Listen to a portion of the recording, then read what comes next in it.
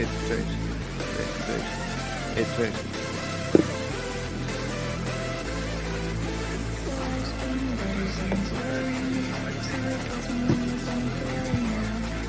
One, two. 1, 2. 1, 2. 1, 2. Testing. 1, 2. 1, 2.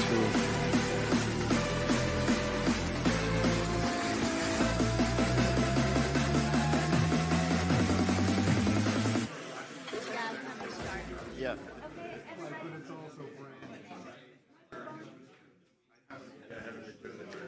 One, 1, 2. Testing. Okay. Good morning, folks.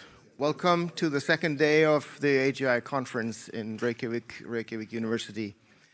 Yesterday we had a really great celebration of our group and the history of AGI and being part of the AI research community. I wanted to say a few words. It's not very typically Icelandic to brag, but I've been asked to mention a few things about the history of this place and AI at Reykjavík University. Because I was very lucky when I joined the university in 2004 that there were basically 2 Icelanders who had dedicated their career and education to AI.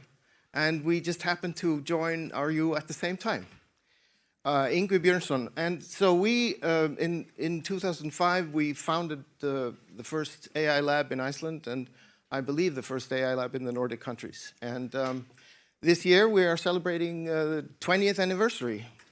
When I talked to, thank you. And it's been a very rewarding journey. When I talk to folks from many places actually in Europe, but especially in the Nordic countries, they always think of, little Iceland and, what's going on there? Are you doing anything interesting and so on? And then I tell them that we have a 20-year-old AI lab, and they go, what? Which is always fun. And I wait for that until the evenings when we have dinner. And so that's always a talking point. And I wanted to mention just a few things so it's not just, that we are playing along. We actually, and I have Ingvi to thank for this, we have actually done some really amazing, gotten some really amazing results. For instance, his team is the only team in the world that has won the general game playing competition 3 times. And the competition is not of the worst sort. There was Stanford University, India Institute of Technology. I mean, really big universities. And so that's always very rewarding when you see, okay, yeah, science is actually not just about numbers. If you're smart and you put your mind to it, you can actually do things with very little from a tiny little place out in the Atlantic Ocean. And it's really, really fun. I could go through some other achievements, but this one is one of my favorites. In my keynote later today, I will tell you a little bit about what myself and my team have been doing, but putting it in the bigger context of sort of the history of the field. So I think with that, thank you for joining me in celebration, and let's get on with the work. Thank you.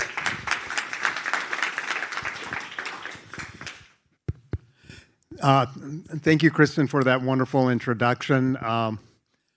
So I remember, I think when we first met, 2009, you were talking about having this AGI conference sometime in the future in Reykjavík. And here we are, finally got it together, and I can't think of a more wonderful place. This has just been a delight the last couple of days, yesterday for the first day of the conference and the day before for the workshop sessions. Thank you for all the organization, and and congratulations again for 20 20 years celebration. So we're going to begin the first session, and new this year we have a young researchers session. There's a slight change to the schedule. We're going to switch the first couple of speakers.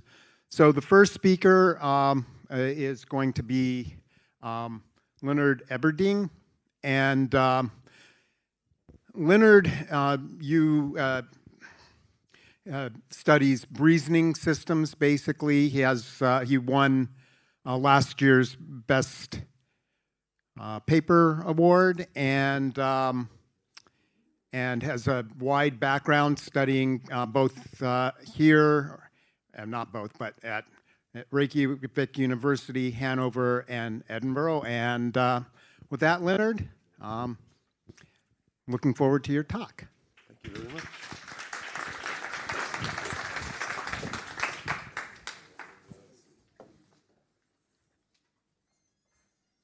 All right. Microphone seems to work. Perfect. Yeah, thanks for the introduction, Matt. I've been part of the AGI community for a few years now, and I really enjoy coming to those conferences every year, if possible. And I was, so therefore I was very happy to be invited to do like a little young researcher session here, a short 30-minute, presentation about, about the AGI field and my research and where all of this is going. I also want to give a big thanks. This year I was for the first time part of the organization of this whole conference, and for that I want to give a big thanks to everybody behind the stages, because there's more effort going into one of these conferences than it might seem in the first, on the first view. So thanks everybody who's contributing and getting all of this up and running. But coming to my talk, I'm going to be talking a bit about the ability to grow. So we've been hearing a lot about different systems and how they are doing reasoning, or how they are doing like large language model representation. And I want to focus a bit more on the general structure of a system that could be used in order to achieve something that might go in the direction of what we would call artificial intelligence. So structure as reasoning in context. Context here just means, the situatedness of the system in the real world. And I want to start out with two short questions. The first one is, my leg walks without my brain's attention. How does it know what to do, right? When I'm walking down the road and there's some little stone on the way and I step on it, I don't need to really drive any attention in my brain in order for the leg to adjust to this eventuality, this unforeseen thing that happened that wasn't part of the original plan.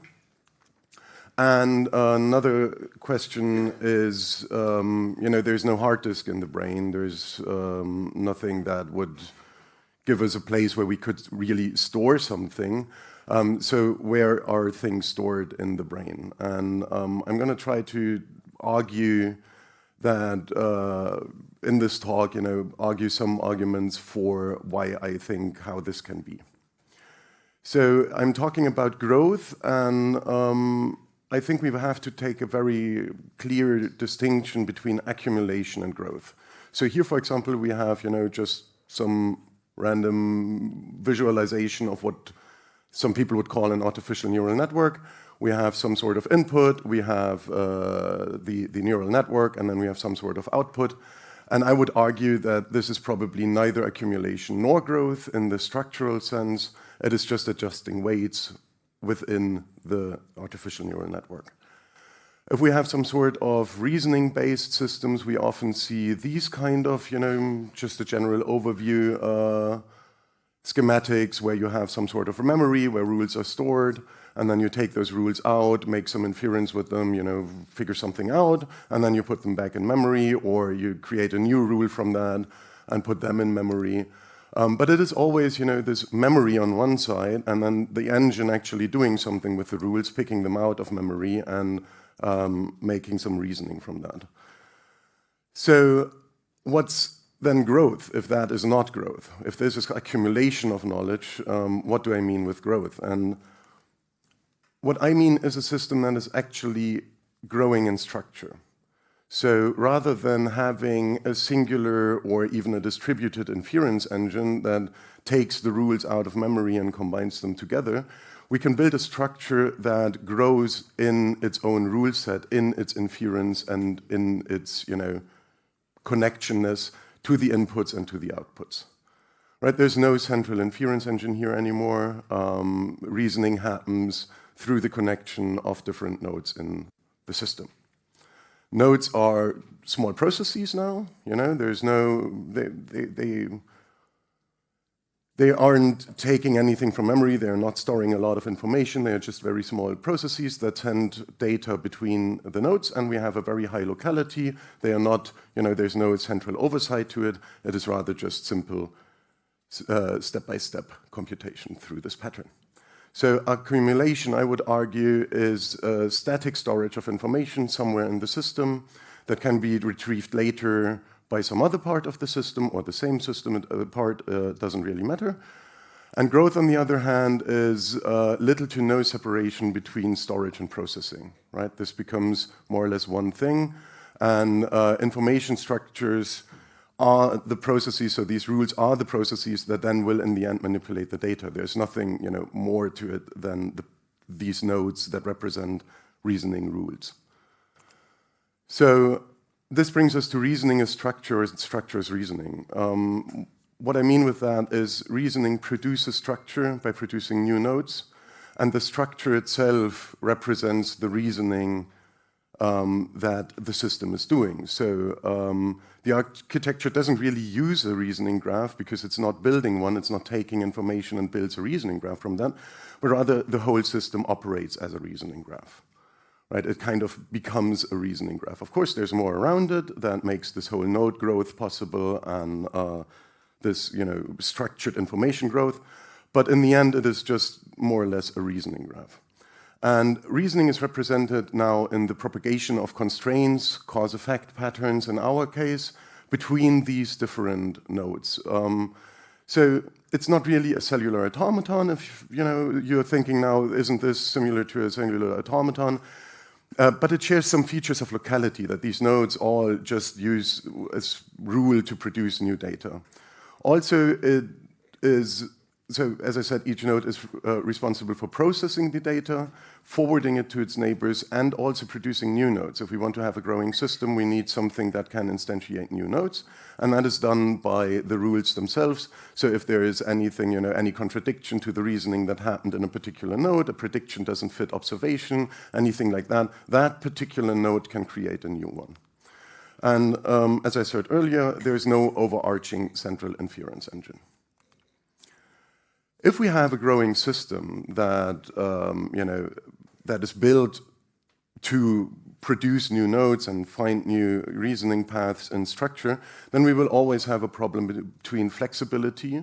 We want it to grow, we want it to produce new reasoning rules, and stability. We wanted to actually converge to a decision. We wanted to stick to a plan. We wanted to, actually act on the world and not just continuously produce new patterns or nodes in this network. So I'm going to be talking first a bit about this flexibility. If we want long-term growth under uncertainty, then because the world is uncertain, then we need long flexibility, as I just said. And this flexibility comes from nodes computing their achievability in the current state and forwarding this to other nodes, like I could produce pattern X right now if anybody needs it, and another node knows that it needs pattern X in order to produce pattern Y, so they can communicate based on their achievability rather than on their exact patterns. So the structure itself represents that there is a fitting mechanism between those patterns, and the achievability kind of lets them know this is my success, expected success, and if you ever need this pattern, just let me know. So reasoning is based on passing achievability from node to node, and nodes, as I said earlier, can spawn new nodes. What I mean with uncertainty comes in now. It is, I think, fairly important for the stabilization of the system. So my opinion is that, any AI system will be placed somehow in this world, so it will have some sort of embodiment. And in that embodiment, it will find grounding. However, each embodiment must be in the real world imperfect, right? There's no sensor that gives us exact information. There's no actuator that can be 100% precise. So this uncertainty that propagates through this whole system in the form of achievability messages is all based on the uncertainty in the system's embodiment. It's then propagated upwards by accumulation, by subsuming more and more uncertainty accumulated to single nodes where they are junctions in the structure, and this therefore leads then to an uncertainty in the plans and in the knowledge of the system, and we can derive from that the system will always have incomplete knowledge, and that we will have some sort of non-axiomatism because we cannot see with our own sensors, or the system cannot see with its own sensors, the true causes and the true effects. It can only see an approximation of that. Now, from there, going to, we want the system to actually act on the world, to commit to decisions, to commit to plans. We need the system to converge to some sort of stable path in this whole structure that represents the system, its reasoning, and its structure. So what I believe what would be a very nice mechanism is if each and every node can just simply commit to which of its downstream neighbors, in the sense of towards sensor information or towards actuators, it wants to commit to. So it knows by having the connection to that node could produce a pattern that it needs. And by getting information about the node's achievability downstream, so how certain is this little process that it can produce the pattern, the upstream node can now make decisions between, do I want to follow this solution or do I want to follow that solution? But this is now all based on a convergence of uncertainty that is based on the sensors and actuators of the system, on experience of the system, what was done before, on learned uncertainty in action and perception. If now something happens that is not part of the plan that was chosen, not part of the solution that the system committed to, or any node committed to, since there's not the system, but rather a bunch of different nodes, this contradiction or unexpected value is passed upward in the form of reducing its achievability to the upstream node. Here's something wrong. I can't achieve the pattern that you asked for, and this is only escalated as far until there is a node that has an alternative solution to it, and this node now can simply say, okay, I have an alternative solution. It has a high success expectancy. I can just use that, and upstream information just ends there. So everything that is further up the abstraction layers, if you want to call it, or the nodes away from the sensors, can just keep on doing their stuff without being bothered what low-level information systems are doing down there. So we come back to the leg walks without the brain's attention. I think that if there's something going wrong, but as long as there are solutions like adjusting your muscles and everything like that, then you don't need to propagate that information all the way upwards, because there just is no reason for it. There's a solution there already that is computed in the sense of the structure has been built before. So it's not the need of now taking some central inference engine and search for rules that would bring me to adjust my leg, but rather, due to the experience in the past, the structure is already there. The reasoning can be done by simple, propagation of achievability messages, and each upstream node just simply requests what the downstream nodes want, what it wants from a downstream node, and the downstream node tries to produce it. So if we go all the way down, there's some node, some goal that is given to the system, or that is intrinsic to the system. It checks what kind of causes it needs to instantiate in the world to have the effect of that goal. Then it checks which of the nodes has the highest success expectancy to produce this cause, and just gives this node a message, hey, do your thing. Please produce the pattern for me.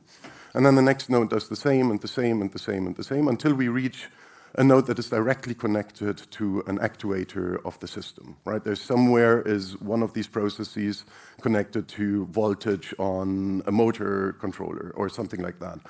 And now this node is asked to produce a particular pattern, a particular cause in the world, and that is just by ejecting the command. It just puts the voltage on the cable, it just does whatever, sends a message through IP or whatever. And by doing that, it produces the pattern that is needed upstream, and then everything goes back. But if you remember the first image that I showed about this growing structure, the output isn't central anymore. There isn't this particular one place where we need the output to go, but rather we can have different nodes of the system connecting to different decision-making processes, connecting to different outputs. Now, I believe this matters. I had this discussion before, some people talking about that this is just optimization of an inference engine, of a central assumption, of a central piece that processes the rules. But I think it's more than that. I think it is a fundamental principle that parts of the system can compute for themselves, but still do proper reasoning on it. And that long-term experience, of what I've learned of this world is not stored in some sort of memory that needs to be retrieved later, but rather is stored in the structure of the system itself, right? This keeps resources free. As I said, the leg can walk without the brain's attention. As long as solutions are available, if there isn't a solution available, of course, there need to be some other mechanism that jump in then. And yeah, as I said, long-term memory, like I've done this 1,000 times now, is not represented in the form of a confidence value in a singular model somewhere that tells me, well, this model works, but it is rather represented in a structure of multiple solutions to the same problem that go more and more into detail of, the actual actuation. Now, this isn't just an idea I've been having, I've also started to implement this. I used Elixir as my programming language of choice because it is able to spawn all of these small processes that do the reasoning and at the same time the storing of information. I've been part of Kristen's research group for a few years now, so I've got good background, I would say, in the ERA system, the autonomous empirical reasoning architecture. So I've been using a lot of principles from there because I think a lot of them make very good sense and try to implement them now in this growing architecture rather than in a central inference engine architecture. My first results, they are very preliminary, but it's at least something. They show that the structure can represent reasoning. There can be done something that represents a reasoning process just by passing these sorts of achievability messages around. But a bit of a problem right now is that it is still a tree. I want to move it into a graph. I want to have, if there are two parts of the decision tree or of the tree being similar, I want to merge them into a single unit so that we have better scalability, less memory usage, all that kind of stuff. And the learning is still a bit harder to do because usually you have the central part where you do the learning, right? You have some mechanisms that take the information that you had in this particular case and produce a new rule from that. That becomes a bit harder if you do all of that distributed through a network. But since the principles of the whole constructivistic learning experience of experience learning of ERA are used, I do not see a fundamental problem with implementing the same learning strategy that ERA is employing. And with that is my talk. So thank you very much for having me. I don't know if I completely went over time.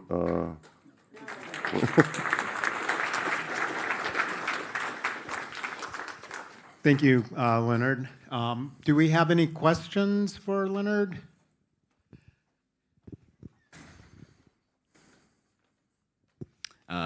Thanks, Leonard. Really liked this. So how would you relate this? I don't know. Have you sat in on any of the predictive coding sessions that have happened here so far? Okay. Because my question would be, this seems to have like echoes of that in it, but maybe we can discuss it later since I would appreciate that. Okay, cool. Awesome. Awesome. Well, you'll like the next presenter.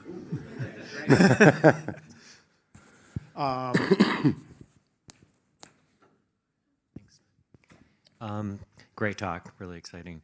What do you think how this would apply to building world models and interacting with other agents, super agents, and other independent systems? This is something that comes up not too rarely, but the thing is, it is all based in the embodiment, right? Whatever I model about you is based on what I can see and what I can feel and what I can hear, right? And how I can interact with you.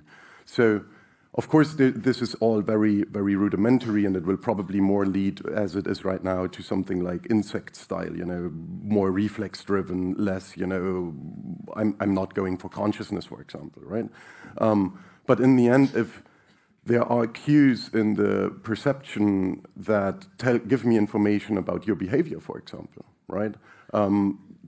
If it is learnable, which I assume it is, because otherwise we wouldn't be able to do, then I don't see a problem why this couldn't be represented in a structure like this, a cause-effect structure. You having a certain facial expression leads to me as a cause, leads to me believing as an effect that you want to punch me in the face. Right? I don't think that this will have any sort of consciousness of me understanding that you have an understanding of what I'm thinking, that you are thinking, or anything like that, right? It's still in this form very kind of reflex-driven, right? There's an input that is processed through this reasoning structure, and then it produces an output that best aligns with the goals that it currently has. But I think that's already a step forward. Thank you for the interesting talk. Coming from the mathematical reasoning point of view, I wonder, have you done experiments with structures reasoning applied to mathematics, or do you think it could extend to this and perhaps the structure would start to represent mathematical concepts internally as it grows and learns to reason? Yeah, I mean, each of these nodes is a rule, right? And in my case, a rule of perception from cause to effect, right? But I don't really see why you couldn't be able to implement some mathematical rules in there. The hard question will just be, how does the system come up with new one? Where is information coming from, right? Because you gotta find these rules in some sort of input data, right? So what is the input? Is it just a human typing in formulas? Well, then you don't really have an input, because then you're just writing the rules in the first place, right? So I haven't done any experiments with that, but in theory, it's just a rule-based system. It's a reasoning system, right? So I don't see a general problem with that. Okay, so once again, thank you, Leonard. And to Trevor's question regarding predictive coding, our next speaker is Faezeh Habibi. She has a Bachelor's of Science in Engineering Systems and is currently working with Alex Ororbia's NGC lab group on a bunch of questions and designs within the predictive coding community. So a warm welcome for Faezeh. Thank you.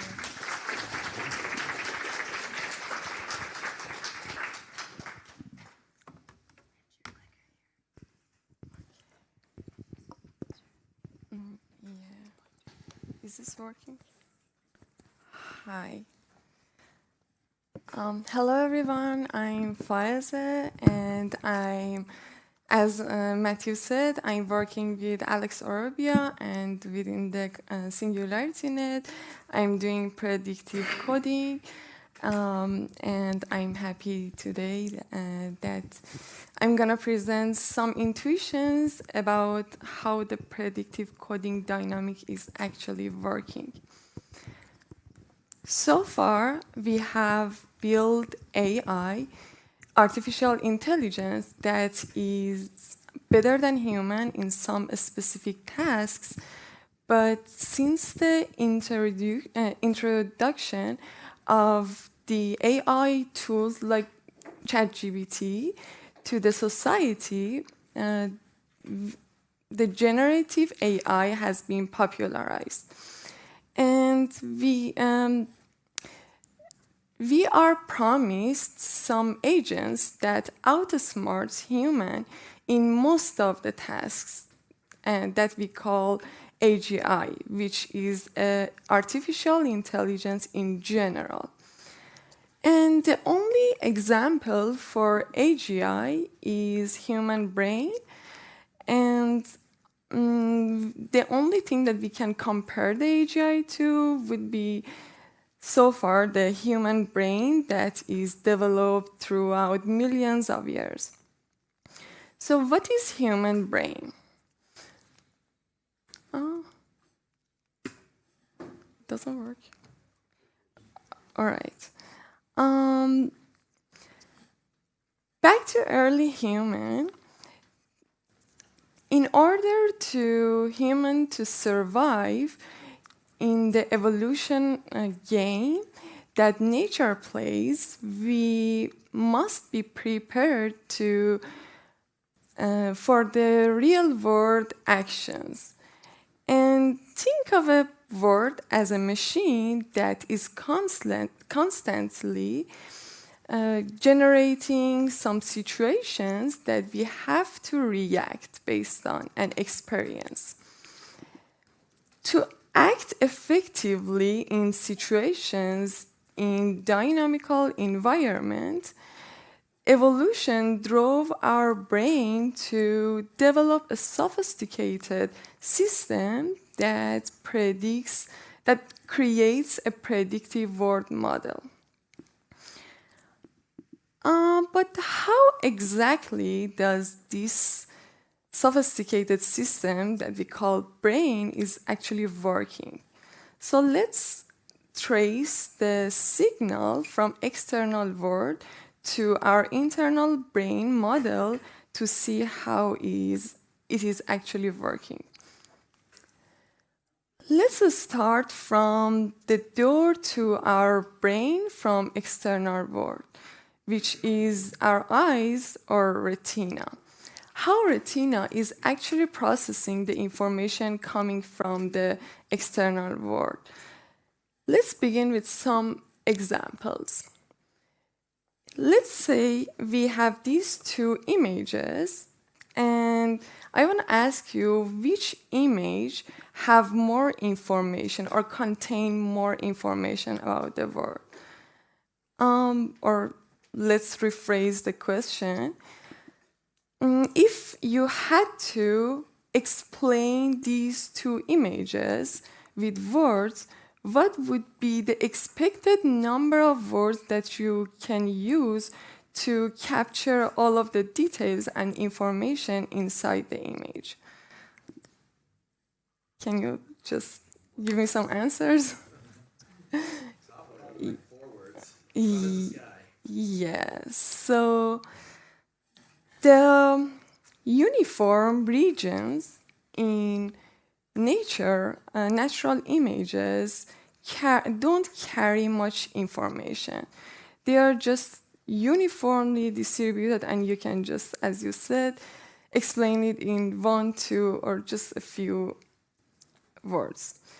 But the images with much detail that are existing in bars, edges, details, or discontinuities in general are the ones that actually bring meaning, and our brain wants to process it.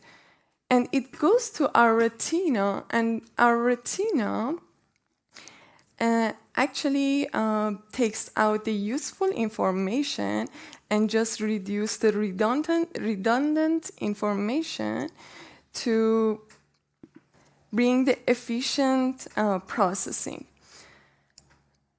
Our brain doesn't want to waste resources to process the predictable or redundant information, and that's why our retina is trained throughout the evolution in millions of years to best optimally respond to just discontinuity or useful information.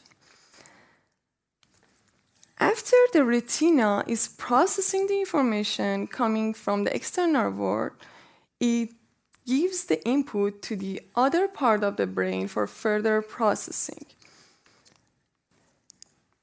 In 1962, scientists Hubble and Wessel did some experiments on cats as a mammal that has a similar visual processing as humans, and they showed some bars with different orientation or different angles to cats, and they measured or observed the activities of simple cells in their primary visual cortex to see what are the response of those cells. After measuring, it turns out that different simple cells are responding to bars or edges, lines with different orientation.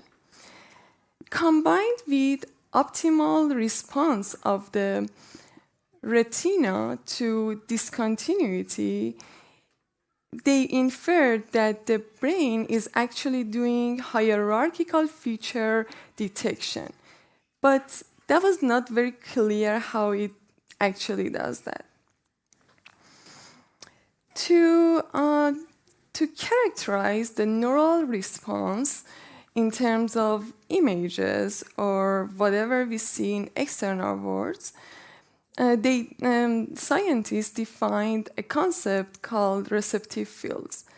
Receptive fields are the property of cortical neurons that represent the characteristic of sensory input pattern that is expected to stimulate the neurons to respond.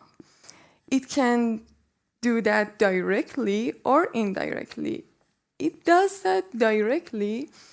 The pattern should lie in their classical receptive field, and if not, but they can indirectly stimulate the neuron to somehow respond, those patterns are in extra-classical receptive fields.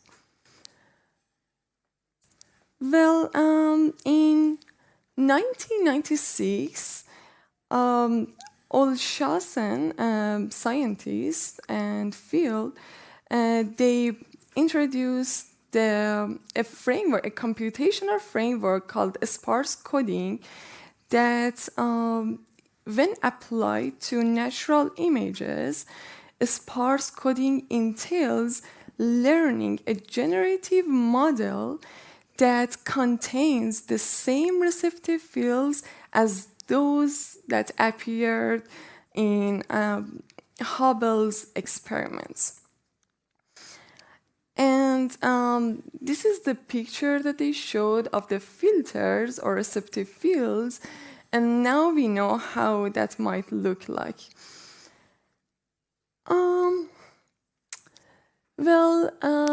Even with that very fantastic computational framework to simulate the brain dynamics, there were some other neural phenomena that still was unexplained.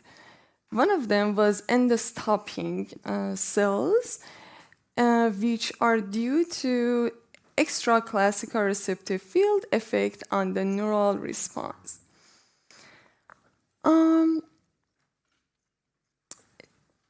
What happens in end-stopping phenomena? A vigorous response to a stimuli within the classical receptive field of neurons that was most likely to activate the neuron was eliminated or reduced when the same stimuli was extending beyond the neuron's classical receptive field or through their extra classical receptive field. For example, in the left, here, you can see if the bar is very small, only the middle neuron can get activated and other neurons are deactivated. Thus, this signal that is sending upward to the top level of the brain to get processed was not getting that much signal that it requires to get activated or process the information. And, but here, when the bar is extending beyond the classical receptive field, other neurons are also activating and they send the information upward, and now the higher level neuron knows to get activated to process the information. Until 1999, this phenomenon was unexplained and they didn't know why that happens.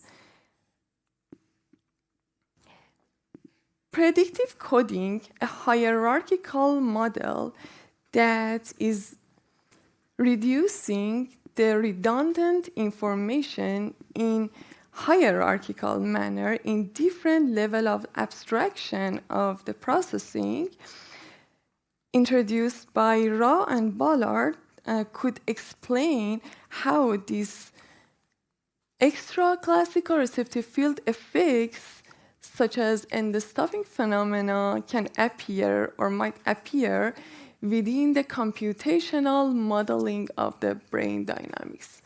And they proposed a theory that the brain is always actively predicting the sensory input within the hierarchy, where every group of neurons in one layer has the job to predict the other level of neurons.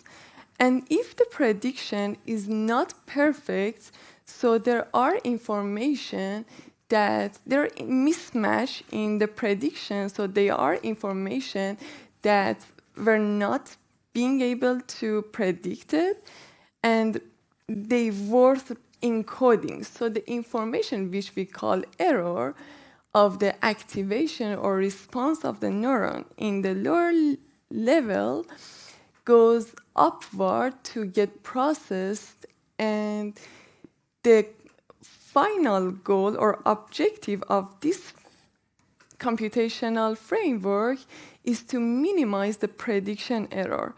So when that happens in a hierarchy, the brain learns to internalize the external world and can best understand the dynamic of the world to predict it better in different level of abstraction. So this is the very in detailed way of encoding information, where, for example, you see a picture, it gets patched, and you see different local part of the image or sensory input, and different units in each level are responsible to process those local information. And each of them send the information upward for further processing. If they could perfectly predict the sensory input or reconstruct whatever they see, then there is no information for the higher level to process. But if not, it means that they are not able to process some information, so that requires to for further processing for higher level of the brain. If you want to formalize the predictive coding framework in a hierarchical manner, these are the errors, prediction errors, that at the end of the day we want to minimize. And we say that if we call it energy because it can implicitly means that the energy required to suppress those prediction mismatch or learn the information. And the brain is adding up those mismatch errors, and the objective, again, is to minimize all of them and learn all of the hierarchical representation of the word model. And here we see that error, mismatch error, is the actual response of neurons minus the prediction value for that neuron. And this is the dynamics during the inference and learning when the predictive coding or our brain follows to minimize this energy. During the inference, according to this equation, which is the ODE or ordinary differential equation of the energy function, the overall goal with respect to each single neuron, and this is for the synaptic weights that the same rule applies to, and both of them are getting updated, but this is the permanent update for synaptic weights or a structure of your brain. And this is something like short-term memory when you encode whatever you see from the external world. So currently in deep learning models that we see that they are doing fantastic job, like LLMs, they are eliminating all of the intermediate prediction errors that we first describe why they exist and why they are useful to encode the useful information to best being able to make a general word model that understand the dynamics of the word.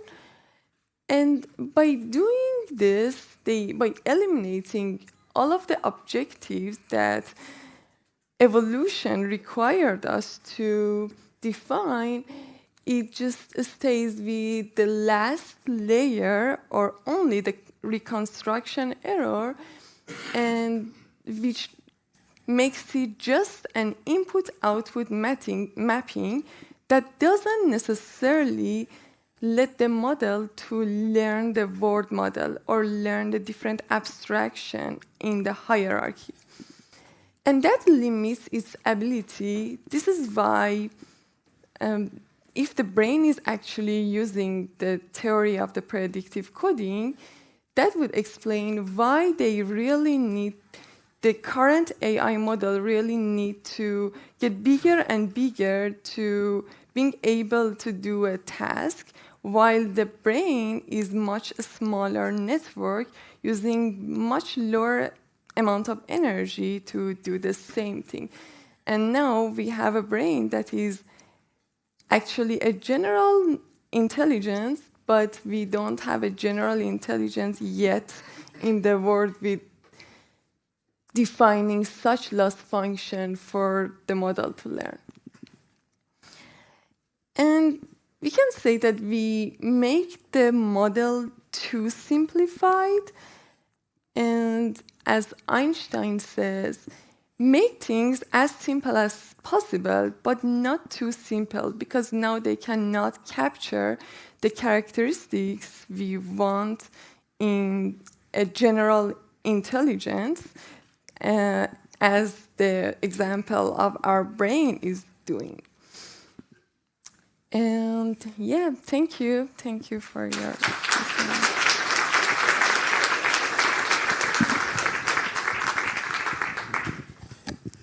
Thank you so much, Faezeh. Once again, questions? Yes, thanks. First of all, thank you for a wonderful talk. I wanted to ask, have you explored connections between the predictive coding and algorithmic chemistry, in particular kinetic proofreading? Because the algorithms you're describing look remarkably like kinetic proofreading. No, I don't know what is that algorithm, and I have never heard the name even. But the worth, of course, exploring. Yeah. However, I do have a lengthy document. I have a lengthy document on Archive explaining how one could do predictive coding in an algorithmic chemistry context. So, I mean, I think it certainly applies. And I mean, if you have an algorithmic chemistry system of rewrite rules, rewriting rewrite rules into other rewrite rules and whatever formalism, and you have weights associated with the rules, you can basically use predictive coding to propagate modification of those weights in a conceptually and mathematically similar way to what Faezeh did. I mean, you're in a more discrete context, so the gradient descent details are a bit different. You need to do something more discrete for the gradients. And Daniel McDonald prototyped some stuff like that a few months ago. So those ideas are in the mix in terms of simple prototypes and math, but I don't think anyone has seriously tried implementations there yet. But it'll be super interesting to explore that once we have in our Hyperon system, once we have a scaled up version of our Meta compiler, right? Which should be any day now, I've heard.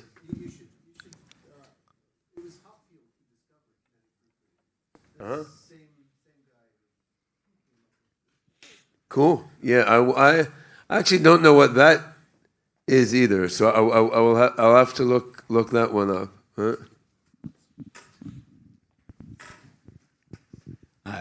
Great presentation. So now I will ask you the inverse of the question that I asked Leonard, which is, okay, so predictive coding, I think this is really excellent. And if this growing system, right, that Leonard proposes, is able to basically make predictions about, because the only thing that I'm not seeing here is like, how do the neurons or the nodes know what other nodes to listen to, right? Mm-hmm. Like that, but maybe his seems to offer some kind of model for that. So I don't know. Would you care to relate your presentation to his in some way? Are you talking about the presentation before my presentation? Yeah. I was not present in the room. Okay. All right. Well, then I'll buy you both a drink later, and we'll talk about it. Sure. Thank you. But we have talked about how you would learn connections in a predictive. I mean, so there's two aspects of that, right? One is just weight learning, of knowing what connections to pay attention to, which is just part of the attention dynamics that comes out of the overall predictive coding. Because you have, like, if you have a hierarchical predictive coding network and you have lateral dynamics in the layers as well as dynamics going up and down, you can sort of think of the lateral dynamics as being a little more Hopfield network-like, and then the up and down dynamics is a little more traditional sort of backprop hierarchical network-like. So then you have an emergent attention between these Hopfield net dynamics in the layers and the up and down dynamics that's dealing with the outputs. So then attention emerges from that. But there can be another layer where you can look at actually sculpting the connection matrix and pruning connections that are not useful. And Faezeh's actually done a bunch of stuff on pruning connections that are not useful, which is essentially another way of looking at what you're saying. So you could say a few words on pruning methods, maybe, because I think that does address what he's getting at. Yeah. So I would start with, we have different kind of predictive coding, which is not exactly hierarchy. It's a graph predictive coding model that every single node can be connected to the other node. And then after, I haven't implemented that explicit model, but it can let you to decide what kind of ways or synapses do you want to change to keep them activated, or suppress, just remove or prune them. And the pruning, we have lots of methods like lottery ticket hypothesis and different ways of pruning. And I'm working in we don't have actually that much in the predictive coding context. We have in backprop models, which are infinite number of parameters, and you just randomly or by some rule prune some of them. But in predictive coding, you can do more smarter because the signals here have more meaning. They capture more information, and you can use them to decide what ways are useful, what are not. Yeah. Yeah. Okay. Thank you once again, Faezeh. It's an honor to have you.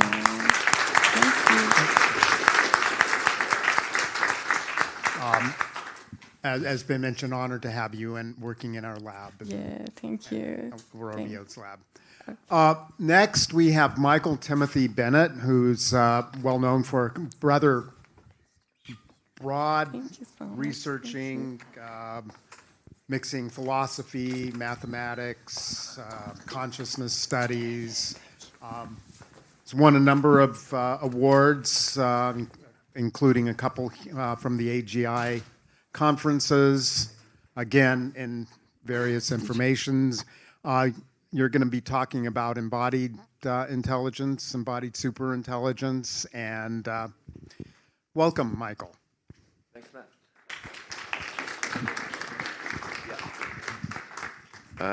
Hey, everyone. How do I do this? Is this the remote thing? Okay, great. So, which button? Oh, right. Cool.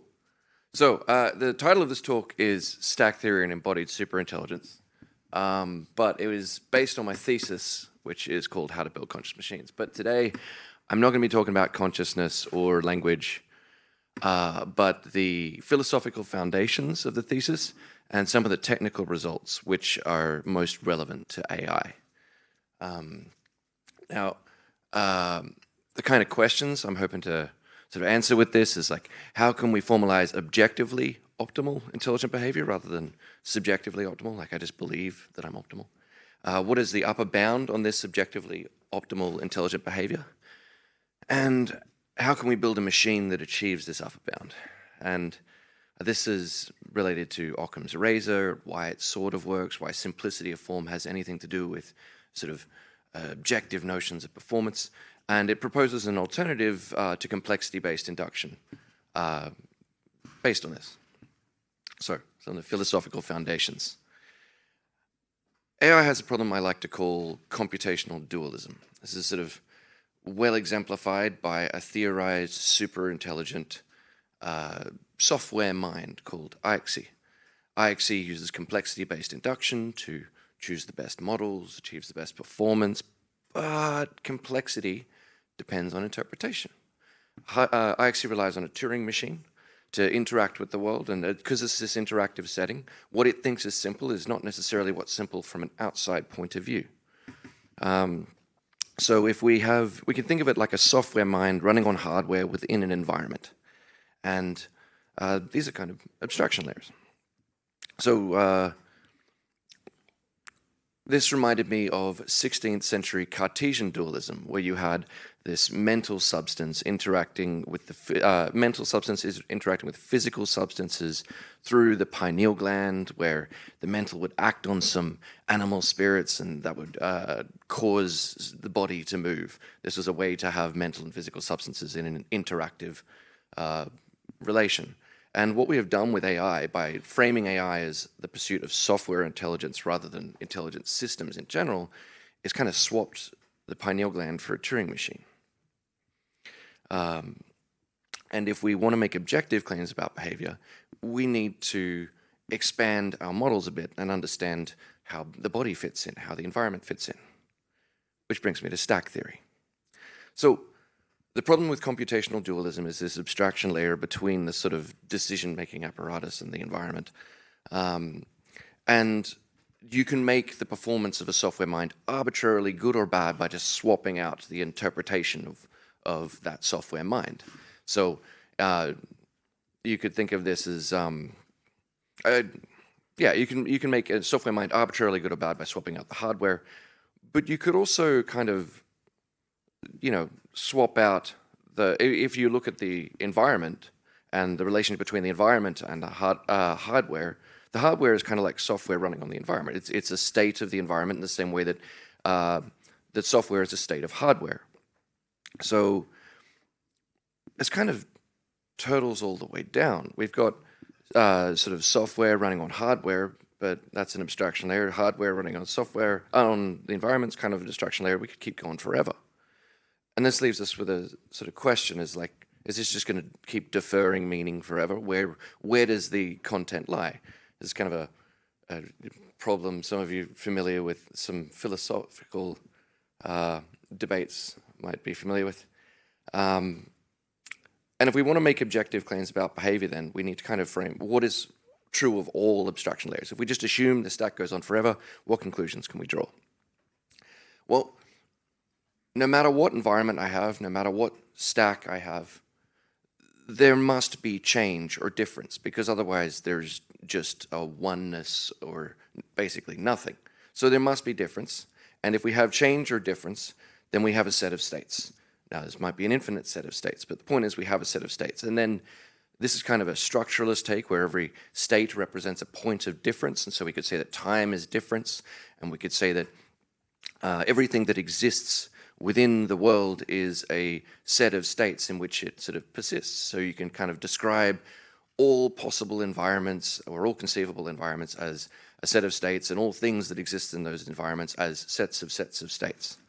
And this is just a very sort of weak claim from which we can kind of build an argument as to what behavior is, what intelligence is, and what might be optimal.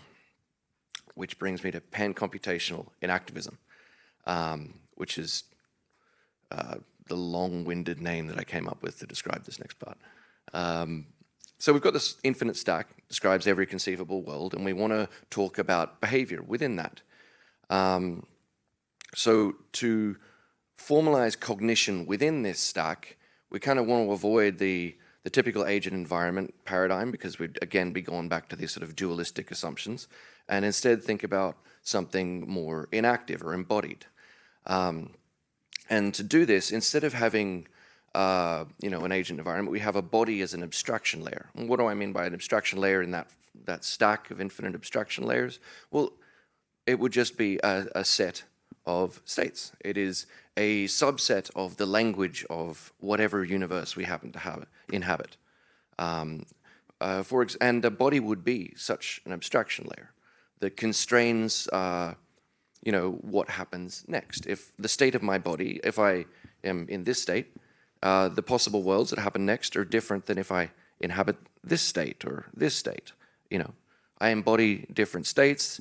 These can be thought of as policies, because so is the state of whatever program I'm running in my mind that decides what I'm going to do and how I'm going to get lunch or how I'm going to give this talk. And so you could think of this as the body is an abstraction layer that embodies tasks. A bit like what Leonard was saying, we have an implicit bias in us for like a particular subset of tasks. An elephant faces very different challenges from a human. A computer built to address some problems has different advantages than another computer. And so you could think of this embodiment as addressing a set of possible worlds and the state of that body as constraining what possible worlds will follow. And you could say that, well, if we can do that, then what would be some notion of correctness, some goal I could, pursue? this would be as the subset of possible worlds that I want to get to if I'm an external observer trying to define what is correct for the system. And you could think of that as a task. And the important thing about a task here is that I'm just going to skip ahead a little bit. It unifies goals and the means of their satisfaction. So we're talking about, instead of software representations or goals and plans to achieve those goals, we just have and a body that can pursue those plans. We have this all in a sort of unified representation as a task, which means that you can't talk about goals in the absence of the means by which they're going to be pursued. Now, for an example of this, you could think of an organism maintaining homeostasis, that is, staying alive.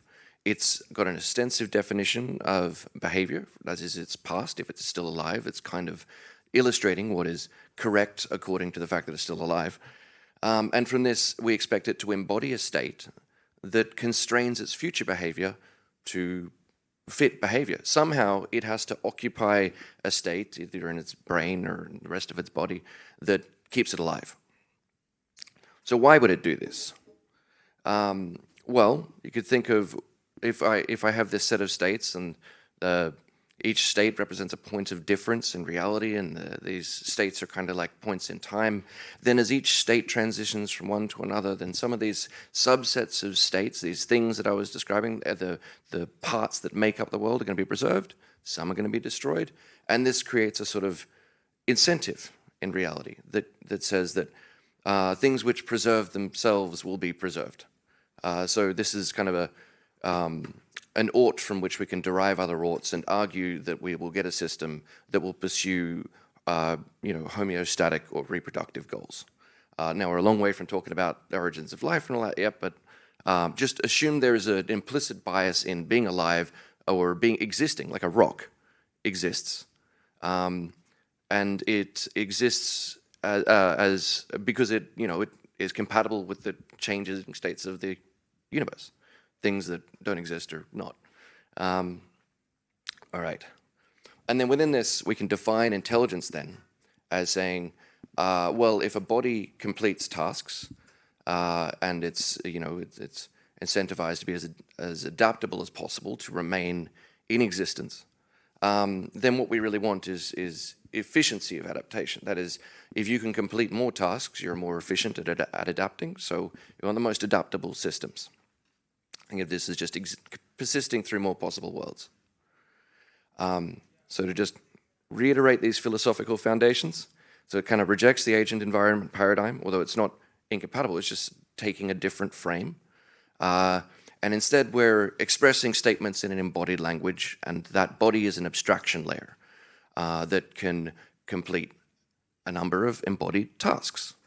We want it to embody a policy or a state that is going to keep it alive or to satisfy some goal. If we're designing such a body, we want it to satisfy some other goal, maybe not staying alive, but just doing our laundry.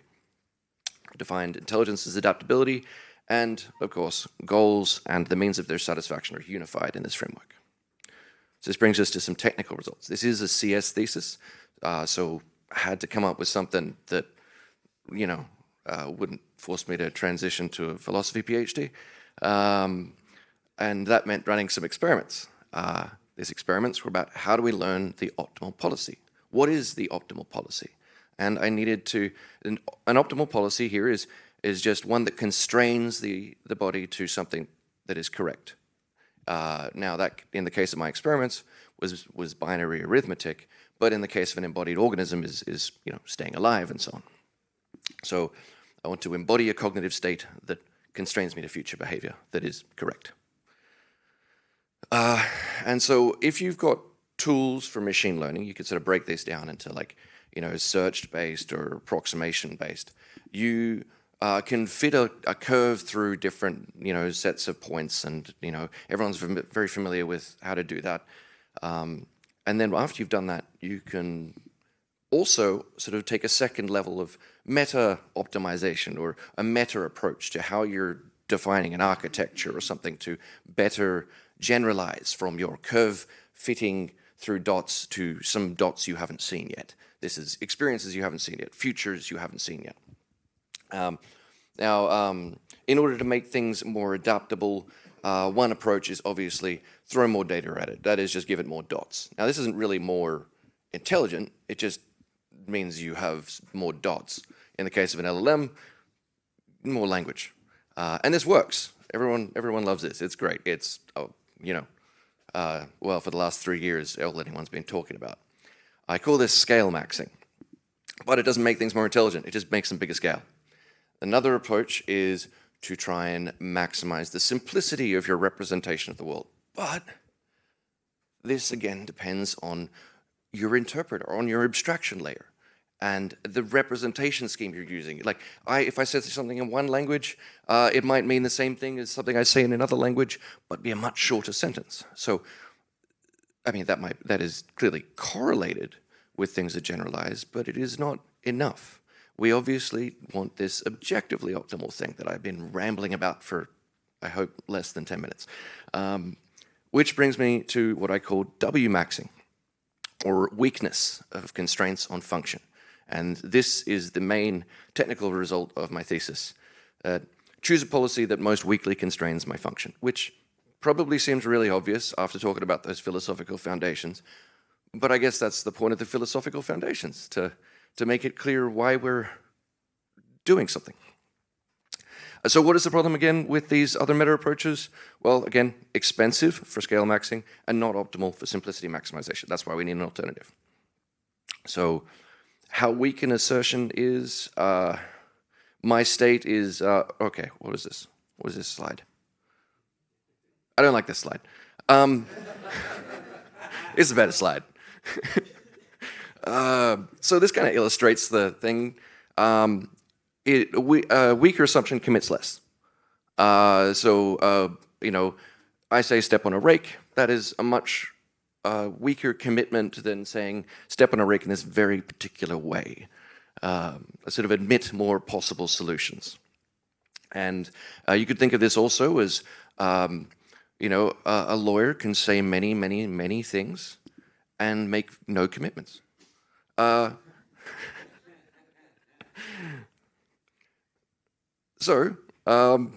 Did some math prove that it's necessary and sufficient to maximize the weakness of your policy, to maximize your adaptability?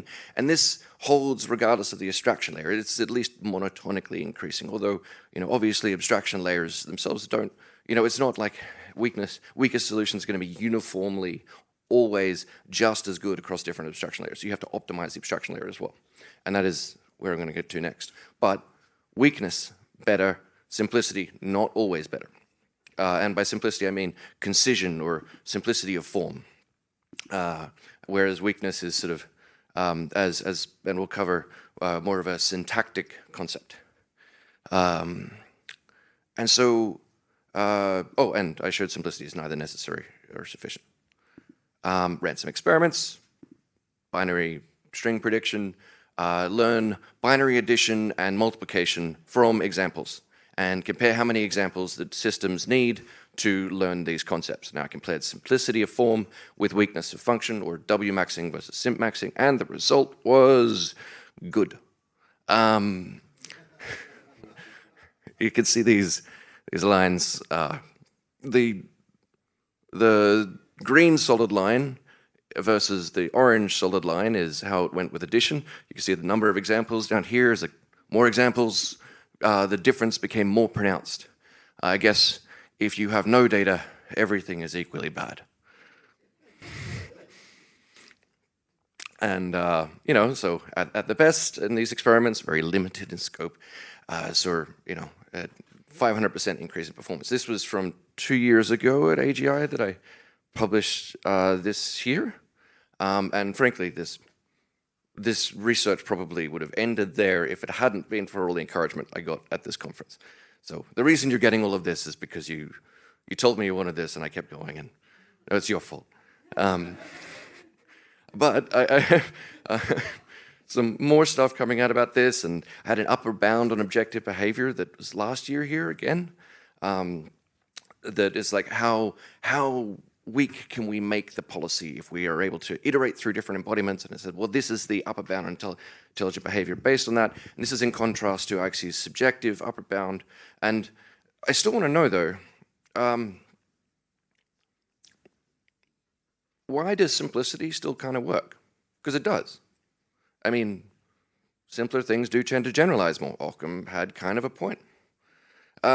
So these questions sort of depend on the abstraction layer. And now we want to know, how do we optimize the abstraction layer? Which brings me to the law of the stack, which is kind of like, if, oh, right, I did some proofs. Simplicity is relative to the abstraction layer. We can make everything equally simple. So I got this, yeah, and it just kind of says simplicity is illusion. If you don't have any abstraction layers, then simplicity doesn't really exist as a concept. It's all, this is simplicity of form that I'm talking about here. So why does simplicity work? Well, things take up space. We live in a spatially extended universe. There's a finite amount of information you can cram into stuff. So that means we have sort of finite vocabularies for our abstraction layers. And if this is the case, then we can force a correlation in some abstraction layers between simplicity of form and how weakly constrained function is. And so if we sort of say, you know, what does this mean for systems in general? Why are some systems more adaptable than others? And how can we build a system that's going to be more adaptable? So I took a step back here and thought, why are we going to get an abstraction layer that correlates simplicity with weakness? And that sort of led me to say, well, what are systems in general? We've said everything is an abstraction layer. Each layer is kind of the behavior of the layer below. And what else can we say? Well, you've all seen the predictive coding and things. Each adaptive systems, particularly living things, tend to delegate control, or as Leonard put it, you know, your leg still works, and distribute control within abstraction layers. So we delegate. You could think of this as a military example, because a lot of this I was thinking about when I was reading this thesis on how to, you know, it was about the Bosnian conflict in the 90s, where there were two forces. There was the Dutch forces and this Nordic force called Norbat 2. And the Dutch forces were very top-down. They ran everything all the way up the food chain to headquarters for every decision, very inflexible. And the Norbat 2 forces were known as trigger-happy. They didn't follow any rules. They had a culture of something called mission command, where they delegated as much control as possible down to the troops on the ground and expected them to sort of use their own judgment in pursuing the overall goals. And the Norbat 2 was very effective. These two forces were operating in the same region, but the contrast couldn't have been more stark. And you could see that to some extent, you know, biological systems delegate a great deal of control. Cells, organs, organism, those are abstraction layers. We have cells to humans to language. And you could think of these as adaptive systems at the sort of the bottom end that produce these higher level abstractions. But really, you know, this is a fiction we're telling ourselves as we look at it. We like to deal in our own abstractions. So you can kind of frame anything this way. But when we compare these things and look at, you know, like what is it that all of these systems share in common? It's, well, delegation of control lets you form weaker policies, because you can change the abstraction layer above so that it can embody a weaker policy. What might I mean by this a little bit? So level of abstraction in, say, you know, programming. You're all familiar with Python, C, FPGA, different levels of abstraction. But how does this, and we can see that we sort of delegate control when if we kind of program at one level of abstraction, we can achieve greater adaptability than if we stick to a high level of abstraction. This is why people make games in C instead of Python. You can make it more efficient. And how does this differ from just distribution? Well, I like the example of food stamps versus universal basic income. They both distribute resources to the same set of people. It's probably the same amount of resources, but the UBI, or distributes complete control over what to do with those resources. Whereas food stamps, it's a very strong constraint on what those resources can do. And so if we sort of take this idea, we can do a fairly trivial proof and get this law of the stack, which just says delegate control and you can form weaker policies. How long have I got? What's the time? I think we should have a couple minutes. Okay, all right. So you can think of it as trying to explain the difference between biological and software intelligence and how we can make more efficient machines. You can think of a computer as we currently build them like an inflexible bureaucracy where we're running models at the sort of Python layer and we're not doing anything lower down a lot of the time. You can see examples of where people have gone lower down, like, what was it, DeepSeek? They just optimized a bunch of stuff in C and obviously it was more efficient. Yeah, biology is something that delegates adaptation down the stack. And so you could also think of when we embody human abstractions in silicon, we're kind of disconnecting them from the adaptive process that gave rise to them. And this says that if we want to build more intelligent systems, we need to take advantage of sort of more distributed, delegated architectures that are sort of more closely resemble cells or biology. And why does this explain how simplicity sort of works? Well, if we're delegating control down the stack, then to make use of space efficiently, you're going to get a correlation between simplicity and weakness. Now, as the experimental results I had show, there's definitely still a difference, but you can create a perfect correlation if you really want to. So just create the right body and you can make what is simple. You can make simple form, weak constraints take simple forms. So that explains why Occam's radius sort of works, suggests we're going to have a lot of nanite swarms in future. And this brings me to sort of what else this is the bonus round, I guess. What can we do with stack theory?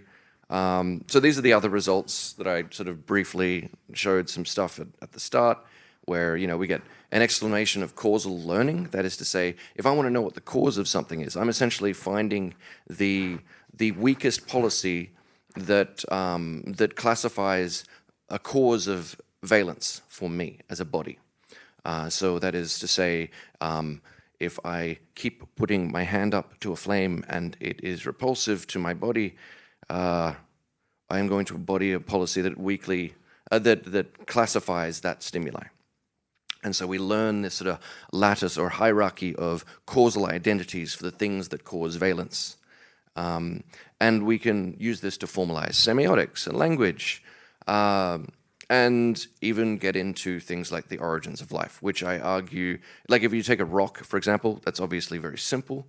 If we can say that the rock persists by simp maxing, but not really W maxing. It's just simplicity.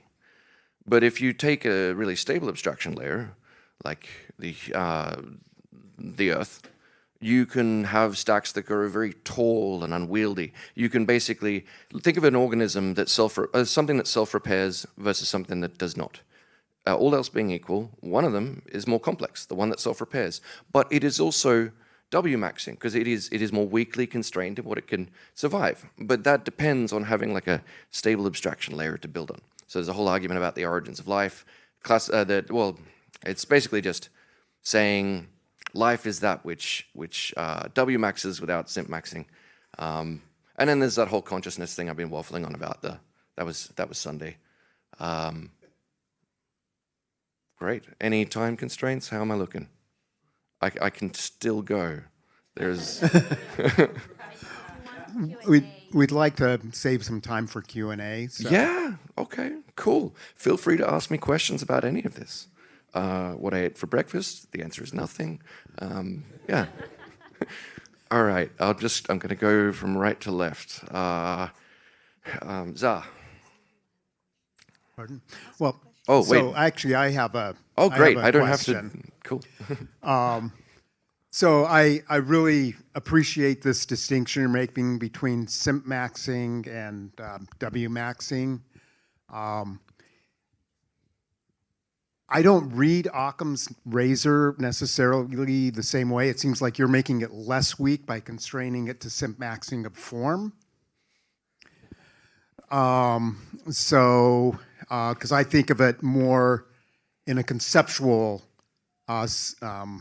simplicity, and maybe that's what you're actually trying to get at with the W-maxing versus the sim-maxing. Because Occam's razor, I never saw simplicity of form directly in the phrasing as I understand it.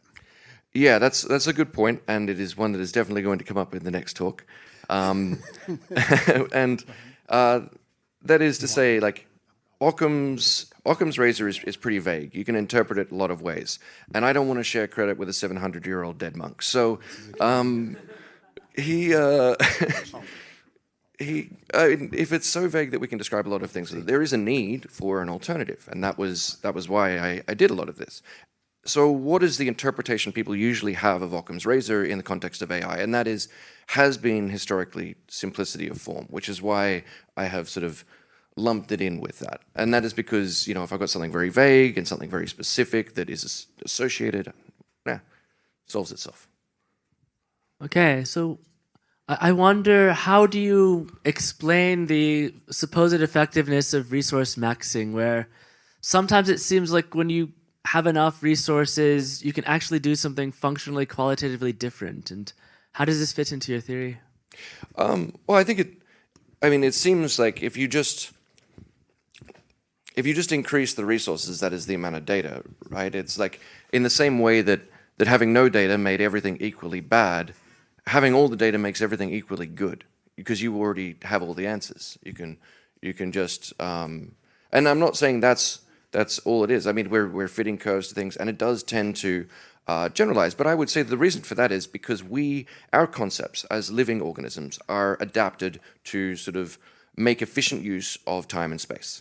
We want to express weak constraints in our policies, and part of that is in the languages we implement in computers. We have essentially correlated simp-maxing and W-maxing to a good extent. So when we go towards simpler or more compressed forms by getting a transformer to learn a bunch of language, it is going to be a little bit, weaker in how it's constrained. But it's not optimizing for weak constraints, really. There was a paper I did a few years ago where it was like, I compared an LLM to a hall of mirrors, because it's kind of learning the same concept 50 times from 50 different perspectives, and if you ask it questions, a lot of the time it'll think that it'll sort of seem to think that it's dealing with two different objects, even though it's the same object. It hasn't optimized for the weakest constraint. Does that make sense?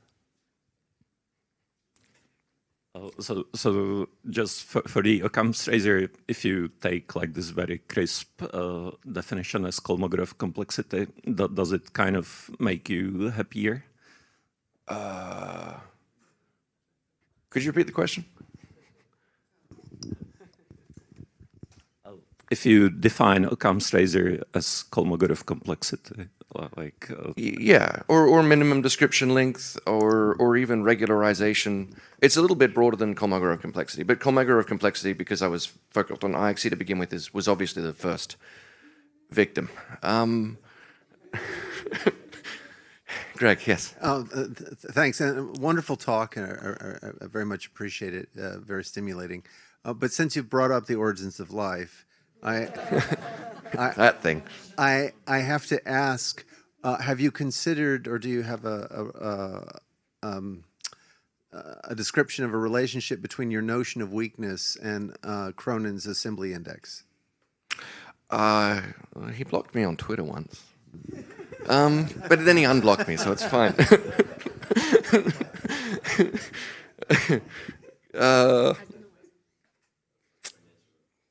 I don't want him to block me again.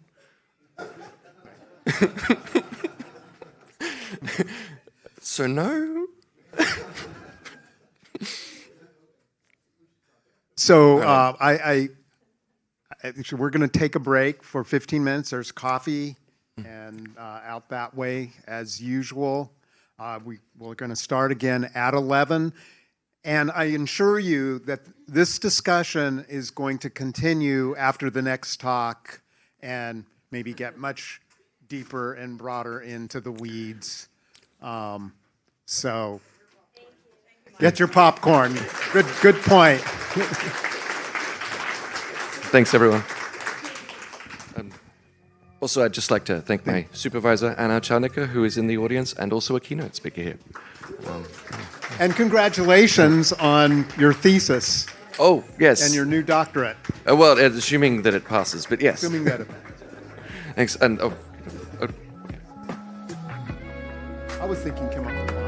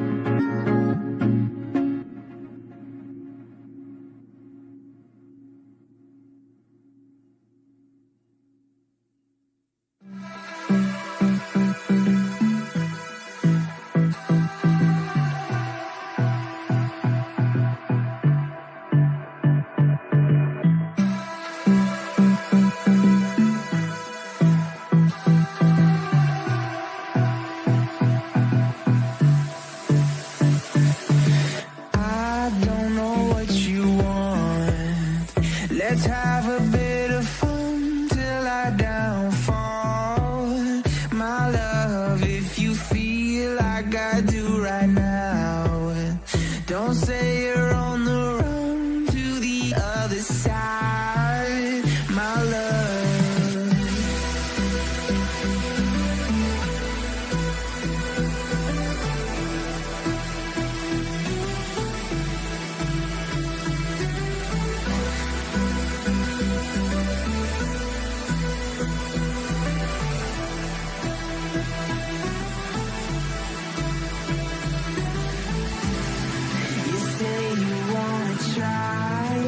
But you never do. Sugar, there's a reason why we lose. You say you wanna cry, but you never do. Sugar, there's a reason why we lose.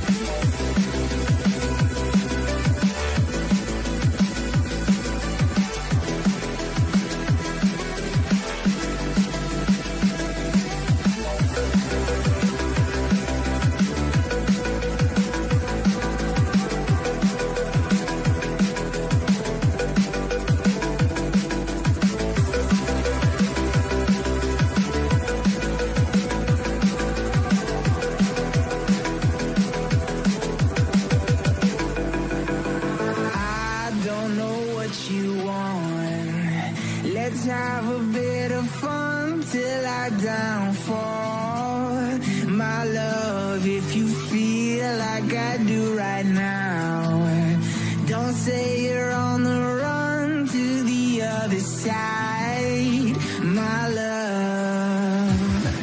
You say you wanna try, but you never do. Sugar, there's a reason why we lose.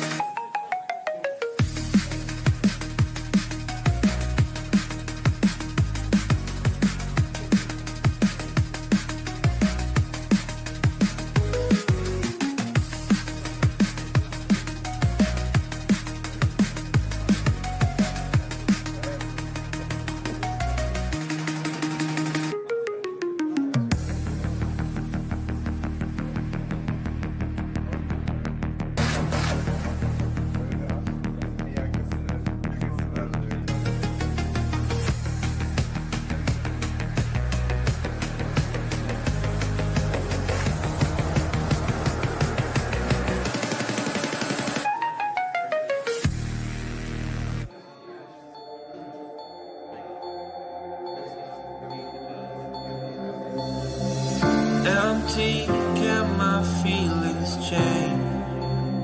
Somebody save me. Somebody save me.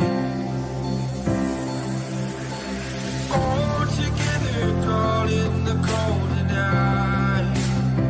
Got no change to spare me to survive the night. Wish I could stay for a while.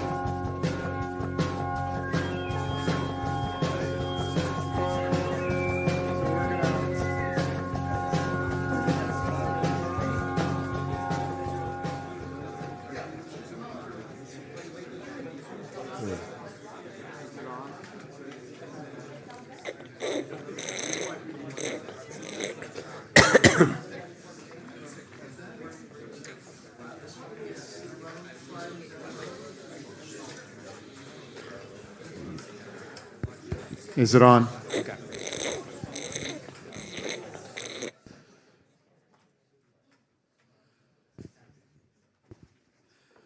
So we're going to get started again, and the next keynote is by none other than Dr. Ben Goertzel. It's a distinct honor. We met 30-something years ago, and I'm a youngster in terms of your colleague, you know, in terms of all the people here. Nonetheless, the could be called the father of AGI. Definitely coined the term, and I'm really excited about this next talk because it's going to follow up to a large degree to what Michael was just talking about, and I'm sure it's going to lead to quite a bit of discussion topic afterwards. So yeah, thanks, Matt. So yeah, Matt and I met, I think, in '93 or something, some time ago. Not my longest standing collaborator here. I think I met Charlie Durr in '82, and we're now working on predictive coding stuff. But Mike Duncan I met in '84. So Charlie I've actually known longer. But this was long after the AI field had already been going for many decades, although well before the term AGI had been created. And since I jumped into the AI field seriously in the late 80s, I got my PhD in '89, my reaction to the disparate collection of methods in the AI field, I mean, you had already back then, you had deep neural nets, although they weren't labeled with that. They were multi-layer perceptrons and whatnot. You had deep neural nets. You had symbolic AI systems.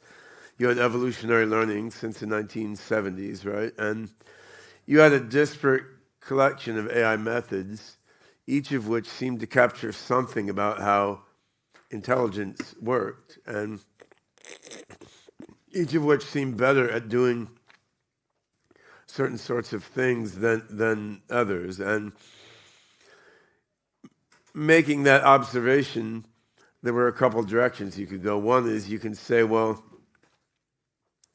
can I come up with some cosmic theory or mechanism from which all these different symbolic neural evolutionary things are like a specialization? The other thing you can think is, well, let's just wire them all together, right? Like take one system that uses evolution when it needs to, logic when it needs to, deep neural net when it needs to and connects them all together. And you know that the mathematical part of my brain wanted to unify them all into one thing. The practical engineering part of my brain is just like, okay, these each do something useful. Let's just wire them together like you wire together, you know, an engine, a carburetor, a drivetrain, right? And then you get a machine that will do all the kinds of things that it needs to do. And I would say since that time I've been pursuing a sort of combination of those approaches, right? That the WebMind AI system in the late 90s that Charlie, Matt, and I, and Mike a little bit, and a whole bunch of others worked on, and Pei Wang was part of that. Also, we had NARS in there at the time, and that work is what spawned PLN as an alternative to NARS as a logic system. I mean, there it was really more of a multi-agent system where neural and logic stuff were separate and communicating with each other. And as we create a series of hybrid systems, we've tried to move more toward unification of different AI methods. So in the Hyperon system that I'll talk more about in my contributed talks after the break, in the Hyperon system, we have this one meta-representational fabric, the atom space, which is a metagraph. Then you can put logic in there, you can put neural nets in there, you can put evolving programs in there. And you could view it as a multi-agent system, but we're more trying to get a common representation for different methods. But that, even if you have a bunch of methods implemented in a common metagraph, though, you still have the question, how can we unify the kinds of learning and reasoning that they're doing, right? And it's not a given that you need to unify them completely. I mean, like the brain has a common infrastructure of neurons, synapses, glia, astrocytes, blah, blah, blah. But I mean, there's different brain cells in different parts of the brain doing different sorts of things. So, I mean, everything doesn't have to be one grand unified thing. You can have a heterogeneity of things interacting with each other. But it's still interesting to see how much unity you can get, right? And that's really what inspired the work I'm about to present here. I mean, I've been drawn for a long time to Occam's razor type heuristics and minimum description length and the other ways of thinking about simplicity of modeling. And that has seemed like a concept that spans many different kinds of AI, like logic, neural nets, program learning, blah, blah, blah. And I'd written a few papers over the years trying to find the right way to sort of summarize, like, what is a simplicity, what is an Occam-like prior or bias that you could formulate in a really general way and apply across the scope of learning algorithms, because that would go some way toward giving like a grand unified understanding of all these different AI paradigms and methods, each of which seems to serve its own role in achieving human-like cognition. So, you know, when I saw Michael Bennett's talks on weakness at the previous AGI conference, it seemed like it had some promise. It was more elegant than minimum description length formulations, although I like Kolmogorov complexity and algorithmic information quite a lot also. And I started to think about how you could apply Bennett's weakness method to the different AI methods that we're actually using in the Hyperon architecture. And then I realized that would be much less messy and more elegant if we generalize Bennett's notion of weakness a bit, and then I introduced some category theory there. And if you have sort of quantales and enriched categories, you can come up with a notion of weakness that applies in a more abstract setting, which then makes it much more immediate to apply it to logic, neural nets, support vector machines, and a bunch of other concrete AI methods. So anyway, that's what I'm going to talk about for the next half hour or so. It's a pleasure to be giving a talk about something other than like the Hyperon or OpenCog architecture. However, after the break, I will give a new version of that as well. But then integrating some of this weakness material into the story, right? So this is inspired by the general concept of Occam's razor, and Michael Bennett and I have been going back and forth a bit over the last few days about how weakness relates to Occam's razor and sort of the right terminology to use here. I tend to be more math-oriented and not that concerned with the sort of English or Latin word sense disambiguation, but just to avoid confusion with Michael's talk, I will try to clarify how we're kind of using the same math, but using some words a little bit differently. But what William Occam said originally was this, which my Latin isn't very good, but basically plurality should not be posited without necessity. So that's pleasantly vague, right? And it's not exactly MDL, but I mean, you can interpret it in a lot of ways. And of course, he wasn't the first one to say something like that, right? I mean, you go back further, this was like core in Chinese philosophy. My Putonghua is bad. It's like Da Dao Zhi Jian or something. But what that means, the big Dao is simple, right?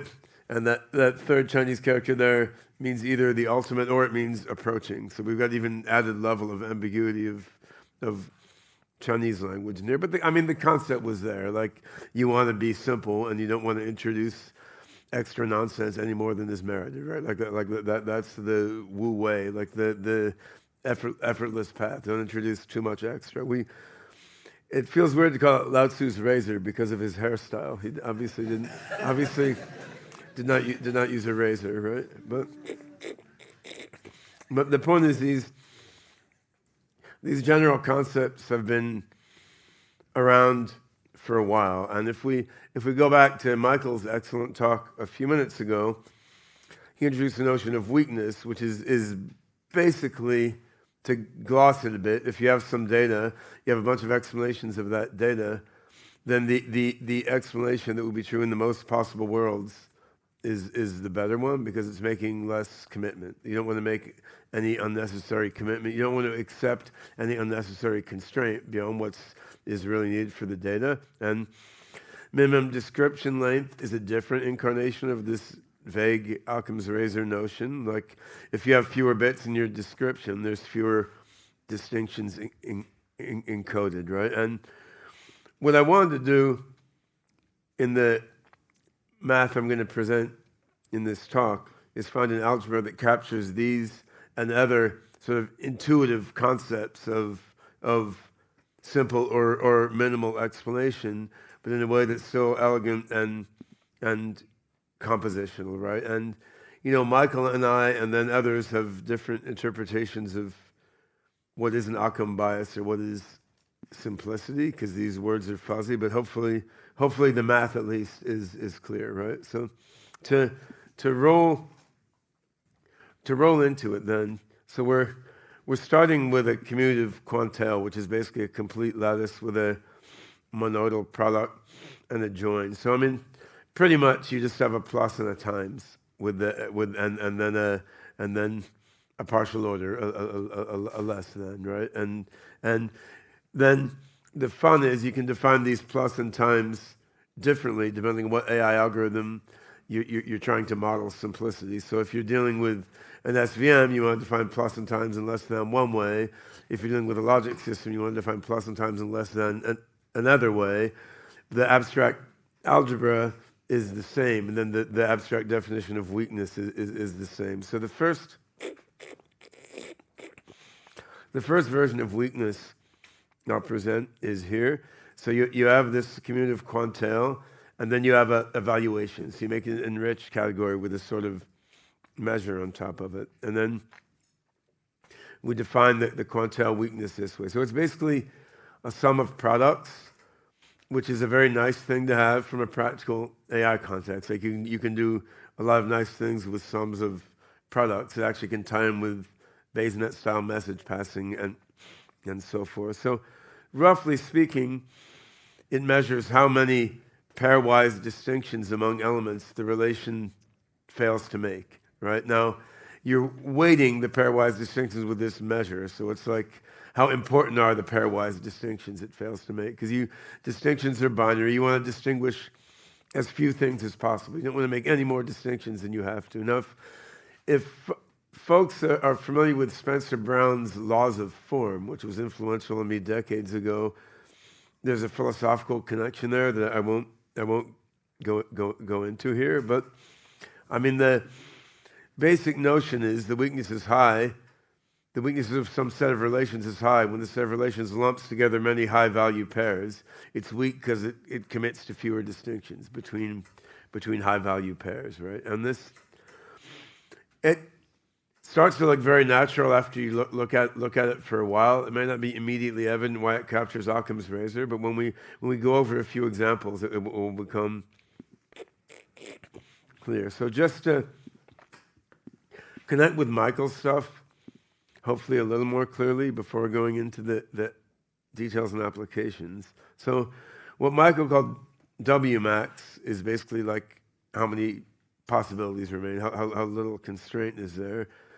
MDL is syntactic, how many bits or parameters to describe an explanation. And that is how Occam's razor has most commonly been interpreted in technical fields. That's what Michael called SIMP-max. And you then have some mathematical relations that show that these are proportional. Like if you have a language which has, it's a prefix-free code, there's no dead code. And if you have a finite vocabulary language without dead code, right, then you can show a proportionality between W-max and SIMP-max. And Michael mentioned this also. So you can show some nice theorems that in an appropriate language, the explanation with the shortest expression is the explanation that's true in the most possible worlds. And I mean, that's nice math. Michael did that in a certain way in his thesis. You can run through the math in different ways. I'm not going to give the proof here, but it's not super complicated, right? It's pretty, and that's why MDL works, to capture the semantics of weakness, I think. Then Michael talked a bunch about the stack, these hierarchical layers of sort of granularity. There's some fundamental meaning to this hierarchy. From this quantale perspective, you can just represent each level of granularity as a different quantale if you want to. So I mean, a hierarchy of algebras is one way you can relate different algebras, and in each algebra you have a sort of weakness. And so his SIMP-max, weakness max, and scale max, I mean, these are just, they come from different quantales and different measures within this more general formalism. And the scale max is a perfectly reasonable quantale to form. It's not equivalent to SIMP-max or W-max, and whether you want to call it Occam's razor or not, I don't know. We can make a time machine, go back and ask Occam, right? It kind of has the same form as it, but it is saying something different, right? So yeah, Zara posited some years ago Zarathustra's razor, which is when in doubt, assume the most entertaining hypothesis, right? So if as Goertzel's razor, all right, Goertzel's razor. Yeah, we have Bennett's razor. We need Goertzel's razor. Goertzel's razor, when in doubt, assume the most entertaining hypothesis. So what was interesting is when I was asking GPT-5 Pro to help make this presentation, it replaced the Goertzel's razor with resource scaling automatically. It was just like, this is too silly. We're not going to have entertainment. We're going to put resource in here, right? And I probably was right. I mean, my own entertainment or Zara's entertainment is one among many resources you might consider, right? But the thing is that the scale max does fit within the overall framework of quantale weakness. I mean, you're just you're defining your measure to be my entertainment or whatever resource you care about. That's just different than your measure being description length or the number of worlds that satisfy some hypothesis. The resource scale has not been a quantale of so much interest to me. There are other ways to take into account resources, but one amusing thing here is, while Bennett's definition of weakness over a quantale of finite sets basically corresponds with MDL, if you have a different quantale, you can sort of say how weakness in any commutative quantale corresponds to minimum description length in some language, but the language isn't a one-dimensional series of terms, right? I mean, the language is the language is just a bunch of expressions in the free commutative quantale, right? So you're just like glomming together plus and times, and then you can define how big is the conglomeration of plus and times that you've formed. So if you define description length in this very general way, as like basically the size of this glomming together of pluses and times, I mean, then you can prove similar results to the correspondence between set theoretic weakness and description length. It's just, you don't have a one-dimensional language. And of course, for an AGI, that's okay. An AGI can communicate in data structures with each other, right? So pretty much with any quantale weakness over any quantale, it does correspond with MDL over some language. It's just the language doesn't have to be a conventional language. It's an expression in a free quantale, right? And you can connect this closely with what Ellerman called logical entropy. So this is not Shannon entropy, though it's related. The logical entropy of a partition measures the percentage of pairs of elements that lie in different partition blocks, right? So if you measure entropy that way, that's basically 1 minus the Bennett weakness, right? It's kind of a different way of looking at the same thing. The logical entropy counts the percentage of distinctions made.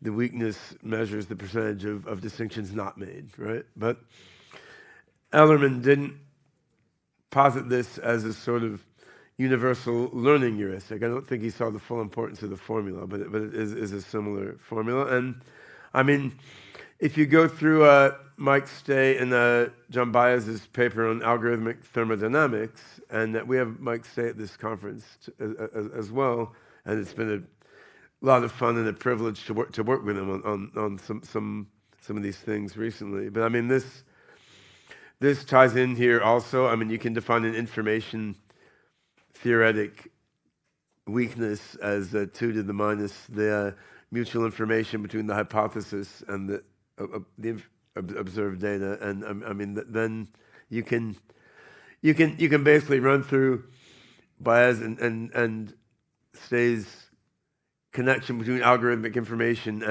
and entropy, and that just becomes a different way of looking at the weakness MDL connection, right? Because what Baez and Stay showed there is that algorithmic information is Shannon information if you have an information source that's encoding things in the right way. And I mean, that same thing holds here, right? A strong hypothesis has a high mutual information to the data, a low informational weakness bakes in the data, and makes many distinctions and fits few cases. So I want to slow down just a little bit and go over some of the applications of this to AI algorithms of interest to me in a Hyperon context. And then I will jump back to the general weakness theory at the end after sort of showing why this is interesting from an AI perspective. So to apply this to formalize the kinds of logic that we're dealing with in Hyperon, one way to do it is to look at a product quantale. And you can set this up in a lot of different ways. This is just one simple way. I mean, so you can set up a quantale for logic expressions. And you can do it very simply like this. You could do it with a Heiting algebra, which is a slightly different lattice. And then you set up a quantale for truth values. And PLN simple truth values, there's a certain arithmetic you can use for adding and multiplying simple truth values, which are strength, comma, confidence pairs. You can add and multiply them in a certain way. If you have probability distribution truth values, you can represent those as matrices. You can add and multiply them in a certain way. But you have a product quantale of logic expressions and truth values, and then you're basically doing an abstract form of plus and times in there, right? Like for the logic expression, the plus and times or an and. In the truth value expression, then the plus and times are truth value combinations. And there's some mess here because there's some independence assumption underlying the uncertain truth value combinations. And I mean, I worked this out for PLN, which is a probabilistic logic we use in Hyperon, which basically has a specific algebra for truth values. And if you were doing NARS, NARS has a different specific algebra for truth values, right? And you can look at, say, a pair-consistent logic, like constructible duality logic, and which tries to model things that can be true, false, true and false, or neither true nor false, right? And in this case, you get a different algebra for truth values. And I mean, that's all fine. The nice thing about working at this level of abstraction is a lot of the math is the same because they're all commutative algebras with some measure, right? And if you define the weakness across a product quantale,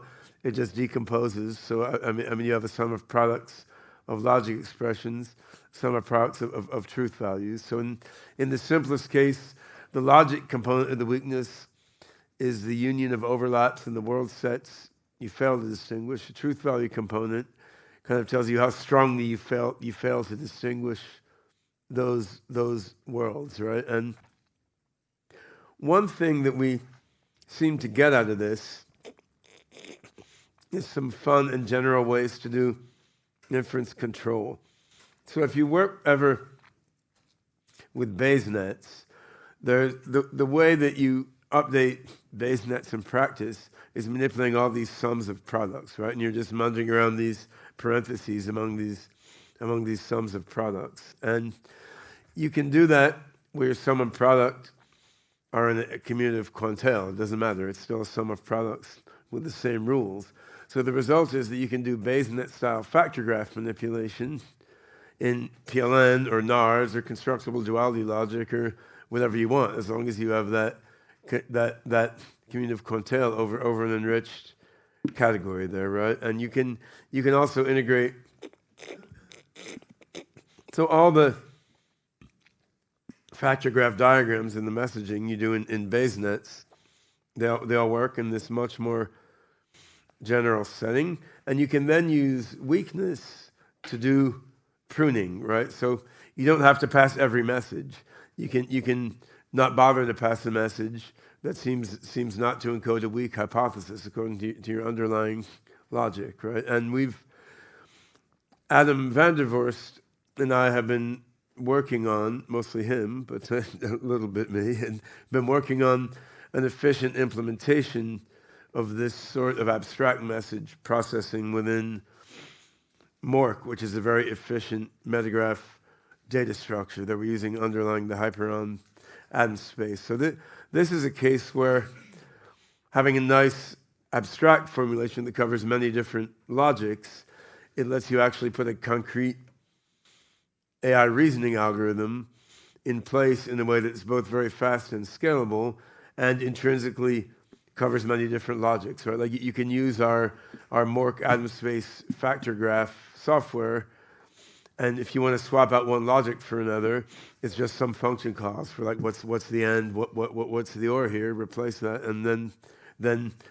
let the thing go, right? And you can do something similar with chaining-based inference, which sometimes is more useful than factor graph-based inference. I mean, if you're doing conventional backward chaining-based inference, I mean, you can use weakness to prune the inference tree, obviously. Like if a hypothesis seems to have poor weakness according to the quantale associated with your logic, then you just don't expand the tree in that way, right? So here here we see a concrete use. Now, something we're not using in Hyperon, but I thought was interesting is if you set up the measure in the right way, I mean, then you can get the weakness to come out to the SVM margin, right? So if you've ever worked with support vector machines, I don't want to go into the math of it, but so I mean, support vector machines, you're trying to distinguish pairs of points by projecting them into an infinite dimensional space using some kernel function, find a separator between them in the infinite dimensional space, then project back down.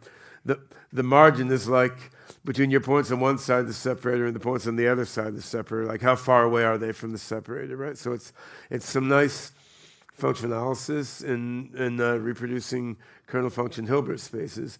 What's cool is if you set up the measure right, I mean, then the max margin in SVM, the margin is just the weakness according to that measure. So I don't know what this gives you for SVMs, except just a different way of saying things. I haven't really dug into it a lot, but I think if you're using like deep kernel learning with SVMs, where you're training a deep neural net to be your kernel function, if you used weakness instead of MDL as a regularizer for using the deep neural net inside the deep kernel function, then you can sort of you can do something compositional, right? Because you have the weakness regularizer in using your deep kernel function, and then you have weakness, which is the SVM margin. It seems nice to have one simplicity criterion to pass between the SVM and the kernel, but we're not really using that now in anything I'm doing. No. You can do the same thing in a quantum context, which is also interesting, right? So here you have actually this is not the most recent version of my slides, but it's all right. I think all I changed was the ordering. So let me see. Oh yeah. So this should be before that. So you can do weakness in a slightly more general way if you want to. I mean, the sum of products is nice, right? But in some cases, instead of a product, you want a joint measure in there, and it turns out most of the interesting things you want to do are the same whether you have a product or a joint measure in there, and that one example of something you can do with a joint measure rather than a product is you can put various biases in there. So like the philosopher Charles Peirce had the concept he called the tendency to take habits, which he called the one law of mind, right? Which was, I mean, he was writing in the late 1800s. That was a cooler thing to say then. The idea was when a pattern has been observed many times, you assume it will occur again, but even with a higher probability than Bayesian inference would tell you. Now, interestingly, in physics, Lee Smolin posited the same idea. He called it the precedence principle, and he used it as one among many axiomatic foundations for deriving Schrödinger equation, right? So without going too deeply into the philosophy or physics there, like if you want to, you could add a sort of tendency to take habits term, right? You could say your measure of the combination of U and V, you get the product, plus you add something else, which is some regularizer term times the amount of co-occurrences you've seen of those. I mean, it all still works. The reason I introduced that now is if you want to do weakness on quantum systems, and we had a bunch of nice talks yesterday on quantum AGI and so forth, right? If you want to do weakness on quantum systems, then basically the exponential of this cost function is your joint measure, and you can't factorize. So to do this in the quantum sense, use what's called the Schrödinger bridge as your monoidal product, and it doesn't necessarily decompose nicely into a product, because you have the logarithm of the sum, and I'm running out of time, so it's too much to go into. But the thing is, you can get a nice definition of a quantum weakness here, and then you can take this further. You can say, okay, take the Schrödinger equation as a boundary value problem with the past and the future, so like history and destiny. You can then say, try to find a geodesic in the weakness geometry. Try to find the locally shortest path in the weakness geometry from history to destiny, right? And this just becomes an alternate way of looking at stationary action principles in physics. So the minimization of weakness, if you generalize it into a Schrödinger bridge quantale, it basically just gives you the minimization principles guiding physics, which is also very pleasant. And then you can set up a quantum quantale differently using positive operator value measures, and then there's a morphism from a quantum quantale using the POVMs to the one using the Schrödinger bridge, and depending on what you want to do, either one could be more interesting, right? Now, there's other specific examples you could go through. You can do weakness in hypervector space. You can do a bunch of things. But let me come back for a moment to the general theory now, having gone through some particular examples, right? And the notion of Occam's razor, broadly speaking, is that the hypotheses that commit to less, that are simpler, smaller, however you want to weigh it, will generalize better, right? And Michael Bennett showed that of his definition of weakness in some ways in his thesis. Now, there are many ways to formalize this. One way to look at it is in terms of link prediction, right? So you have a bunch of nodes. You have binary relations between them. You define weakness, and you can use the joint measure. You don't need the sum of products to get this result. So you can say, let's take this collection of nodes and links. Let's remove some of the links, and let's see, can our hypothesis regenerate those removed links correctly? So you're doing link prediction, and the result you can prove is that if you sample the withheld test links uniformly from the collection of withheld ones, then you try to predict using the joint measure which links are really there or not. I mean, the weakness basically gives you the expected accuracy, right? So this is not remotely surprising, but it holds in a general quantale context, and it then gives you the sense in which weakness does imply generalization, right? And I mean, you can go. I think I'll skip some of this due to lack of time. So what I just skipped, I will post later. But basically, you can come up with a version of universal AI similar to AXE or Gödel machine or something, which is just based on this, right? I mean, basically, you have an organism that's perceiving a stream of perceptions, actions, and rewards, and it looks for the weakest hypothesis that would have explained the rewards it got in the past.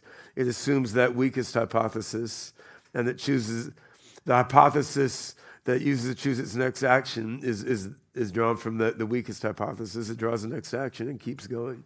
So you can basically do an AXE type thing where instead of using algorithmic information to find the shortest program, you're using quantile weakness to find the weakest program, and you can do an AXE type thing using any quantile weakness instead of minimum description length, and it all works just as well and just as badly, right? Like it totally solves AGI for you. You can write a solution to superintelligence in like 6 lines of code, which, however, will use insanely much computational resources, so it's totally useless. But you can regenerate that in an arbitrary quantale, right? But let me wrap up, though, by going back to more practical AI systems that we can actually build with a tractable amount of resources, right? So what I've tried to do is embody the abstract structure of Occam's razor in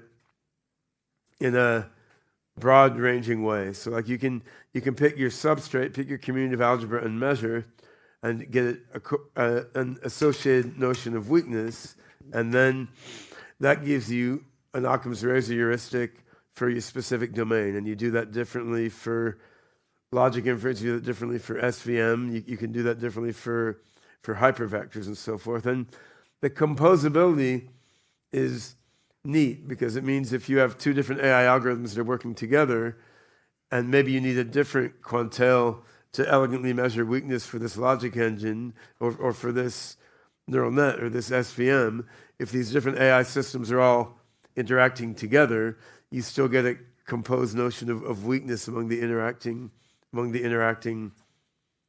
systems, right? So that's a rough recipe to use weakness in practice.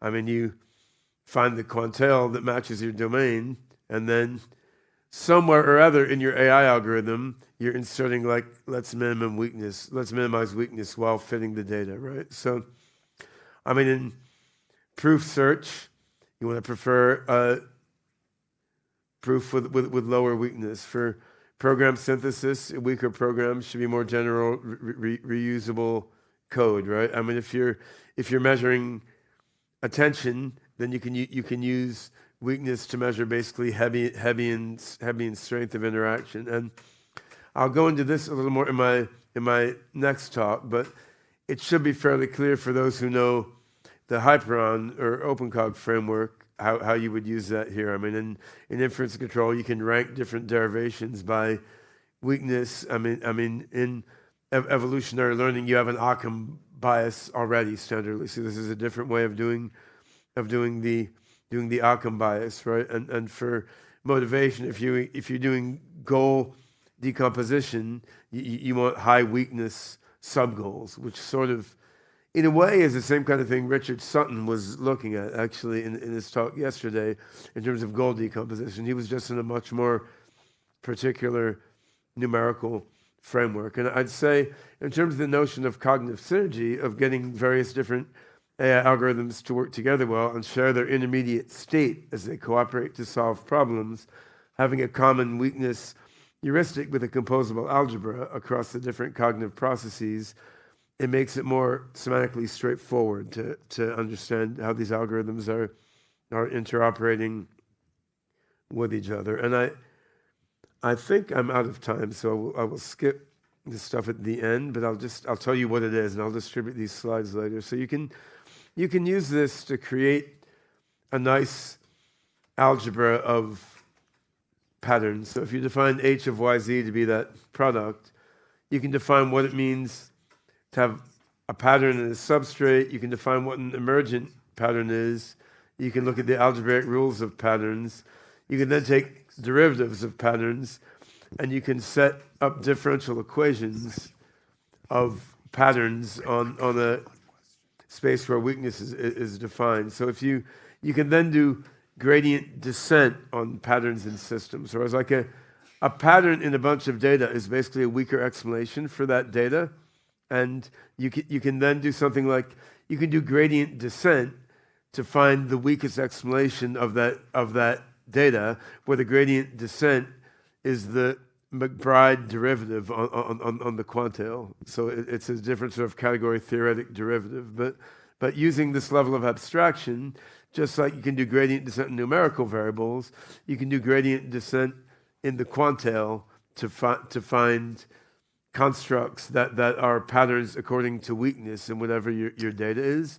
And that lets you lift gradient descent out of the numerical realm into the symbolic realm in a quite general sense, which probably deserves a whole other talk, but it does illustrate the value of abstracting things in this way. And then in my next talk after the break, which is based on a couple of my contributed papers in the proceedings, I'll explain a little about how some of these things can be worked into the Hyperon design in particular. Thank you.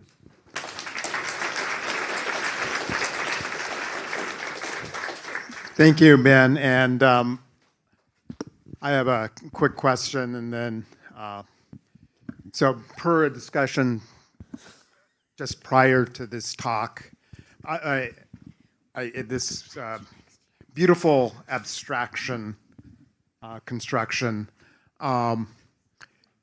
it seems to me this idea of weakness and your extensions at it are really getting at the idea of, by less constraint, of adaptability of systems, which is at the heart, I would argue, of generalization. Yeah, that's the goal, right? Right. And I mean, I think from a philosophy view, Bennett's weakness is great, and I think he did a great job of capturing, so semantically, what does Occam's razor actually mean? And then the syntactic part is a correlate to that. But from a practical view, digging into specific AI algorithms, the ability to customize the algebra that works best for your AI algorithm just makes it a lot simpler to deal with, even though it's philosophically kind of the same thing. But I would say this, when I studied category theory in graduate school, it seemed beautiful but useless, except for in like string theory, which may itself be useless. And then we found it was useful in Haskell and in functional programming, and you saw it's useful in programming language theory.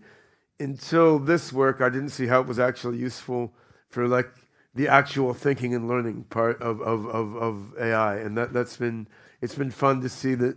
I mean, from a math point of view, it's fun to see that this sort of category like abstraction can actually help with the learning and thinking part, and not just the programming language infrastructure part.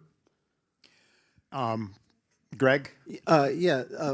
Thank you for a stimulating talk. I did want to point out that there is a, or maybe I should ask it as a question. Did you look at the logic quantum connection? Because that's been extremely well studied. In particular, Abramsky, Scott, and Hagverdi looked at something called nuclear traced ideals, which is very close to the thing that you're formalizing in the quantum version, but it's refactored, so and it's easier to see in terms of the logic side. So you use the partial order to give you the and the or, right? So the meat of the lattice is the and, the join of the lattice is the or, and then the tensor product is used for something else, and that's for a resource sensitive or resource aware connective, like the par operator in linear logic, or the parallel composition in process calculus. I've actually read that, but I didn't work it into this context. But I did see that, like, the Schrodinger bridge way and the POVM way, like, one is more useful for coding, the other is more useful for computing, but they just map into each other, right? And when with SVMs also, here I presented it as a product of one quantale, which is the distinctions, and the other which measures the margin amount.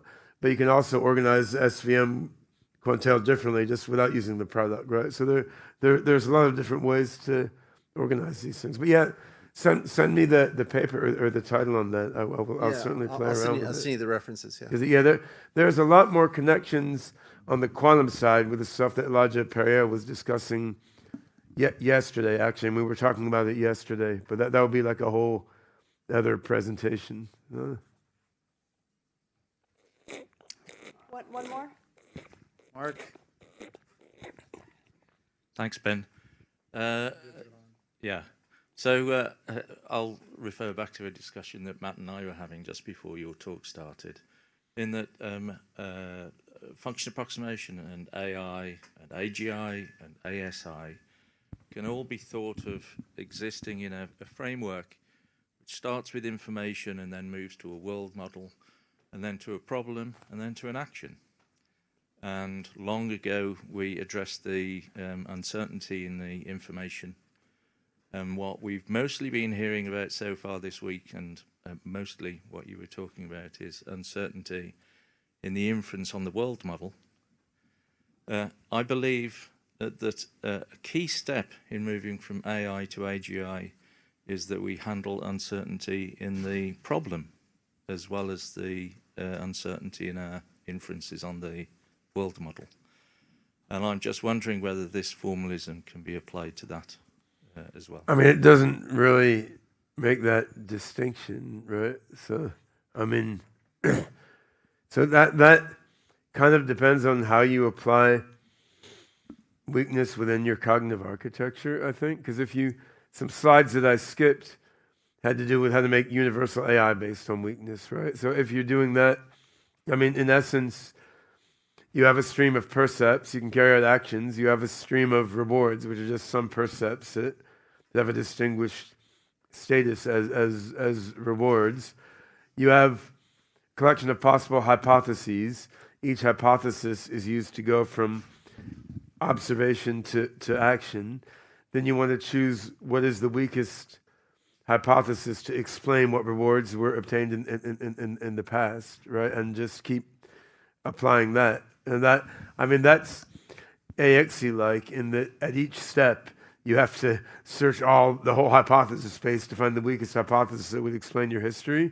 But my point is, in that sort of cognitive architecture, I mean, all these kinds of uncertainty are munched together into this hypothesis, right? I mean, you're not drawing that distinction in the first place. So I think it depends on how you're deploying weakness in your cognitive architecture. So I'll in my next talk, I'll talk about the Metamo motivational framework, which separates appraisal and decision, and then hypothesizes these should commute. And I think that ties in with this also. Yeah. Maybe in the interest of brevity, we'll take this offline. Thank you. Yeah. Okay, and we're going to have to... We had Charlie. We got to let Charlie ask a question. Okay. He's always concise. If only. I'm going back to what Michael stated about, and also it's basically about minimum description length. I'm just curious how absolute that is, right? Because if you change either the level of abstraction or the language that you're using, you get a slightly different length, right? Michael seemed to be making the case that was somewhat so there's imprecise. There's like by simulation type results. So I mean, yeah, indeed, the shortest program in C is not the shortest program in Pascal or something. But as programs go beyond a certain length, these become roughly proportional, and that proportionality happens fairly quickly.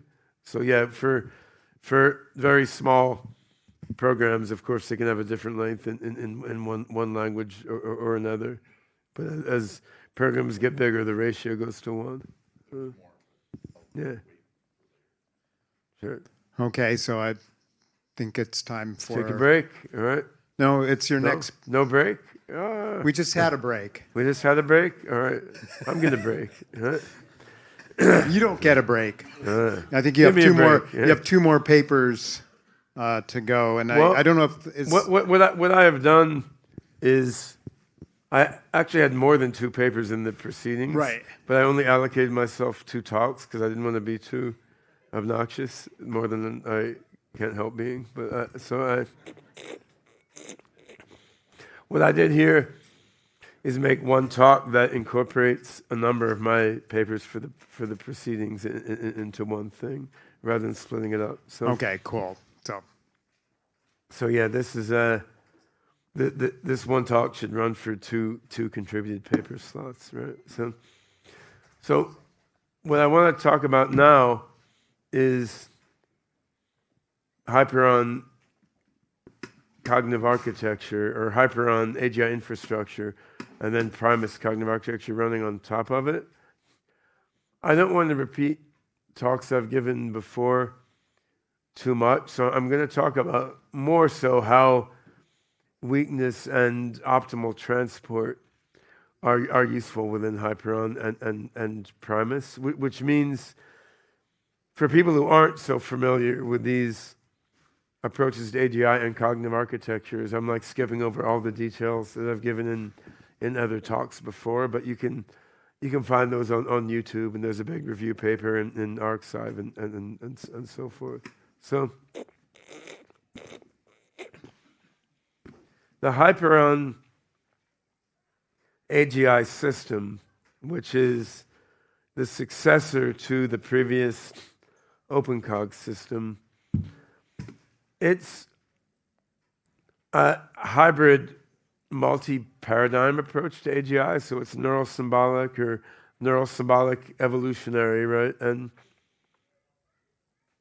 the key architectural ingredient is what's called the atom space, which is basically a weighted label typed metagraph, right? So we know what a graph is with nodes and links. A hypergraph has links that can span multiple nodes rather than just two.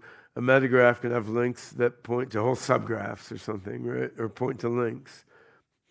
The types associated with nodes or links are themselves structured and could be like chunks of the metagraph itself, right? So we have this atom space metagraph, and it doesn't make strong commitments about knowledge representation. You can view it as a like meta-representational fabric. You can store neural nets, you can store logic expressions in there, you can store programs in there. We have a language called Meta, which is basically a language that specifies rewrite rules to map chunks of metagraph into chunks of metagraph. And then meta programs, which are rewriting metagraph into metagraph.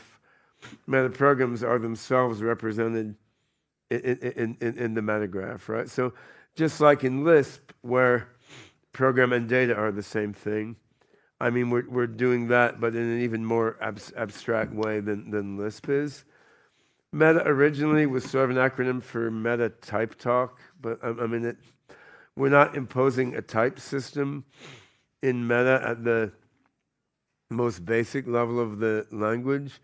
You can define whatever type systems you want. Now, in the implementation level, there's some spatial and behavioral types that are very nice and can make things efficient. So you can pay attention to those within Meta. But it's a very simple, abstract language, and there's a bunch of Meta tutorials online. There's a Meta playground you can log into and screw around with the language.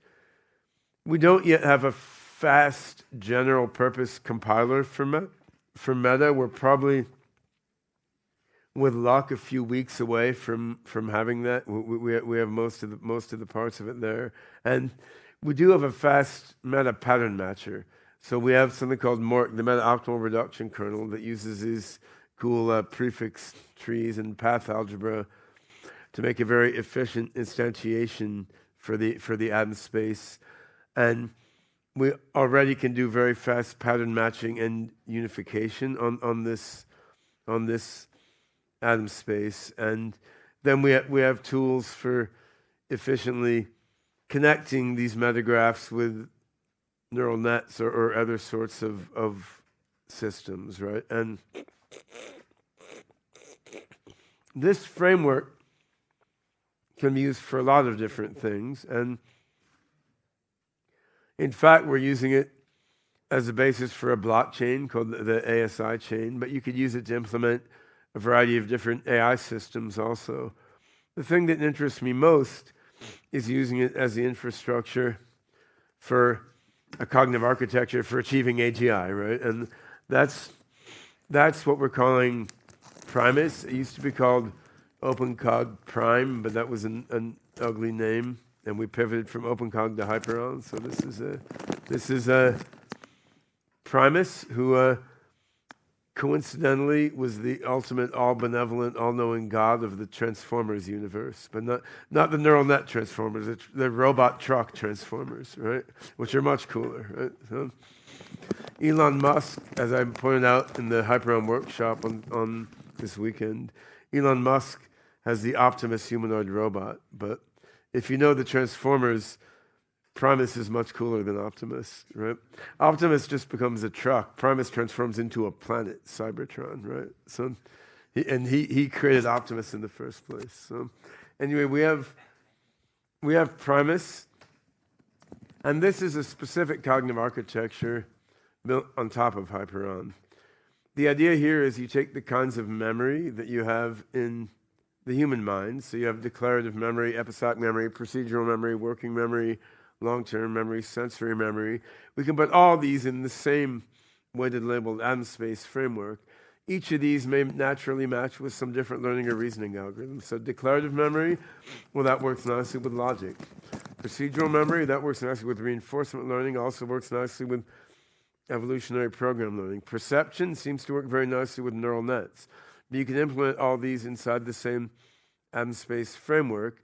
And because these different algorithms are all put inside the same meta-representational framework, having them cooperate and work with each other can work effectively, right? So if you want your logic engine and your neural net to share intermediate representations, or at least to look at each other's intermediate representations, it's nice that they're all represented inside this same big weighted labeled metagraph thing, right? Now, in terms of control mechanisms, we've kind of tried to have things both ways. You have a bunch of just spontaneous self-organizing activity in the background, just like let things bubble up in the mind matrix and combine with each other to form new things. You also want to have some goals, like we have from our hindbrain, right? You want to have some goals and some element of a system that tries to observe the context, choose the procedure that will best help it achieve the goals in the current context, and run those procedures.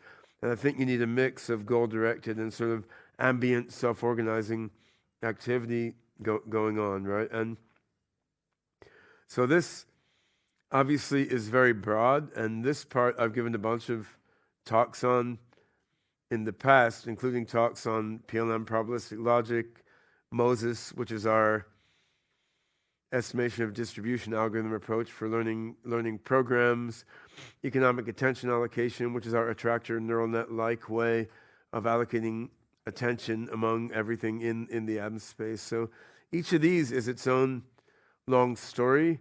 There was a book, Engineering General Intelligence, that a number of us wrote in 2014 that goes over all this in 900 pages or something. I'm not going to try to review all that now. I'm going to talk a little bit about weakness and optimal transport and how they help with this, since these are the things that I had in my papers in the proceedings this year. So we've just talked about weakness, so I don't need to say too much about it now, but you can see how it would be applicable here, right? So meta is very abstract. You can put any algebra or any type system that you want in meta or in the atom space. And in fact, you can have PLN for probabilistic logic. You can have an algorithm for evolutionary program learning, right? You could have an algorithm for visual perception using predictive coding. And these may optimally be modeled using different quantales. And you may then have a weakness heuristic in each quantale. But you can put all these into the atom space, because meta as an abstract language lets you efficiently implement any of these different algebras, right? So the idea is weakness should serve as a universal guide for the diverse set of learning and reasoning algorithms that we have here. And on a software level, we haven't done this yet, but what I think we need to do is, you need to make a quantale weakness library for meta, right? Where you have a bunch of quantales in your software library, and then you can just pluck a weakness bias out of that library based on whatever quantale matches the algorithm that you're using, and you can boil all this down on the software level, right? So then, like if you're doing PLN logic reasoning, choose your logic, choose your truth value. Once you've chosen your logic and truth value, you know what your and or are for the logic and truth value, then you can pluck out a weakness heuristic, which you can use to either prune your factor graph reasoning or your backward or forward chaining, right? And the same should hold across all the different AI algorithms. So let me talk about how this ties in with motivation a little bit. So stepping away from the infrastructure toward the actual cognitive bit of all this. And this is very, very simplistic, but it's an attempt to model motivated action selection, which in a way is the crux of what an AGI has to do. It has to choose what to do based on what overall it's trying to achieve, right?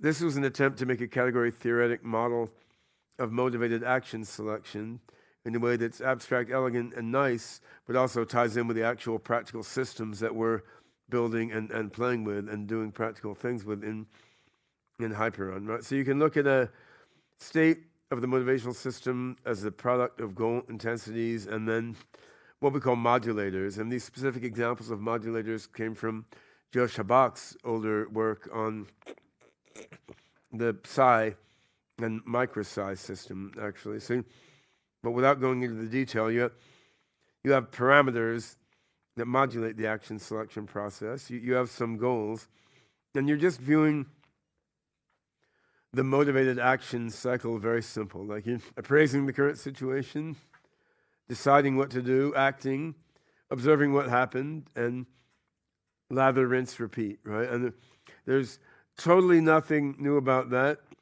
There's not supposed to be anything new about that, right? The only new thing is a nice sort of algebraic model of it. You can look at the step that you're taking at each time step as a composition of a decision operator D and an appraisal operator phi, and then you're just looping that over and over again. Now you can wimp out a little bit if you want. So if you apply decision and appraisal to get a new state X star, you can say, well, I don't want to change too fast, and you can weighted average your new state with your older state, which boils down to like belief revision rules, basically in a PLN or NARS logic. And you can do something fun here, like that weight alpha t, which weights how fast you change, how fast you replace the old with the new. You can make that proportional to weakness, right? So you can say, if I have a really weak hypothesis about what to do next, let's just go for it. If I have kind of a bad, bulky, wasteful hypothesis about what to do next, well, let's creep forward slowly, right? So you can use weakness as a sort of a learning rate. And I mean, you can also use estimates of safety there, right? You can say if we're veering out of what we defined as a safe region, I mean, then you don't want to jump too quickly. You want to jump too slowly. That lets you encode like goal stability meta heuristics, which say I don't want to self-modify too insanely fast. Although I will be able to self-modify, and you get a nice commutativity diagram like you always do in category theory. And one interesting speculative thing I want to highlight is the potential practical meaning of the commutativity of decision and appraisal. So when you set this up categorially, you decide you want appraisal and decision to commute. And basically what that means is if you assess a situation, you decide something, you don't want the act of deciding that thing to immediately make you reconsider your decision, which it certainly does for me a lot, right? But I'm not an optimal decision-making system, right? I mean, of course, you can decide something and act and see that it fucked you up and then reassess. But just the act of making the decision shouldn't change your appraisal, and that's what this commutation diagram means. One speculative thing that, oh yeah, that's the next slide, okay. So in the Hyperon implementation, we can tie this in with OpenPsi and then with something called Megas, which is come up with by Anna Makeda, who's in the audience here, and some others. So we can boil these abstract things down to fairly concrete equations. So like the decision D is very abstract, but you can say, okay, actually, we're going to choose a decision by taking a weighted average over our different goals and the different modulator parameters associated with goals, then the relevance of the practical to the current situation. So I mean, you can boil these down into fairly basic weighted average decision processes, and you can also look at how weakness propagates through the motivational system, which is interesting, right? So because of the compositionality here, basically, if your appraisal is simple, in other words, you have a simple model for appraising the world, and your decision is simple, in other words, you have a simple model for deciding what to do based on what you've appraised, then due to the compositionality here, you get a simple overall cycle, right? And this is what you get from defining weakness using the quantale operations and defining motivation using commutative operations between decision and appraisal. It means if you have a simple way to perceive and a simple way to decide, then you have an overall simple way to conduct yourself, which, it's super commonsensical. There's no revolution there, but it's nice to see it formulated in such a simple way. Now, one amusing thing that came up, which is quite speculative, but I'll throw it out there anyway because it's fun. And some of the work Daniel MacDonald was doing in our predictive coding team within SingularityNET, he made the tentative observation that catastrophic forgetting can be connected to a lack of commutativity in predictive coding networks, which is interesting, right? And we still need to do a bunch more experimentation to see how true that is, or in what senses it's true. But if you have a hierarchical predictive coding network with lateral connections, the lateral connections are sort of Hopfield-like, and they're kind of deciding what situation they're in by plucking stuff out of the associative memory, whereas the hierarchical network can be viewed more as appraising what's going on. You can then come to the conclusion that, like, if your lateral activation, spreading, and learning dynamics commutes with your hierarchical activation, spreading, and learning dynamics, like, then you may get less catastrophic forgetting, and this corresponds nicely with the commutativity of appraisal and decision in the MetaMo system, right? So, again, this is a preliminary observation, but it is interesting that you can even try to look at things at this level, right? So we have this abstract commutativity of appraisal and decision.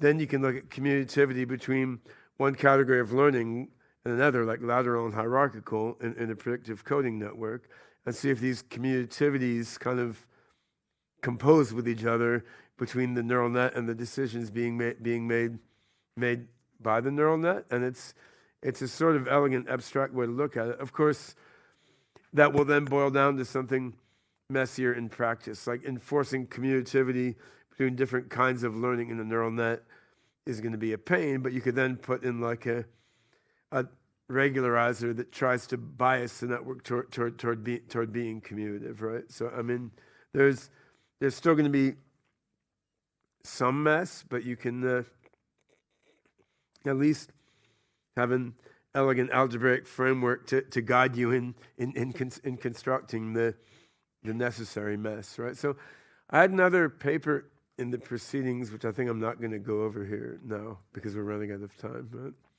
But how much time do we have left? None?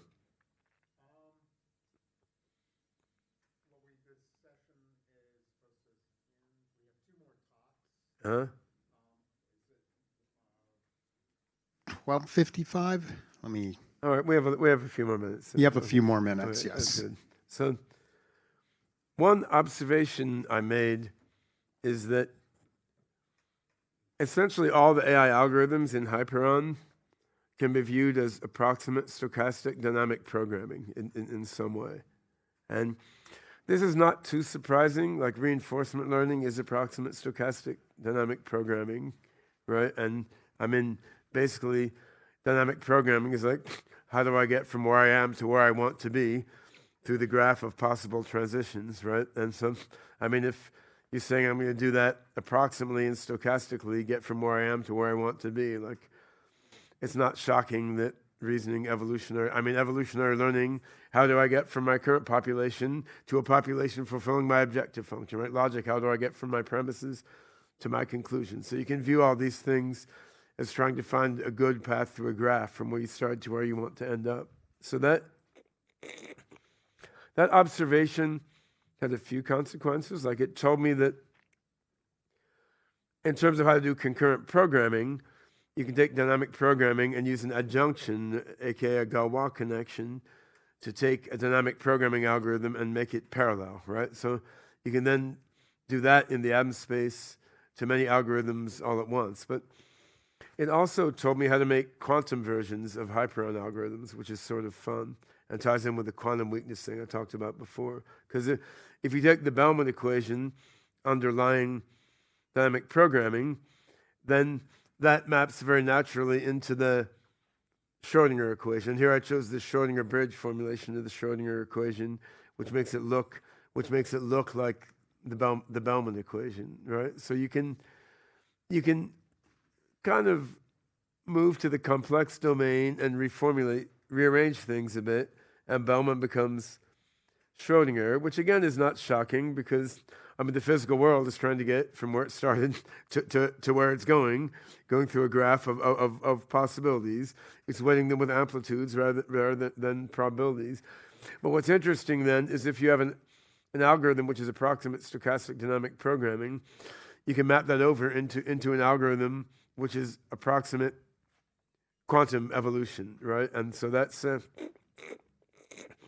quite fun, and I think you basically get an algorithm for turning AGI-ish algorithms into quantum versions, right? Now that a lot more work to be done there. Like, you don't know how efficient these things really are at the other end. And on the other hand, if you look in quantum computing, there's not that many quantum computing algorithms there, really. People are still just varying on a few basic things like quantum database search and Shor's algorithm and stuff. So this is a different way to think about how to get quantum AI from classical AI. And again, this connects to a bunch of stuff Elijah was talking about yesterday with quantum AGI. The Hamiltonian formulation he gave just maps into this formulation.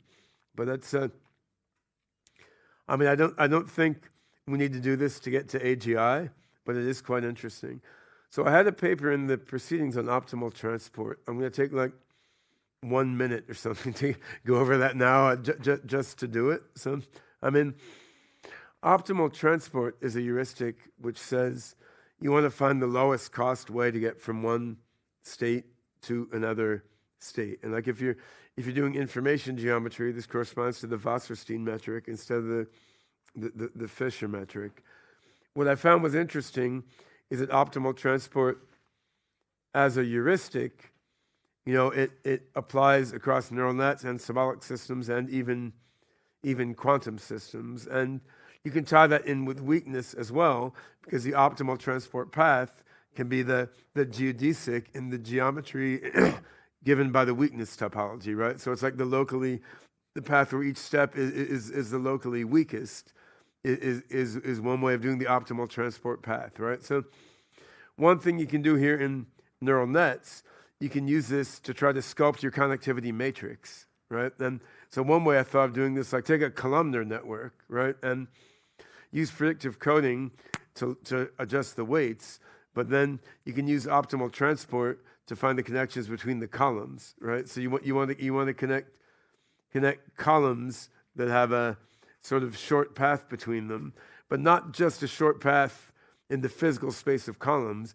You want a short path in the probability distribution space implied by the activations in the network. So in the implied information geometry manifold, right? And so then you can sculpt the connectivity matrix that way. Now, if you're doing logical reasoning, you can basically do the same thing, and this becomes a heuristic for building clusters within your atom space, right? So you want to say, like, I will build logical links between one node and another which are sort of shortest paths in the metric implied by the probabilistic weights on the logical links, right? So, and you can then combine sort of link counting distance with inference distance, right? So you want to say, like the cost of morphing one link to another, it combines like how many. So if you have one link from A to B, one link from X to Y, you want to ask how hard is it to turn that top link into that bottom link, right? So you can say, well, how many hops is it to get from source A to source X? How many hops is it in your graph to get from source B to source Y? Then you can ask inferentially how long or how difficult is the inference path, and that comes back to weakness again, right? Like how non-weak is the inference path to get from that link E at the top to that link E prime at the bottom. And you can do a weighted combination of this graph distance with this inference distance, and that tells you the metric on which you're trying to define optimal transport. Now, if you then use this to grow the links in your atom space, I mean, you will naturally wind up with a sort of clustered atom space, which is very nice. So now you can do the same thing in a quantum sense. I won't try to go into that now, but I want to take a brief leap back to what we're doing with Hyperon overall. The one interesting thing we've done, which ties in with this clustering, we're deploying Hyperon in a decentralized way on the ASI chain blockchain built using Greg Meredith's technology from his company Firefly. That means you can take a big atom space and splay it across multiple different machines, where the part of the atom space in one machine coordinates in a fully decentralized way with the part of the atom space on the other machine. This is nice. It's one reason why you would like to approximately cluster your atom space also, right? Because the optimal transport correlates with the annoying actual transport cost of sending a message from this machine to that machine, right? And of course, minds don't cluster necessarily according to the way our computer networks cluster, but to the extent you can nudge them too, it will be nice, because in practice, you're always going to have faster messaging between nodes on one machine than if you have to do distributed processing stuff, right? So that there's some interesting synergy there between the underlying AI algorithms and like the nitty-gritty decentralized and distributed infrastructure. So what are we doing with Hyperon now? Well, we're trying to build AGI, which will then build superintelligence, right? And we're entering a very interesting phase because we're kind of 3/4 of the way there to having a really fast infrastructure for all this, and maybe like, I don't know, 3 to 6 weeks away from having the first version of the fast infrastructure for all this. Then we're taking all these different kinds of memory and AI algorithms and programming them in this fast infrastructure, trying to get them to work together. And the extent to which we have sort of a common set of learning and reasoning heuristics across all the different things we're trying to get to work together, I mean, that should make the tuning task easier and easier and easier, right? Because in the neural net world, you burn a lot of resources in hyperparameter tuning. If you can reduce number of parameters, that stage is a lot simpler. Things like being able to use a common weakness or optimal transport library across different cognitive methods, that decreases the number of free parameters you have, reduces the amount of hyperparameter tuning you have to do, makes it more tractable to get the whole thing to actually work, right? So we're just embarking on that.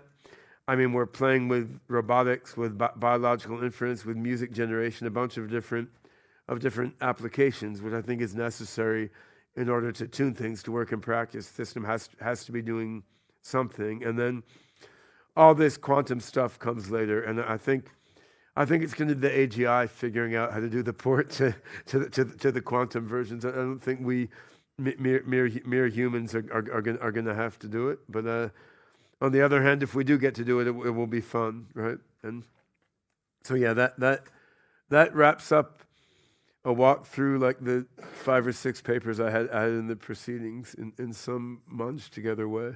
But thanks.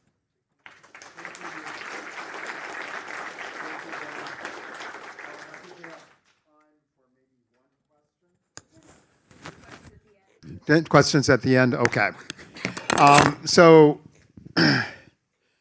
next, as Kristen alluded to in his opening remarks, the next talk is from Chloe Schaff from Chris's lab. And so towards synthetic engineers, requirements and implications of the conceptual engineering design process. And sounds interesting, Chloe. Oh, thank you very much. This will be a tough act to follow. So, all right, for a slight change of pace, I'm going to be talking about a little bit about applications and about engineering. So, when I'm talking about engineering here, I'm talking about the very grounded kind of sense of engineering that, like, when you think of, you know, like building a bridge, building an airplane, a smartphone, anything like that. We're talking about getting an AI system that can solve those sorts of engineering problems, and ideally do kind of that, you know, back of the napkin scribbling problem solving that you might not have a complete idea of the solution, but, you know, you still got something. Okay, so of course the obvious question, this is an AGI conference, why am I talking about engineering? Well, first off, design is problem solving, and anytime you interact with the world, anytime you have a goal or a plan, anything like that, of course, it all reduces to problem solving, and design as a subset of problem solving is just a really interesting case study, because if we can get better at design, we can get better at designing, well, solutions to all sorts of different problems. Also, our AGI aspiring systems obviously are not complete yet.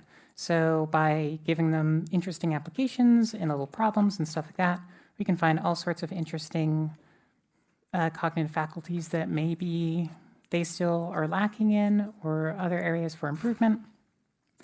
And I think that the tech that we do have already is still pretty good, and I think we can do some really interesting applications in the near term. Personally, for engineering and other kind of research or reasoning applications, I don't think we necessarily need full AGI. Okay, so just a quick overview on like what I mean by engineering design. It's not really something that has one overall or overarching definition in the sense of, like, you know, scientific method, everyone knows what that is. Engineering is a lot more vague a lot of the time, but essentially it's goal-oriented problem solving. You're constrained by some kind of resource or by the resources and the time that you have available. And of course, you know, you're trying to actually build an object or a process out of all that. So yeah, it's essentially what you think. I mean, I need to cross this river. Okay, cool. Here's what we have available. I'm going to design a bridge, and by the end of it, we're going to have an actual physical bridge that we can use. So what all does that entail? So that's kind of what this paper is all about. Now, we found a few different challenges and a few different requirements that come from those challenges. All right, the first challenge of engineering design is straightforward enough, really. It's all about causality.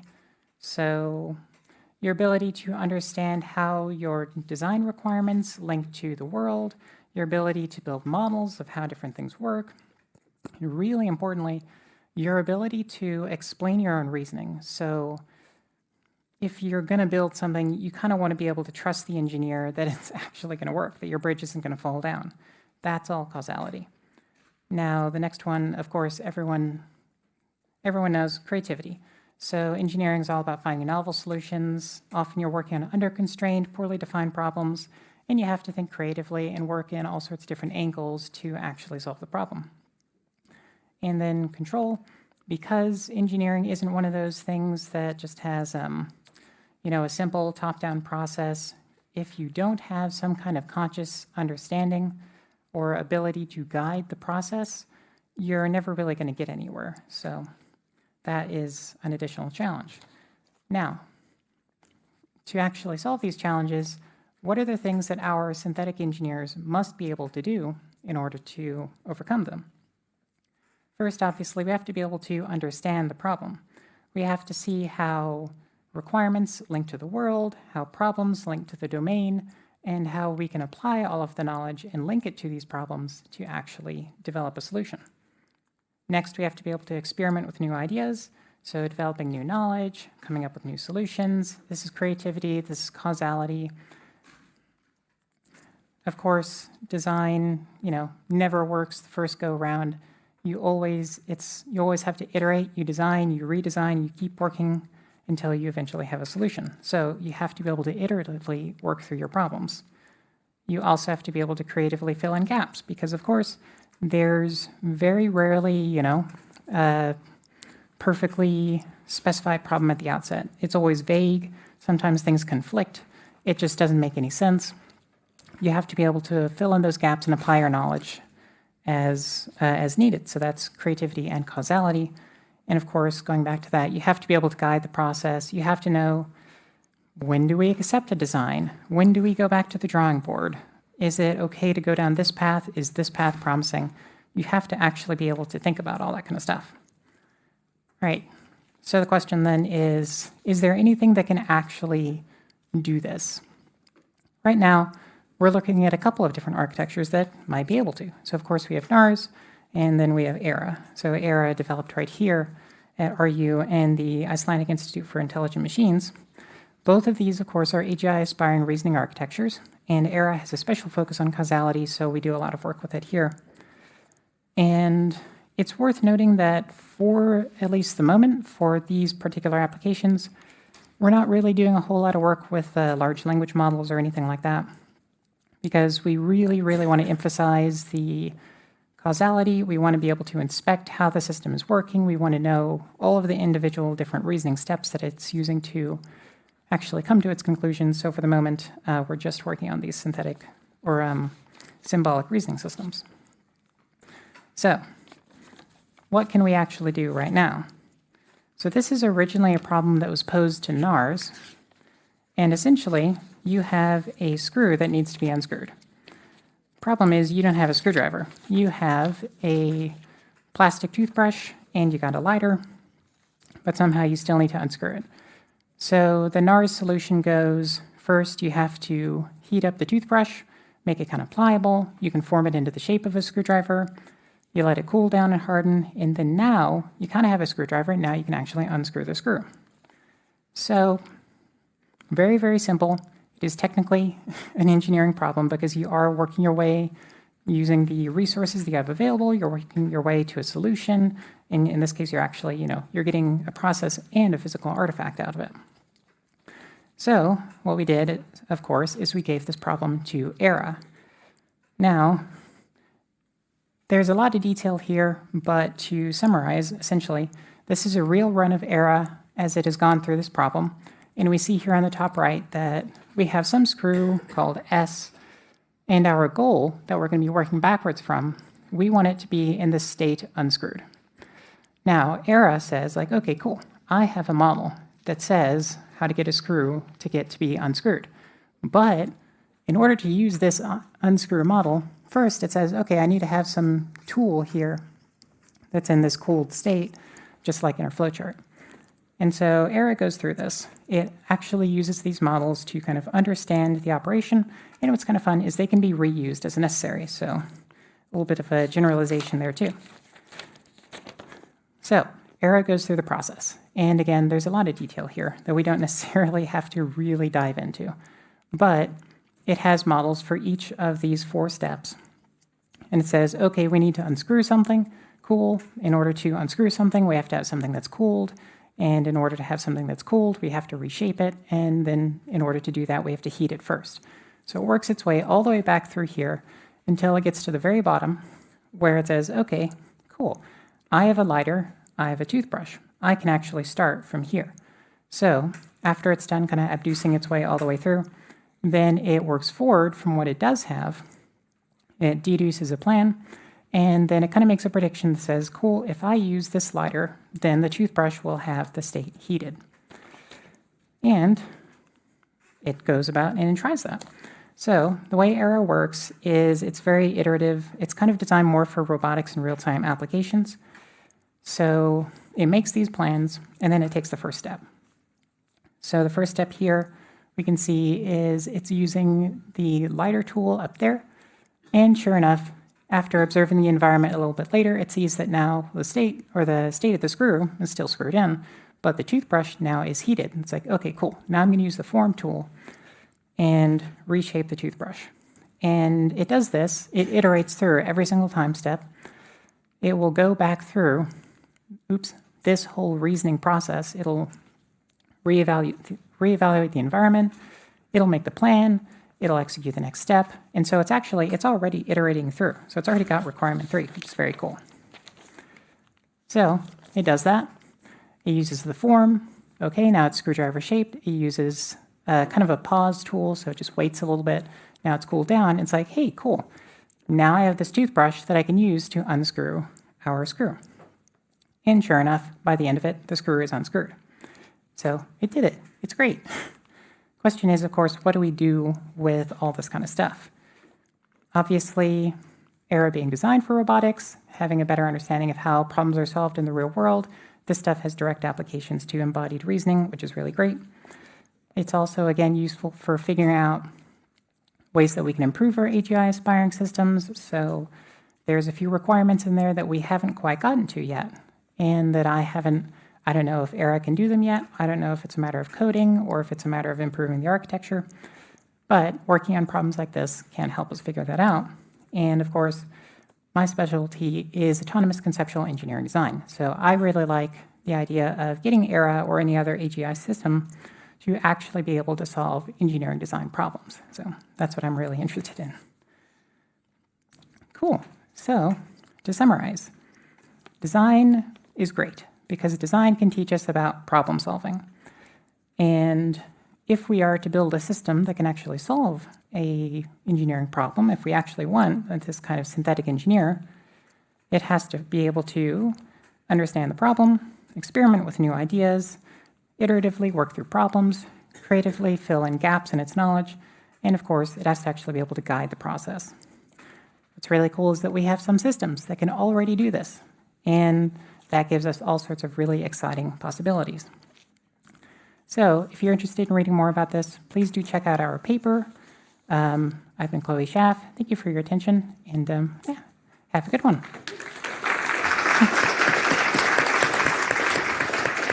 Thank you, Chloe. That was a very interesting talk. I'm going to go through.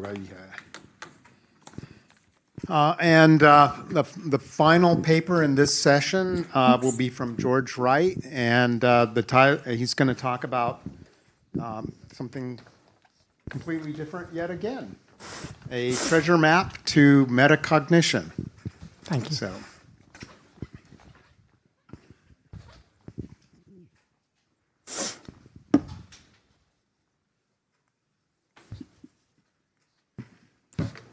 Thank you.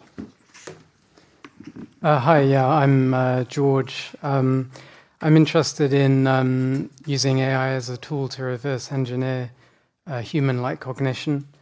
And what I'd like to talk about today is, in particular, is metacognition.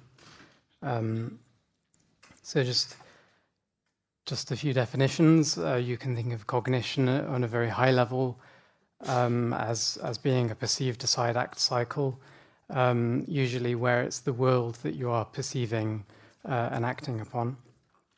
And in which case metacognition is a perceived decide-act cycle where it is cognitive processes themselves that you are perceiving and acting upon. And because humans can do this, this allows us to jump out of the loop, as Hofstadter said. So you can observe a framework of thought and decide to leave it or alter it if it's not working well for you. So what kind of propelled me to think more about this is this paper that I was reading a few months ago, or nearly a year ago, by Lewis and Mitchell, where they were trying to do some experiments on problem solving with different versions of GPT. And they found that just representing basically the same problem in a slightly different way actually led the large language model not to really be able to solve the problem anymore, whereas humans still could. And they suggested that it's basically a lack of metacognitive deliberation in basic large language models. They can't think about what they're doing and decide to try something different. So in humans, we can think of metacognition as arising out of the two systems of thought. So this was sort of popularized and made famous by Kahneman's book, Thinking Fast and Slow. So system one is the fast set of intuitive processes that people have that can run in parallel, and system two, the slow and deliberate ones that allow us to think sequentially.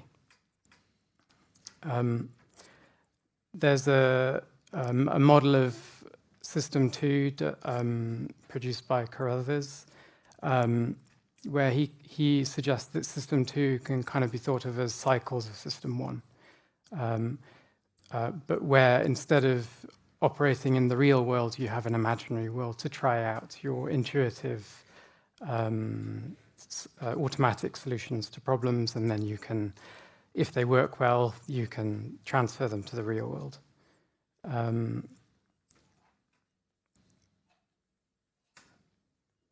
Yeah, so then your system one and system two processes are mediated by an intuitive feeling of rightness. So when system one is producing a response or a solution to a problem and it seems right, your feeling of rightness allows you to bypass system two. But if it doesn't feel right for whatever reason, you can bring system two in to try and produce a different solution. So lots of work in AI is obviously trying to kind of build both system one and system two. And we often think of neural networks as being a sort of system one-like AI, and logical symbolic programming as being a bit more like system two. So we try to have a neurosymbolic approach that combines them both. And I've just been sort of thinking about how certain types of models can kind of be characterized according to the way their architecture works, whether it's a monolithic architecture or distributed, and also whether it uses a symbolic knowledge representation or a subsymbolic vector-based, usually knowledge representation. So I guess the sort of archetypal old-fashioned AI is where you have a monolithic and a symbolic program. So this is basically a handwritten algorithm using symbols, rules, logic, and that exists in this corner of the map. But nowadays, a lot more focus is placed on what I would call a sub-symbolic monolith. So nowadays, LLMs are achieving a lot, and I think a lot of what they're achieving is thanks to their sub-symbolic representation. So they use quite a flexible representation based on vectors instead of symbols. Actually, I think a decoder LLM like GPT or others is quite similar to the model of System 2 put forward by Carruthers. So each pass of an LLM is generating a single token, and you can kind of think of an LLM as being like your fast System 1 intuitive process, and the context as being the imaginary world where the symbols are being built up, one symbol at a time. But as mentioned by Lewis and Mitchell, they can't really observe what they're doing and then jump out of the system. They're sort of stuck with the prompt that they've been given and their own predetermined weights that fix them in a particular system that they can't really change. So another family of architectures that I'd like to talk about is programs like one called Copycat, which are from kind of the 1990s and early 2000s. And these are symbolic, so they're often thought of as being like old-fashioned AI because they're based on symbols. But actually, I would argue that architecture is designed very differently because it's distributed with not very much centralized control. So these systems like copycat and metacat, they're not at all general approaches to intelligence because they're restricted to a kind of a toy domain or a micro domain. So they actually just do analogy making on strings of letters. But you can kind of think of them as having a similar setup, again, to this kind of cycle of system one, was a bit like a cycle of gradual changes to a context, in this case, what they call a workspace. But whereas something like an LLM or any other monolithic architecture has a kind of predetermined step-by-step method for generating the next addition to the workspace. These are based on a large number of separate processes, and there isn't that much control about which process should run in which order. So they're called codelets, and processes broken up between them. Of course, the problem from the perspective of people interested in AGI is that they're not at all general because they're restricted to this very simple domain. So what I kind of wanted to suggest is that trying in some way to combine that distributed architecture that you see in the copycat model, which is very flexible in processing, with the flexibility of vector-based representations, such as those used in neural networks, could result in an overall more flexible AI. And I think some other people today have also spoken about things that are basically quite similar to this. And yeah, so I think some of the ideas that I was trying to come up with, and at this point I'm just sort of conjecturing and coming up with some ideas for things to try out. One thing I wanted to think about was how can you make use of, how can we sort of introduce ways of using a kind of fast addition of some way of doing things. And so Minsky has this sort of classic idea of a K-line, which is basically a remembered set of steps or remembered agents that were successful at doing some task in the past and can be brought back into memory to try and solve that problem or a similar problem again. So if we try and move towards that point that I posited would contain a metacognitive AGI, if you try and start from LLMs or subsymbolic monoliths, I think the chain of thought prompt can kind of be thought of as being a bit like a K-line in that it's a sort of remembered sequence of steps that you can use in solving a new problem. The problem, of course, is that we tend that, if you give a chain of thought prompt to an LLM, again, it's stuck with that chain of thought. And what we should, I think, aim towards is allowing it to try out different chains of thought. Just as you could try a sequence of steps, decide that that's not actually a very good sequence of steps and change them or introduce a different one. So moving away from a monolithic architecture, we could have, say, 2 LLMs as a first step towards a more distributed architecture. And one of them could, say, be altering the prompt while you still have the sort of classical decoder LLM adding to the end of the context. So it's not that distributed because it's now moving from 1 to 2 components, but this also means it's not very chaotic. And one of the problems with distributed architectures like copycat is that they're quite chaotic and quite difficult to actually get them to work. So alternatively, we could think of codelets as being like the agents in Marvin Minsky's Society of Mind, and in which case a remembered chain of codelets is a bit like a K-line. So whereas copycat and related architectures tend to have slightly more random processing at the beginning, where they're trying out different things. If there is some way of it recognizing a problem looks similar to one that it's seen before, it could remember a previously successful group of codelets that worked and put them into, increase the likelihood that they're running.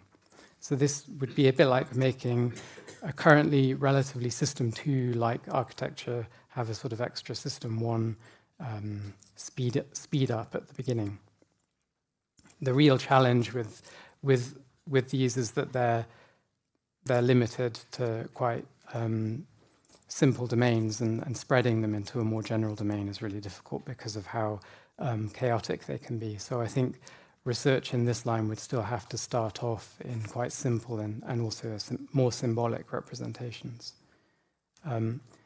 So these are just some ideas that I had of how you could move towards a distributed and subsymbolic AI.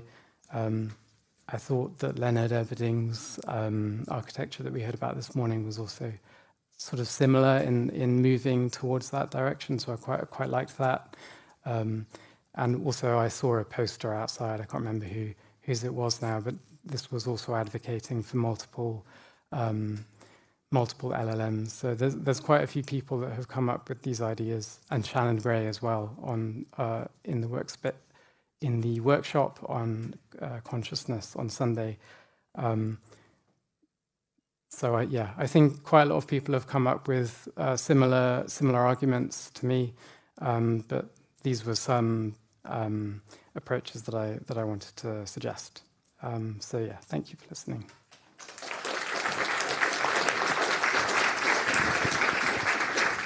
Thank you, George. So we're actually so far on time. I think we have actually a couple minutes for questions from this session. Yes. So I have a question to Ben. Is he? Maybe Ben and George, and we can come up front. Thanks. So I have a question about your idea about using control theory in the context of getting an algorithm to go from A, I'm here, to go from A to B, and to put it in a control setting. One of the problems I have with that idea is that in the control setting, typically, so in the algorithmic setting, you want to have an algorithm that gets you from a particular state, initial state, to a particular final state. And if you change the initial state, you want to go to another final state, right? So if you formulate it as a control problem, you have a problem, because typically your control is saying that whatever initial state, you want to get to a goal. So if you're halfway, you want to forget where you came from, right? Because you want to go to that particular goal. So the control typically is a function of your current state. Yeah. So at an intermediate time. So if you want to do an algorithm, you don't want that. You want it to remember where it came from, right? So you want to. Well, but I mean, your current state includes your memory, right? So I mean, that's like in physics. Indeed, the Schrodinger equation is instantaneous. Like what happens here determines what happens there. And you don't, in principle, need to know what happened a year ago. On the other hand, the state of the world actually contains an imprinted version of what happened a year ago, right? Which is why you can run it forwards or backwards. I mean, so the state of the AI system contains a memory, right? So. Or well, we can do all this on the level of probability distributions. It doesn't have to be deterministic, right? In practice, yeah, the state of the Hyperon atom space at a certain time is like a RAM state of a bunch of machines, right? So, but conceptually, we can model it using probability distribution. But I think that doesn't prove it's the best way to look at it, though. I just think that if your state includes the state of your memory of the past, then that is in there, right? And memory updates are part of what's being controlled. Yeah, but it defies the dynamic programming idea, which says basically your current state is sufficient to define your optimal control to the end. But if your current state contains memory of where you, Well, then it becomes very big. yeah, it becomes big. That's the problem. Yeah, right.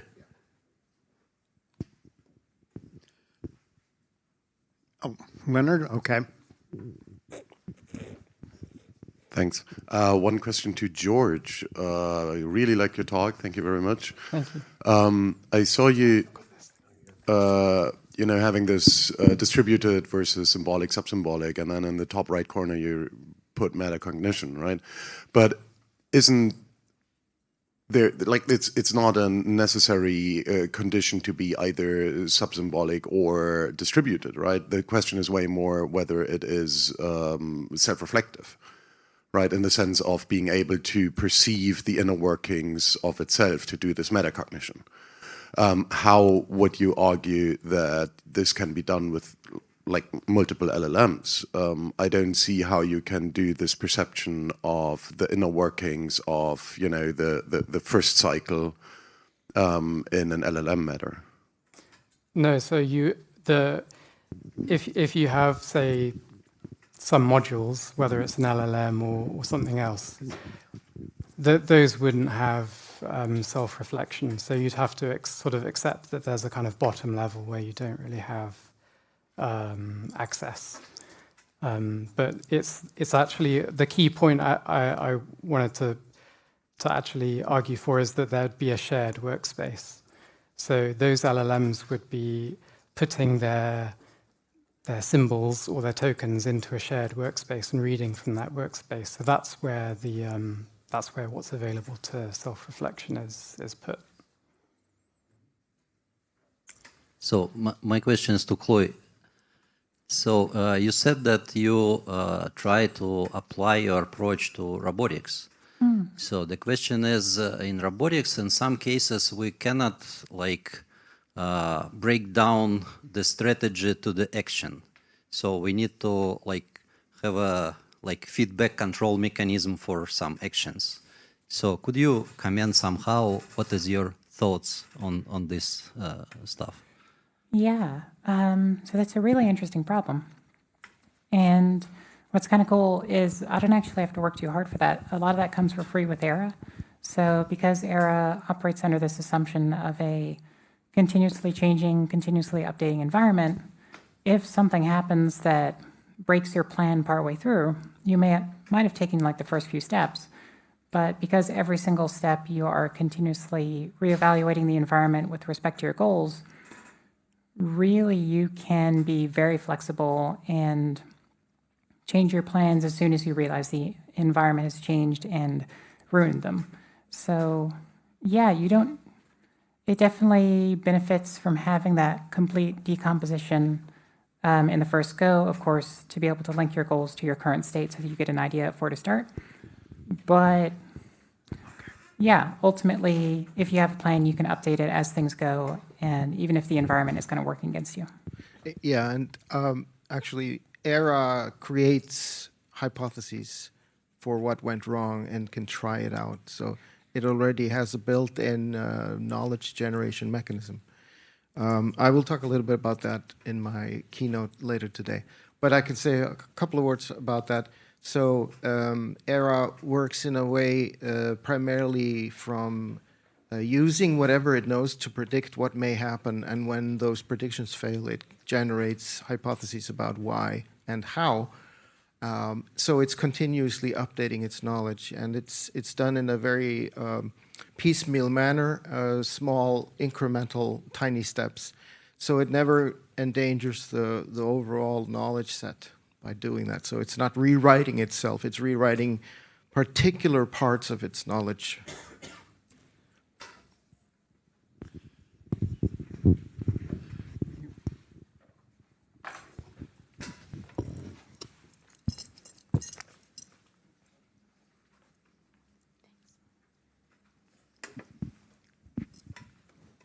So this question is open to any of the speakers, but I think it might be more relevant to the latter two. Both of you talked about something that seems like metacognition and problem solving, and I guess metacognition occurs when base level cognition is sort of insufficient. The way that you're solving the problem is not working. There are times when I feel like maybe my own metacognition in isolation is also insufficient. And in those times, part of the problem-solving process seems to be seeking out inspiration. And sometimes that inspiration even changes the ontology under which you were solving the problem before. So I'm curious for your perspectives on that. Is that part of problem-solving for you, and do the frameworks that you're proposing support that? At least, yeah, speaking for myself, definitely, yeah, sometimes you get stuck on a problem. Sometimes you do have to, especially like ask someone else who you know has more knowledge. You ask them for help. You ask for a solution. So I've developed kind of a more comprehensive architecture for a lot of the stuff in my master's thesis, and that was one of those elements. Was it's a continuous feedback process that also includes asking the user for help. So if you, as the agent, don't have enough knowledge to solve a problem, you can be able to recognize that gap and then say, hey, this thing is under constraint, or hey, I can't find a solution for these requirements. And then you kind of kick that back up to your user, to the human partner of the system, and go from there to say, like, okay, can you help revise what you've given me to the point where I can have enough information, or I can get an idea to find a path to a solution? Yeah, I would just add that I think once you can think about thinking, you can probably think about thinking about thinking. But there are no guarantees that you'll ever be able to solve your problem, I guess. Thinking something useful at that level is the hard part. Yeah. Okay, so we'll take a lunch break reconvene here in about 50 minutes. Lunch is down the hall past where the coffee break was, so out the doors and to the left.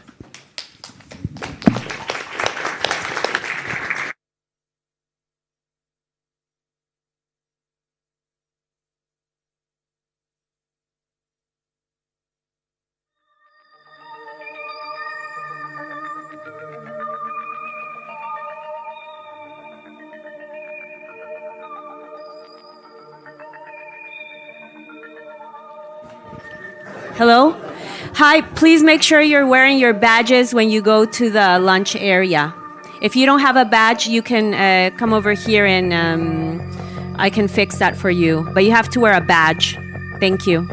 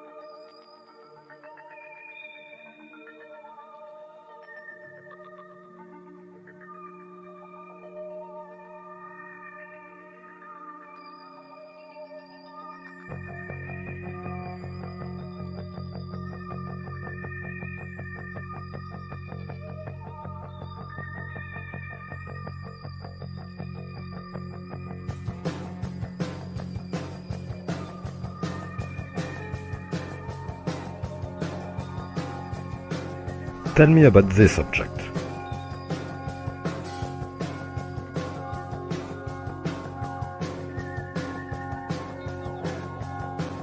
What else?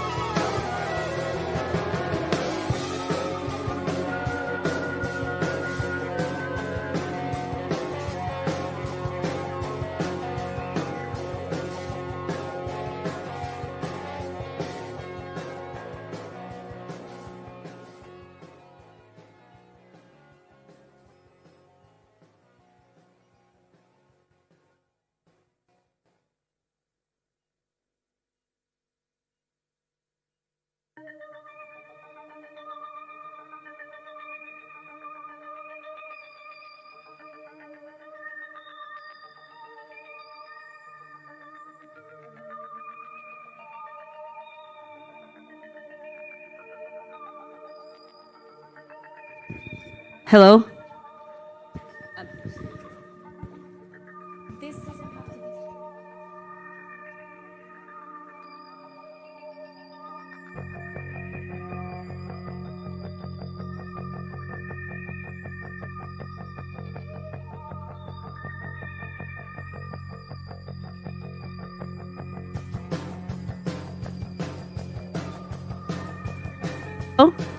Before we start, I want to make an announcement. Tomorrow, we're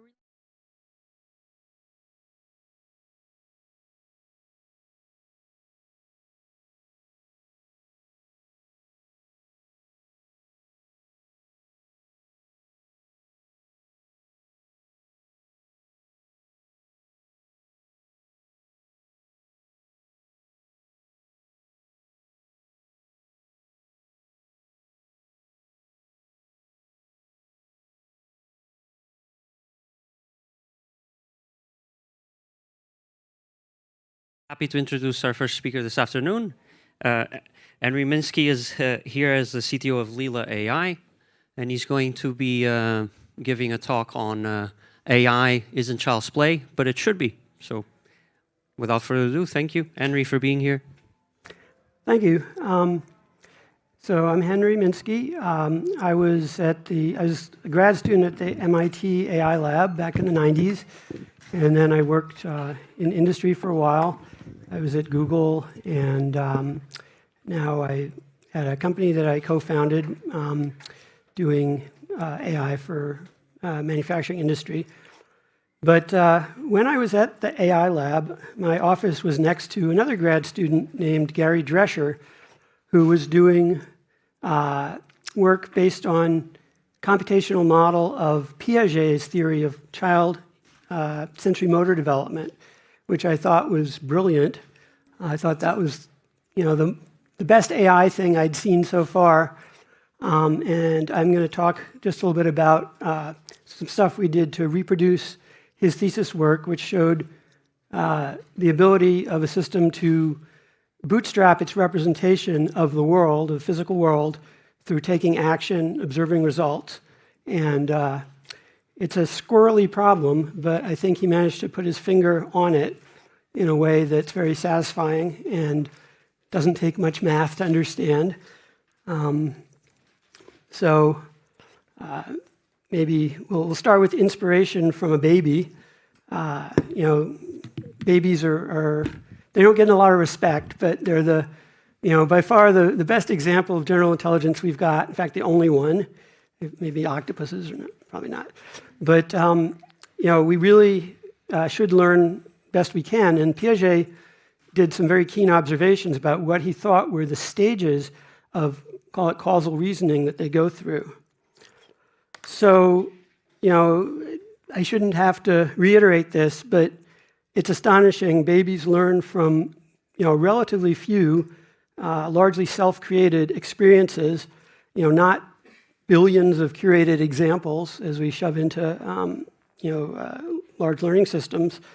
And what's astonishing is that they really quickly form what appears to be a vocabulary of the world that lets them operate on it. And that vocabulary is extensible.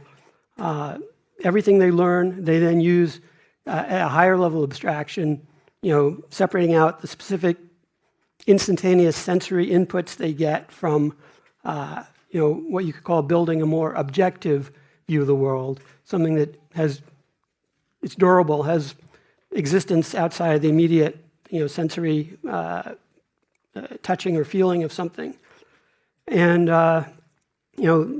people call it play, but kids are deadly serious about what they're doing.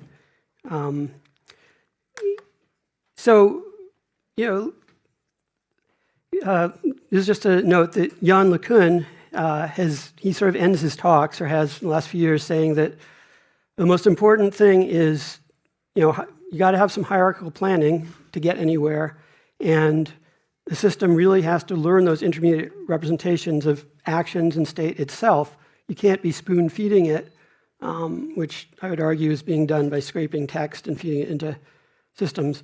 In fact, you can't talk to a baby until they have some representation of reality. The words make no sense. They don't correlate with anything. And this also goes to Sutton's, bitter lesson of, a system needs to, the world's a complicated place. You've only got a little brain. You need to adapt to it and have emergent behavior that, learns to navigate in that world. And you want some efficient machinery for that. So, see, I guess Ben's not here, but, he was saying at the beginning of his talk that AGI is sort of like, it's a big machine, perhaps. You're not looking for one single unified theory. There's a lot of parts. But if it's a machine, say a car, then I'm going to talk about an important part of the car. Let's call it the spark plug or something, which is this ability to add new states to your representation of the world and actions upon them. People have given lectures here about optimal learning on this and that, but I would much rather have a super crappy learning algorithm that has the right vocabulary of actions and states to operate on. They say that solving a problem is 90% of it is asking the right question, having the right representation. And nobody gives that to a baby, but boy, do they get it fast. It has a kind of an exponential feel to it. Each new thing they learn sort of has the power of everything underneath it, and you get this kind of exponential ability to manipulate and represent the world, maybe going from the statistical to the symbolic in a smooth but very fast way. I'd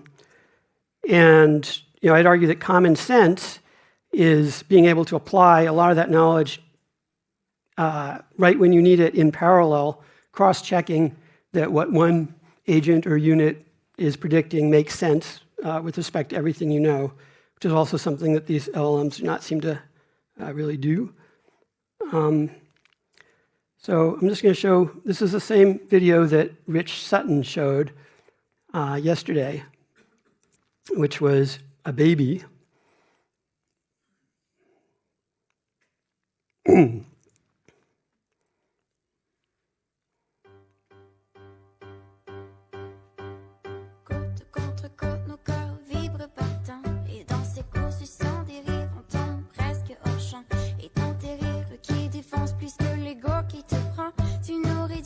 So I'm going to skip over that. The baby's doing something there. You don't have to tell it to do it. If you've ever met a baby when they're playing, they're very serious about it. They get angry at you if you stop while they're doing something interesting. On the other hand, they do get bored. So I just like this slide here because, it shows kids, they've got a lot to do in a short amount of time to survive. There's a lot of dangers in the world. There's a danger of doing nothing.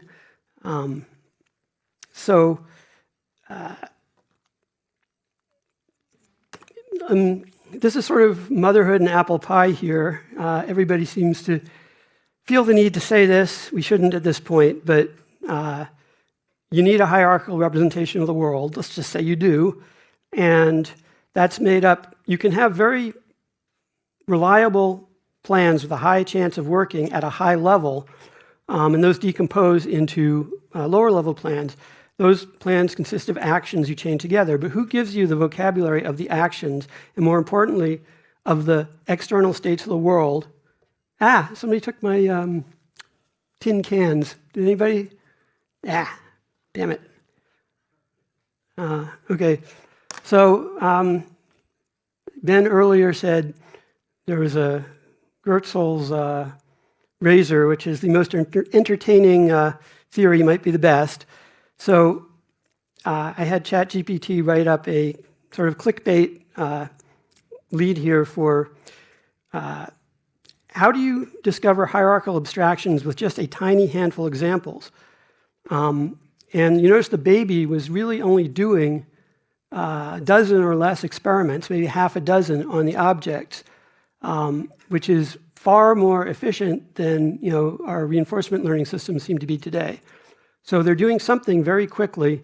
They're making hypotheses, and I'm going to show you what a hypothesis looks like and how it can be used.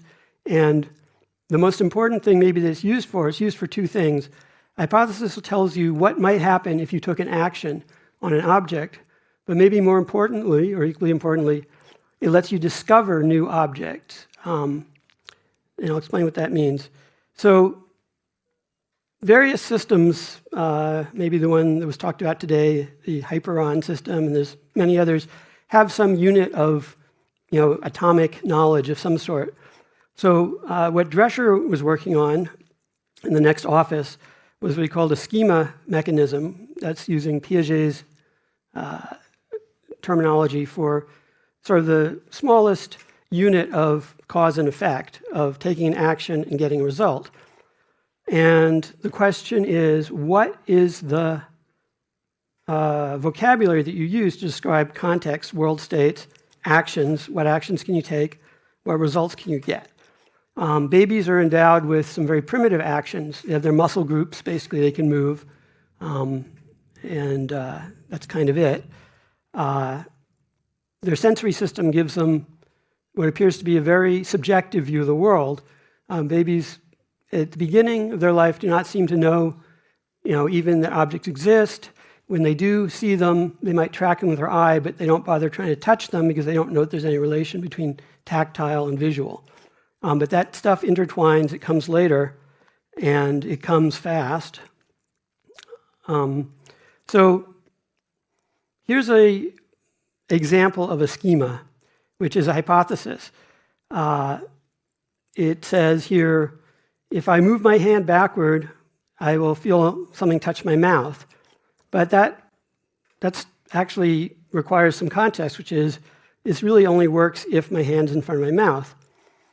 So in reinforcement learning, there's this question of who's providing the reward. If it's a baby, nobody is for most of the learning. It's got to provide its own rewards. So its rewards are when it makes a hypothesis, if that's reliable. If it can get it to repeat it, it appears to give them pleasure, and they store it away for future use. So just quickly, Drescher's schema mechanism started out with bare schemas. Basically, every action you can take has a schema for it. And here's a primitive action, move your hand backwards. It has no context, has no result. It's not very useful. Oh, but it is. Because if you try it, you may notice that statistically speaking, something happens more often when you take this action than when you don't. That's a simple statistical test. You can just count how many times when I moved my hand back did the hand touch my mouth versus how many times my hand touched my mouth when I didn't move my hand back, which is almost none. So this works better than chance, but it doesn't work well because you don't have a context. You don't, you know that if you have to put your hand right here, and then it really works. But statistically, once you have this schema, you can tell if it succeeds or fails. You get your reward. You can use reinforcement learning. You can use whatever you want, but you will soon easily discover through any number of statistical methods that having your hand in front of your mouth makes the schema work very well. And a baby can discover that and store it away. And that might be useful if they want to get their hand to their mouth, which is very useful when you're a little kid. And then note that the same action can have very different results depending on the context. If your hand's in front of your mouth, you might eat your hand. If your hand is over by a block and you see a block, move your hand back, you might be able to touch it. And of course, you can chain these things together, result to context, result to context. That's a simple plan. And if the schemas are reliable, then that gets you a reliable plan.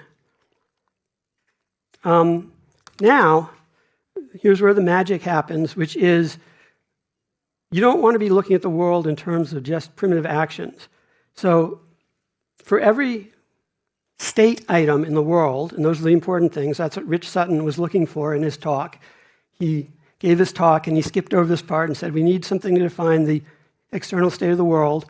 We don't know how to do that yet, but we'll assume we have it. And then he went on to define some sort of machine learning decomposable system with options and so forth, which are, I think, actions.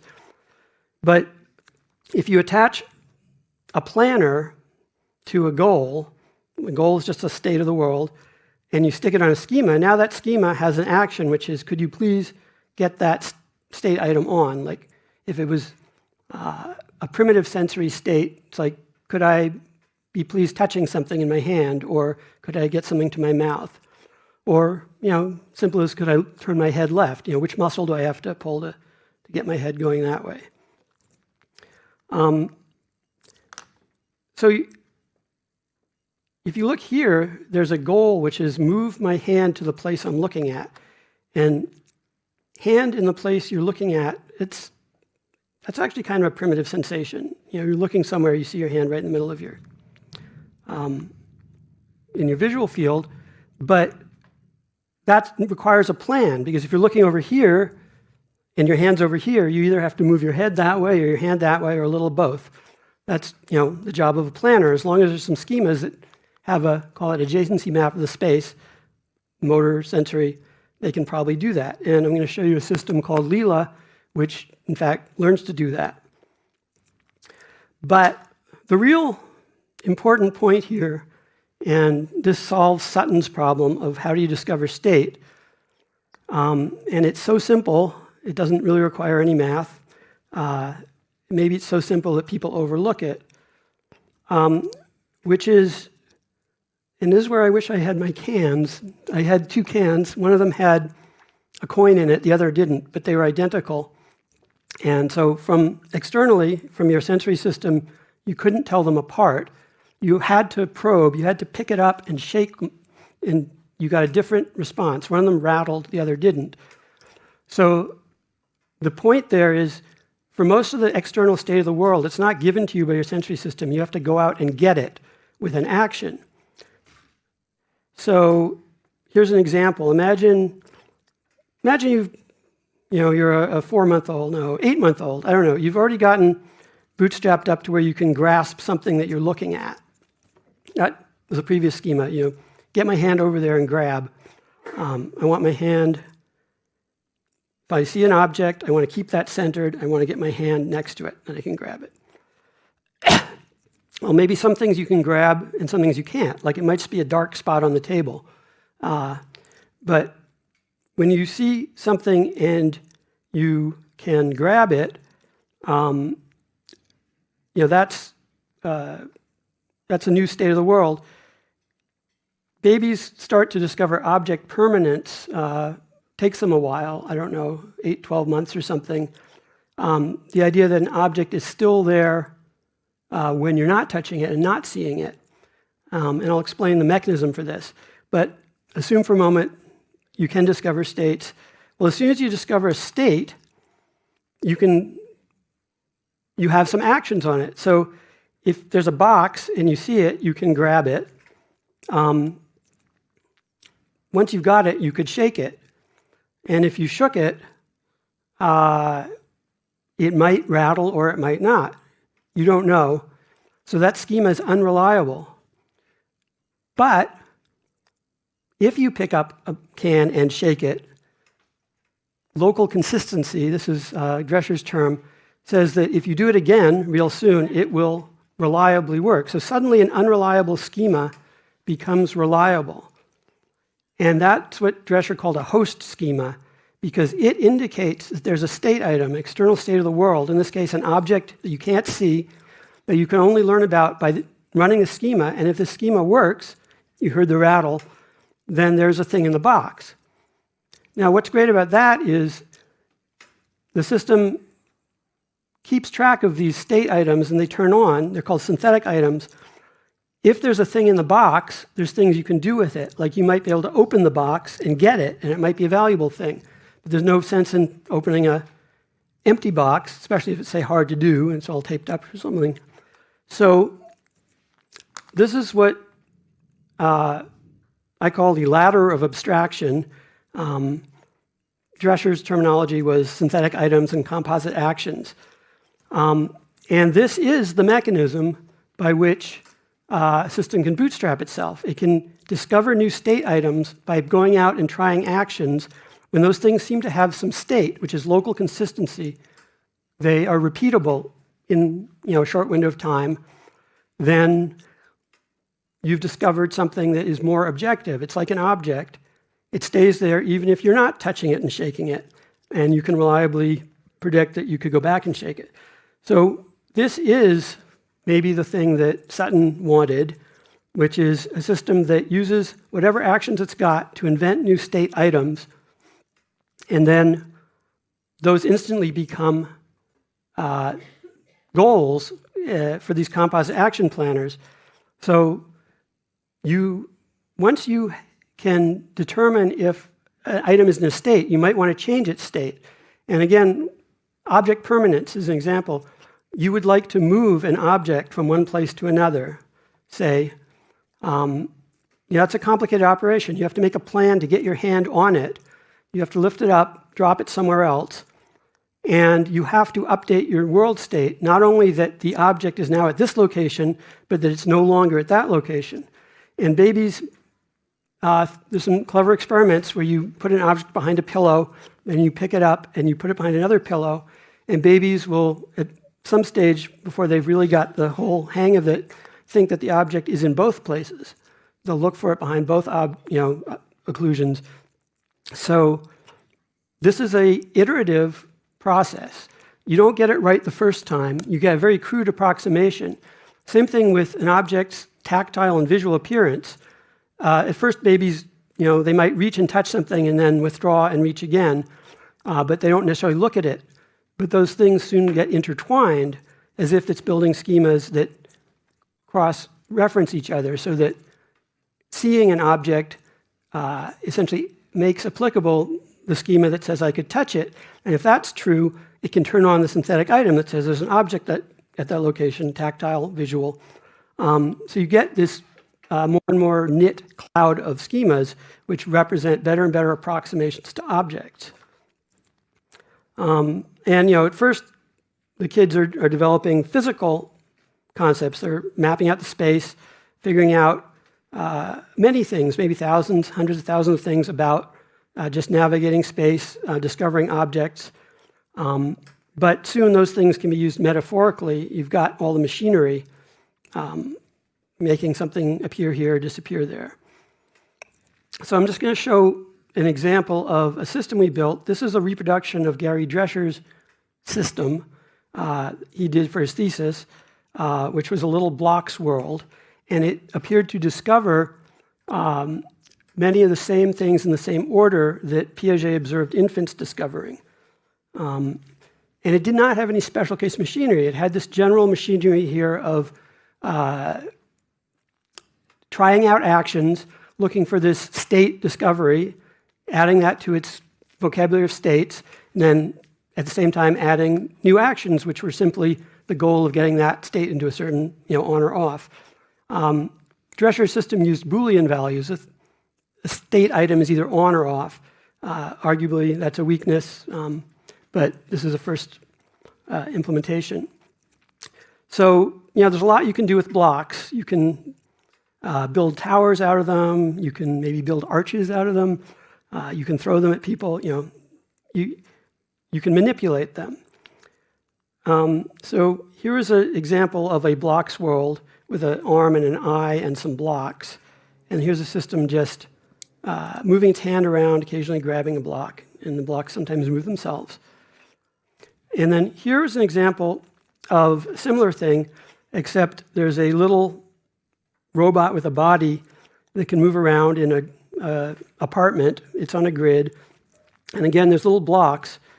And what's interesting is we added a visualizer, so when the system discovers an actual object, not just an immediate sense of touch, but an object that satisfies that local consistency where it's recoverable, you can do the same unreliable schema over again quickly, and you'll get the same result. You'll see that it... Go top right corner. Okay. That pyramid represents the current goal.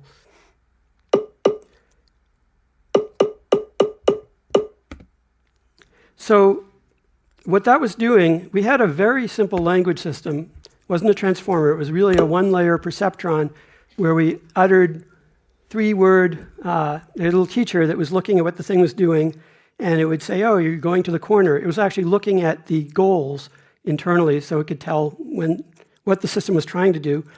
And saying go to the corner actually activated a schema whose goal was to get the body to the corner.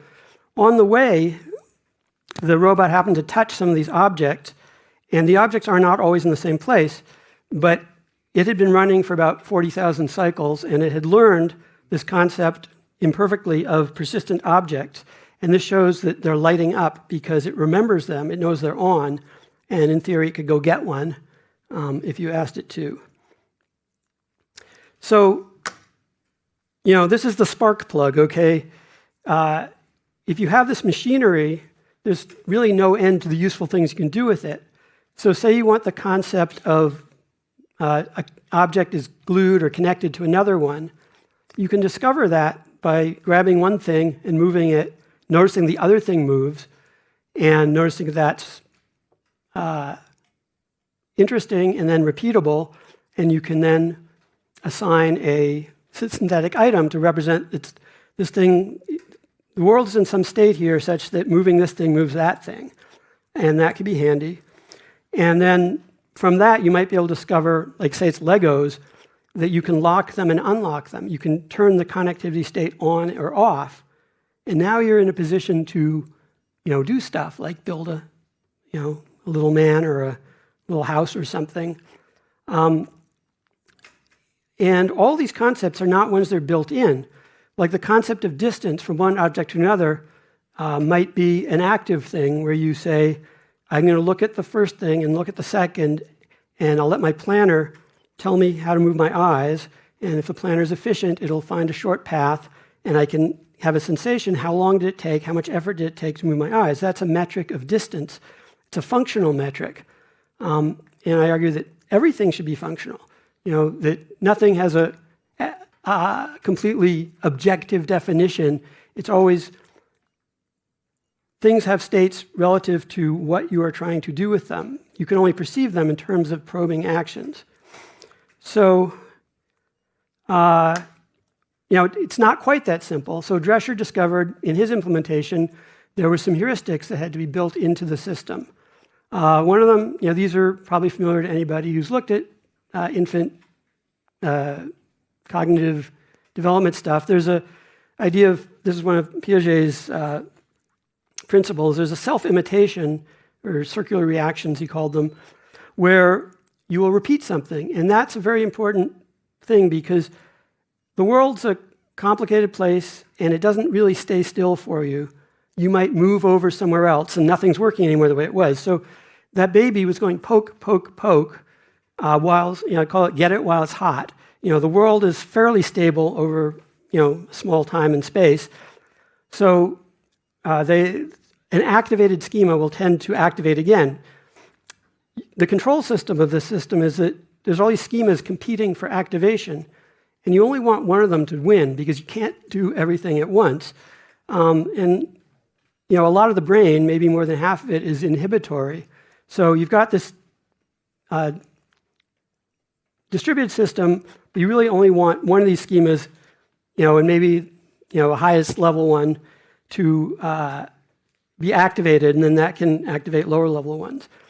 The other one that he discovered is inverse actions, which is once you've discovered a state, there's a compulsion to undo it and get it back in the state if you can. And people fiddle with things. Babies definitely fiddle with things, and that is because when you've made a schema and it's unreliable, you want to quickly discover, is it reliable? Again, get it while it's hot.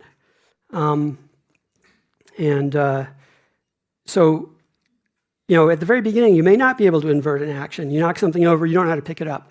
But the point where you do, you will try and get it in and out, and you'll see that behavior, which the baby was doing as well. You yank on something, yank on it again, get your hand up, yank it. And then the other one is implicit activation, which is if you think you saw a schema activated, it's boosted for activation. So, if the baby sees the mom pick something up, it's almost like the baby did it, and they're actually fairly strongly compelled. If they parse that out as a lifting action or grabbing, they will try and do it.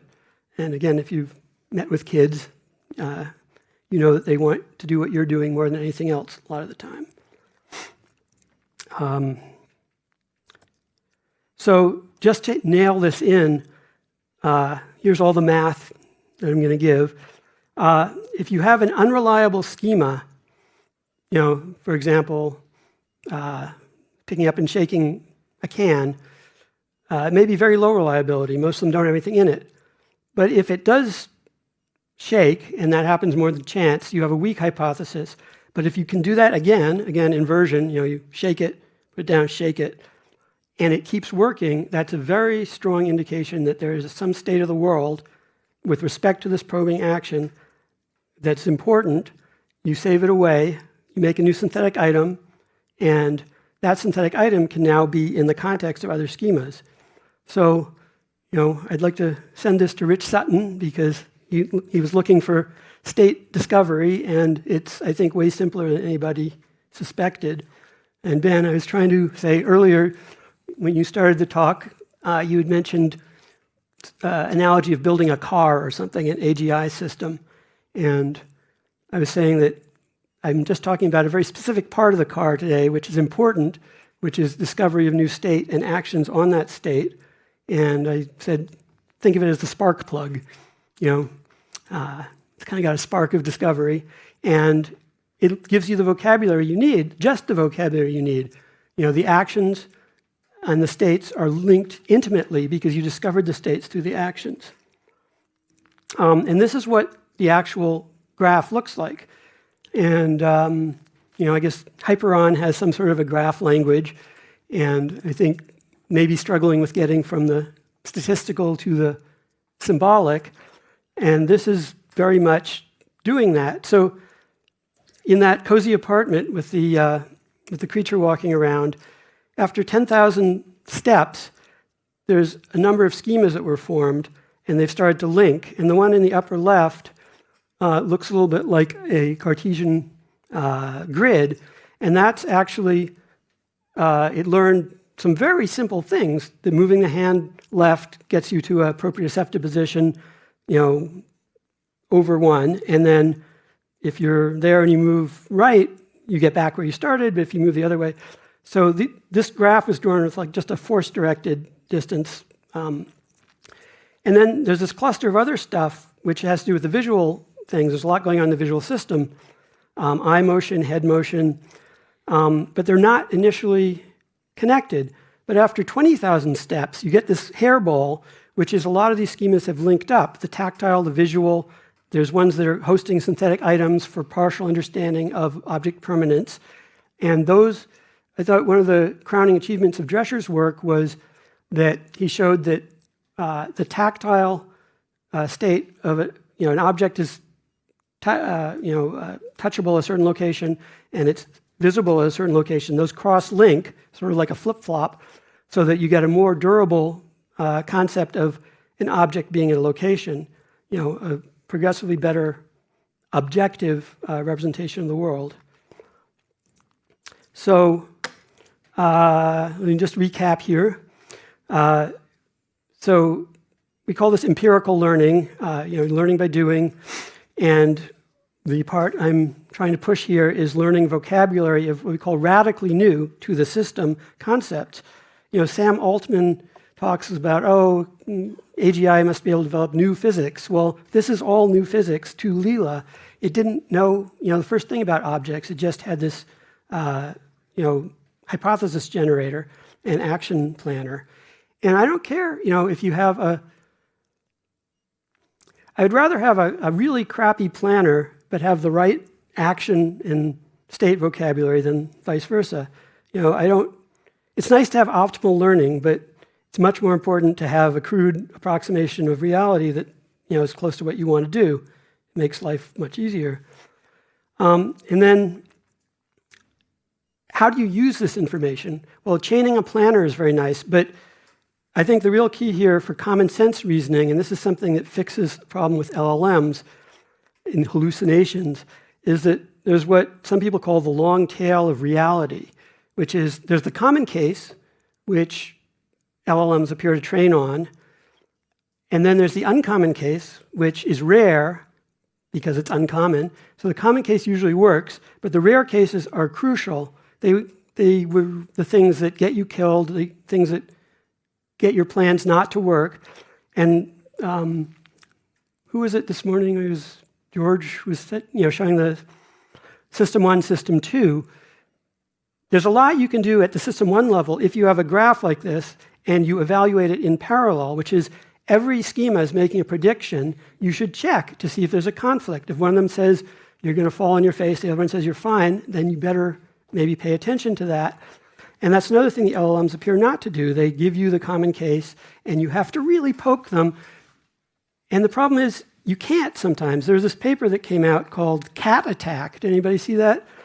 Where you give an LLM this problem, and you put in an interesting fact. Cats sleep for most of their lives, and the ability to solve the problem drops terribly. And that's because these things they're totally dependent on people to give them a description of the world, and that's not what happens in the real world. So if you've got this great graph, you should run it in parallel just to check for rare interactions. That ought to fix things a lot better. Then you can have much more complicated system 2 reasoning and stuff, but at least have a sanity check. Planner has to be fast. You can rule out a lot of stupid things, proposals inside the system by just checking for conflicting or bad outcomes. So the clickbait points here are the ladder of abstraction. It's a simple concept that there's a duality of state and action. They go together like peanut butter and chocolate, and they have this exponential quality. We've seen it. Drescher's thesis implemented a baby learning. It looked like it could go very far. We tried reproducing it. We reproduced his results. We have some work to do, particularly all the interesting neural network stuff and sort of vector representations happened, Q learning, deep Q learning, all since he did a thesis in the 90s. But I think this spark plug idea is something that's missing from the current AGI systems, and it's really simple. There's no hairy math. There's the statistical mechanism is so simple, a baby can do it. So here we go. Grounded hierarchical learning quickly and effectively as a child. It makes me feel better about AGI than transformers. And I'd like to open up for questions, if anybody has questions.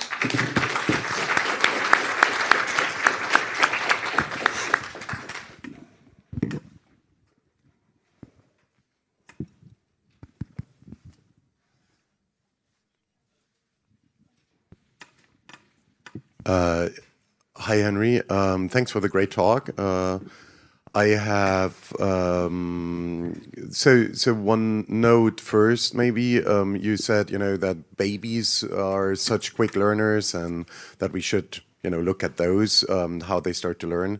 I started to think in the past few months that maybe we shouldn't start there, but even earlier than that, right? Learning is already happening, I believe, when the first neurons are forming, right? So there's already a sort of learning there that is probably with very little action and interaction.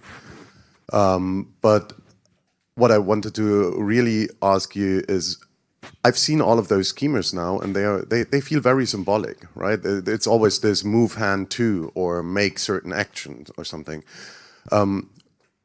The sensors that we have for AI systems, right, for robots or something, are usually not symbolic. So where does this bridge come from? Well, I was saying the statistical method was going from finding some correlation better than chance. When you take some action, that you get some sensation. That's the kind of the bootstrap.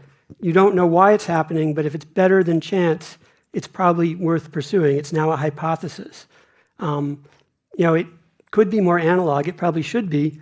You know, when you hit your hand, you know, you're moving at some velocity, you've got some force, you know. But,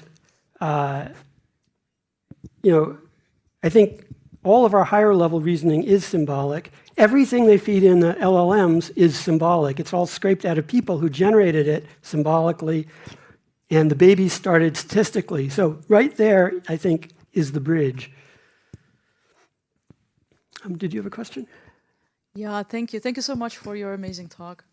I was thinking that, you know, you're mostly illustrating a lot of the examples through like the physical world interactions. Do you think that the learning of language could be also explained through a mechanism like that? Yeah. Do you think it should be kept separate, or should it be like embodied within the physical world interaction? That's a great question.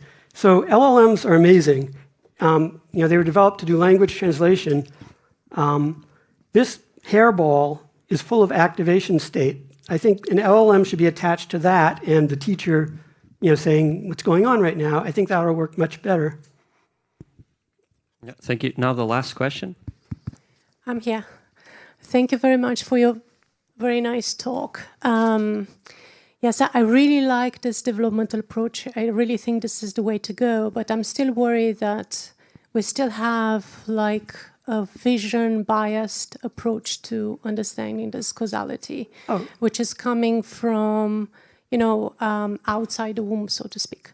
But we have loads of data showing that learning is happening already in womb at the later stages of gestation through different senses like touch and auditory perception. So I wonder how much of your model also is able to incorporate different type of sensory. So passive learning is much slower. You can do it, but it's much slower than being able to actively try something. But, well, the baby, they can, you know, they don't have much room, I imagine. Oh, okay, well, so they've probably got their thumb thing going already. Yeah, when they come out, they're really not very skilled. I think it takes them a few months to, you know, get the motor control and the, you know, just even be able to grab, hold, you know, visually of an object. But yeah, it could be starting earlier. But I think the active element is important. Once you've got a model, say visually or in some other mode, you know, some representation of actions in terms of states they change, you can just watch someone. So people, they're forced to bootstrap when they're babies because there's really no other way. You can't build in world knowledge, apparently, by evolution. That wasn't the right, you know, wasn't the efficient way to do it. But babies are given a ton of, it's hard to discover new knowledge. That's valuable stuff. It's expensive stuff. Taking data is expensive. It's dangerous. You know, you only have so much time to do your experiments. So it's fabulous when somebody can tell you something, but you have to get bootstrapped up to where you can understand, or not tell, but even demonstrate. Like I was saying, that implicit activation. When a baby sees an action, they can internalize it, even crudely, as somebody picked something, they will try and do it themselves. And that's, you know, that's how you talk to babies. You do stuff. Yeah, I don't know. I'm sort of appalled by the way we treat data. You know, it's sort of like fossil fuel. You know, these LLMs guzzle it and they spit out pollution, essentially, you know, lower quality data than went in. Whereas babies take essentially random, you know, noise off the surface of a table and they produce high quality data. So, you know, there's really a need for a more data efficient learning. Yeah, okay. Thank you so much, Henry Minsky, everybody. Thank you.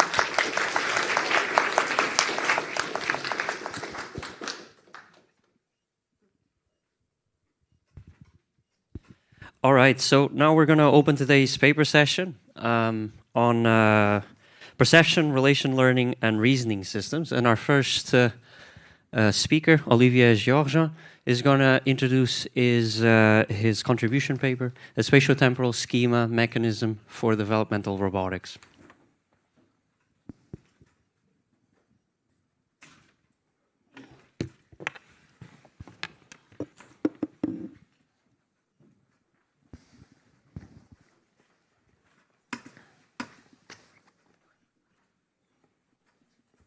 Okay, so yes, I am Olivier Georges from the Catholic University of Lyon in France. So the title is the Spatio-Temporal Schema Mechanism for Developmental Robotics. So developmental robotics, so it's in the following of what Henry just explained. I'm going to talk about schema mechanism, but how they apply to robots. So in developmental robotics, our goal is to design robots that learn like babies. So during runtime, as Rich Sutton put it yesterday. But the particularity is that we are in an open world as opposed to in a predefined problem space. So the definition of an open world is that we don't have the set of states. We don't know the set of states at the beginning. So of course, the agent has internal states, but we don't know the set of world states. And another way to put it is that the internal state is not Markovian. So it has to be self-guided in some sense, because we cannot have a reward function that is a function of the state of the world. So to do that, we transpose theories of developmental learning from epistemology and psychology. It goes back to pragmatic epistemology.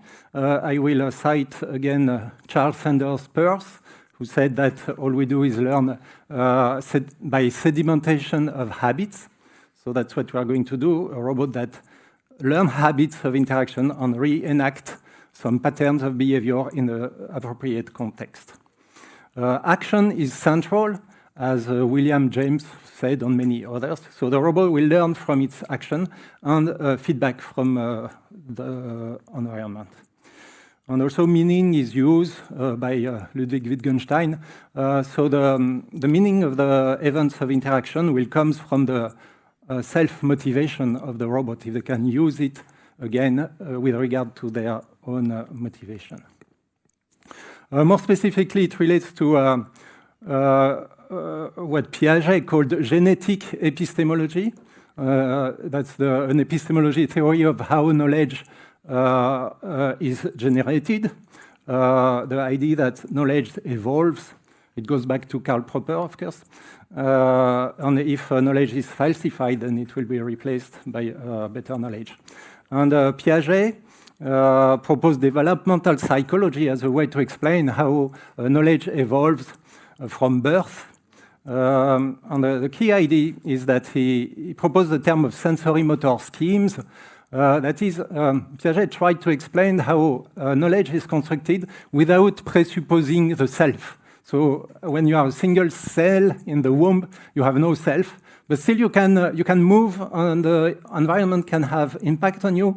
So that's what Piaget would call a sensory motor scheme, but there is no motor or sensors. There is just possibilities of interaction. So it's an atomic possibility of interaction, and then the self can emerge by separation of the subject and the object.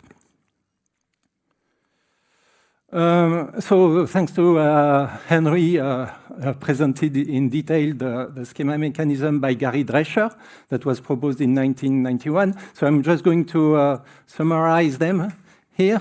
And then I will propose an evolution of schema mechanism that are more suitable for robots. So in the original version, schemas were modeled as a pre-item, an action, and a post-item. And primitive items were observation. It was a function of the state of the environment. And synthetic items were constructed to represent hypothetical objects in the environment. And the designer defined goal states as a reward function, just as in reinforcement learning. And the system could chain schemas to reach goals. But when we don't have a set of states in the environment, we have to modify a little bit the system. So we proposed what we call schema mechanisms 2.0 by me and Filippo Perotto, Christine Torison here, and Arash Sheklar from Iceland also, and Paul Robertson in our latest international workshop on situated self-guided learning that will happen also on Thursday and on Friday. So we changed the schema now is not a triplet of observation, action, observation, but it's an event of interaction in which we focus. So the interaction is the core. And primitive schemas are primitive events of interaction that are encoded in the robot as a control loop. So it involves the movement, so that we would call action, but it's motor activated, on the feedback that is controlled during the enaction of the movement. And so it's a feedback loop as itself that is a primitive schema in the system. And then we get some valence to primitive schemas. So it's a little bit like a reward, but it's not a reward. It's not a reward that you get when you reach a goal state. It's a value valence that you get just to enact this schema. So in a sense, the robot is motivated to enact some interactions. Like, for example, as a designer, we define some negative interaction, like bumping into an obstacle.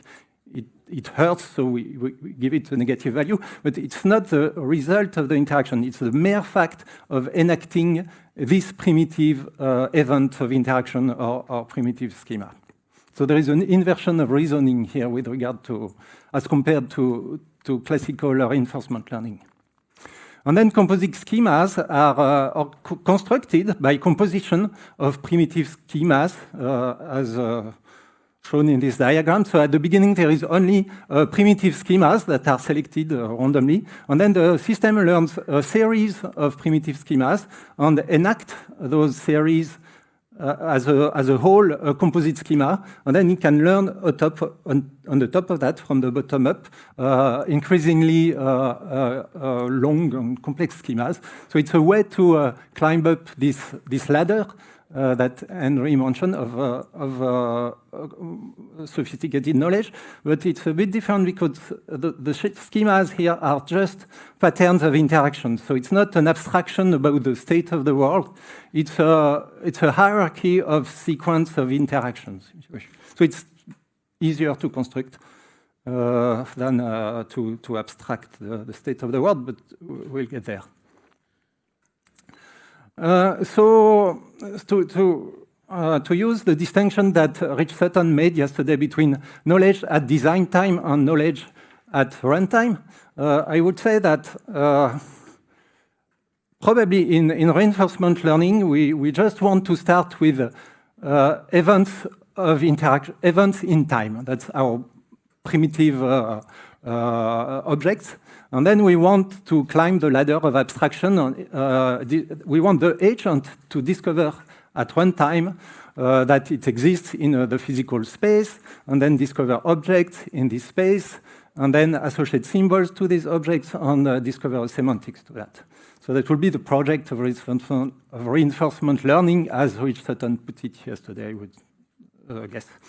By contrast, if we do symbolic AI, we put the symbols on the semantics at design time, and we want the agent to construct more complex reasoning at runtime. And generally, when we do that, we don't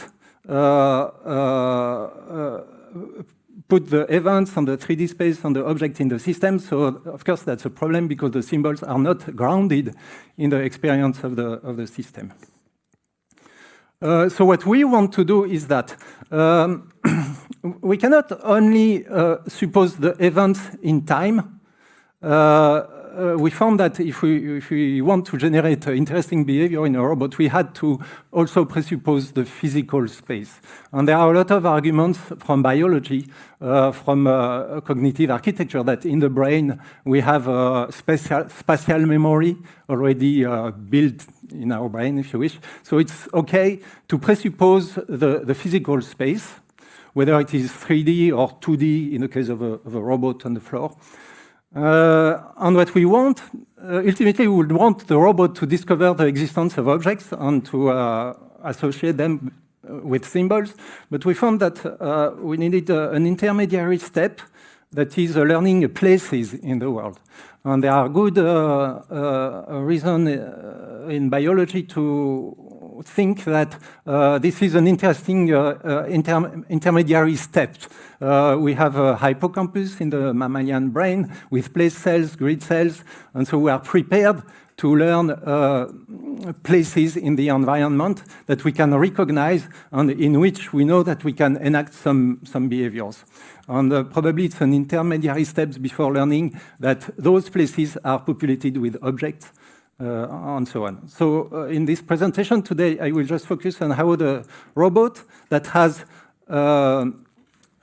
presupposition of that it exists in a 3D space can learn those places in the space.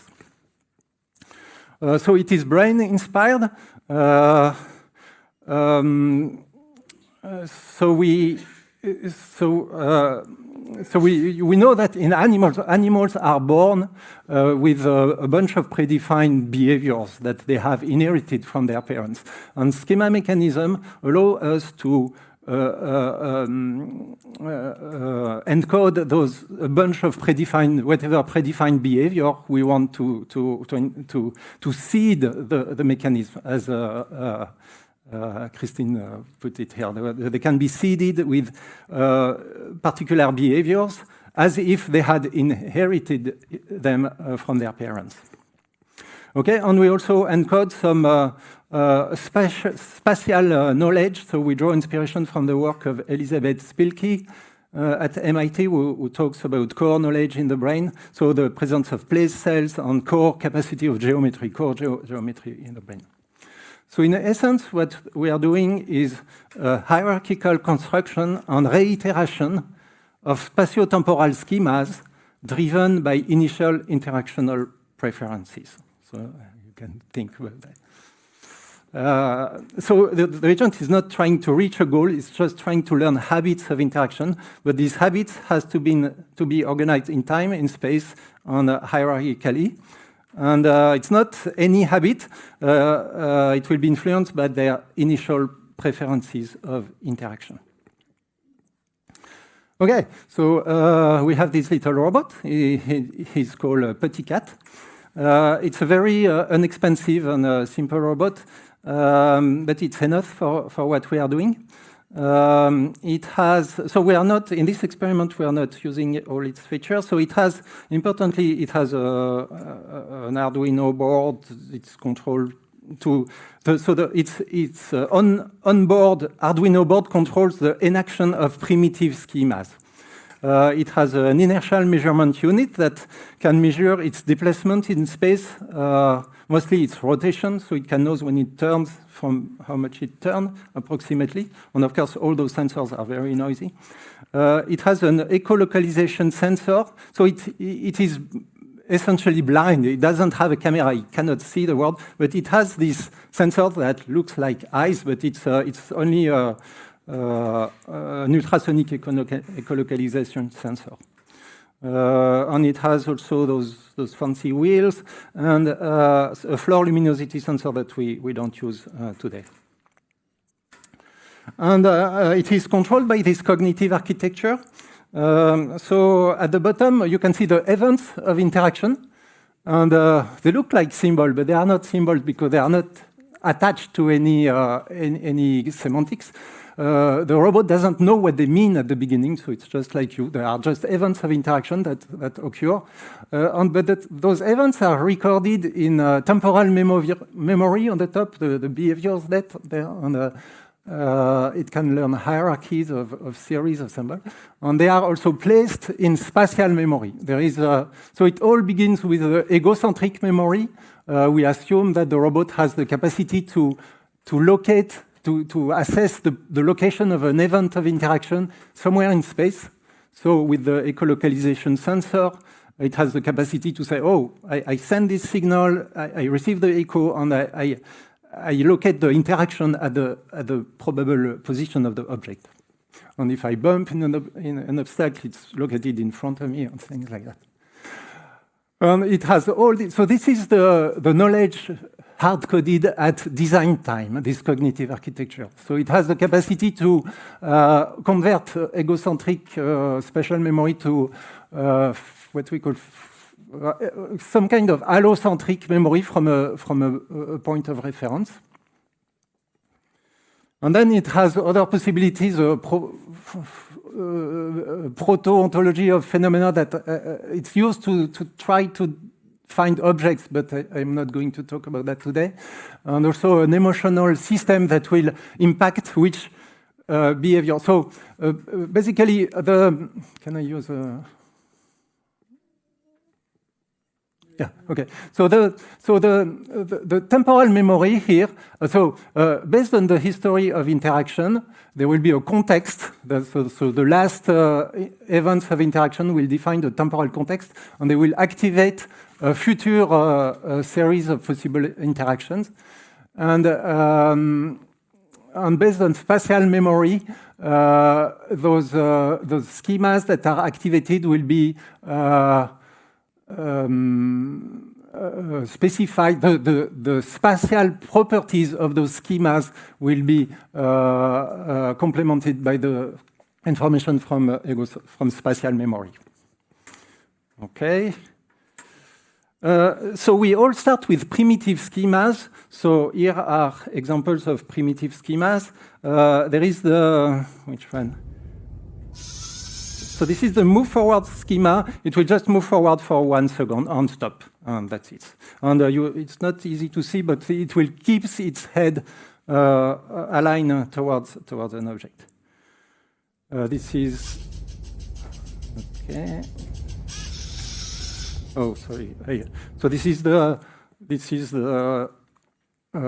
swipe left schema. This is the scan schema. Maybe so the scan schema will. I played it, but maybe you did not see it. So it will turn its head and measure the distance every 10 degrees. And this is the move forward schema with frontline. So it tries to move forward.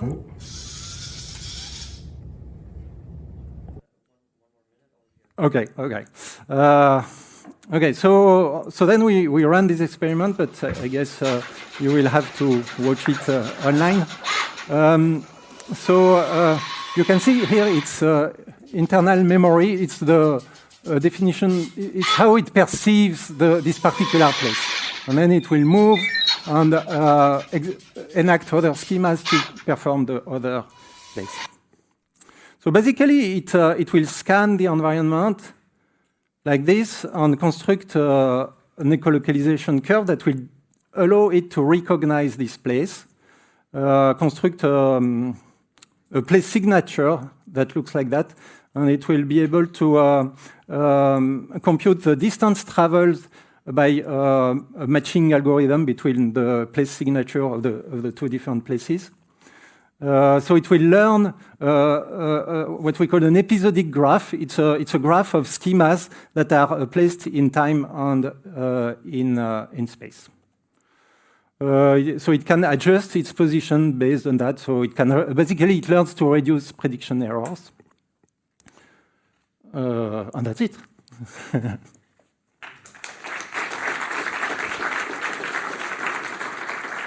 Thank you so much, Olivia. We'll take questions at the end of the session, so please just keep your mic with you, and then I'll call you again.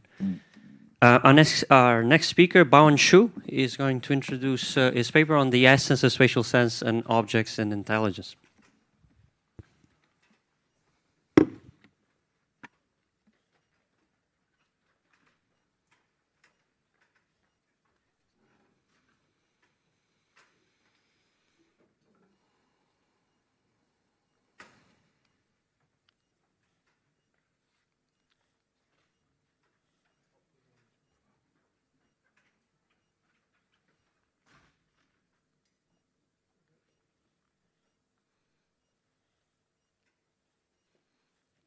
Okay.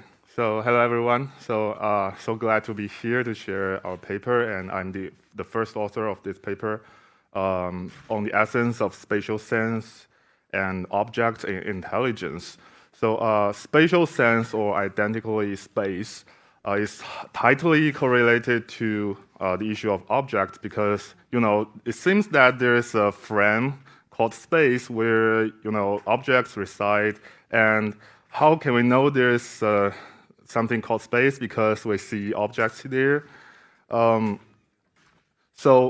to build AGI systems, build AGI systems that can interact with the real world, I start to consider the essence of those two things.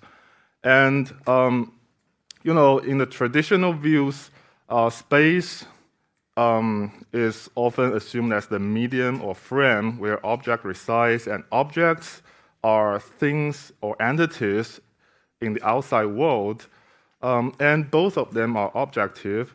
So previous AI studies are, you know, implicitly assuming those two statements. Like, you know, in a convolutional neural network, its architecture assumes that there's a 2D space, and so that you can use convolutional, you know, processing.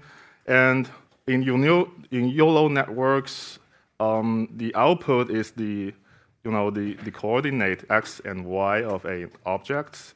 And in robotic navigation, there's often a map, which is 2D, or you can assume there's a 3D space. And a major task is to find the coordinate of each object. And in neuroscience, there is a serious work about space. It's grid cells. So neuroscience find that some neurons are, you know, they can respond to some places in a room, and they forms a pattern of this kind of grid. So some previous models often assume that the mapping between the objective space and the space in our mind is known. They assume that this mapping is known, but you know, in AGI systems, how can we know the real space, the real location of a robot?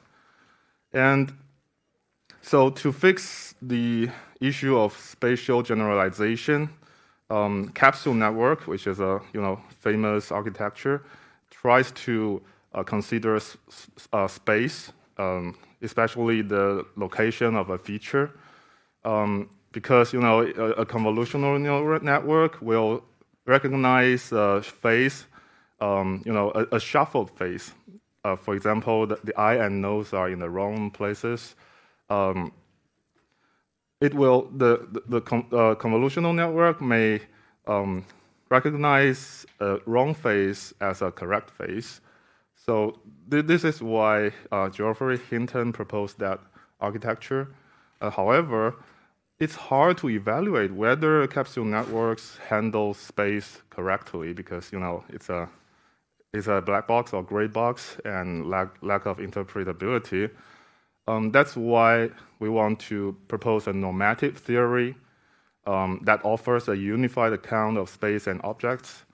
And this may deepen our understanding of how the mind interprets the world, and also inspire the future development of AGI systems capable of generalizing knowledge to novel things through the understandings of space. And in the following, I will introduce our work in three aspects. First is the philosophy, and then we want to formalize it. And finally, I will give some illustrative examples. Those examples are just for illustrating the theory and prove that it's useful, and we don't provide some complete AI systems here and leave it as future work. So the core idea in this paper is that both objects and space are subjective constructs of the, you know, the systems or agents, intelligent systems.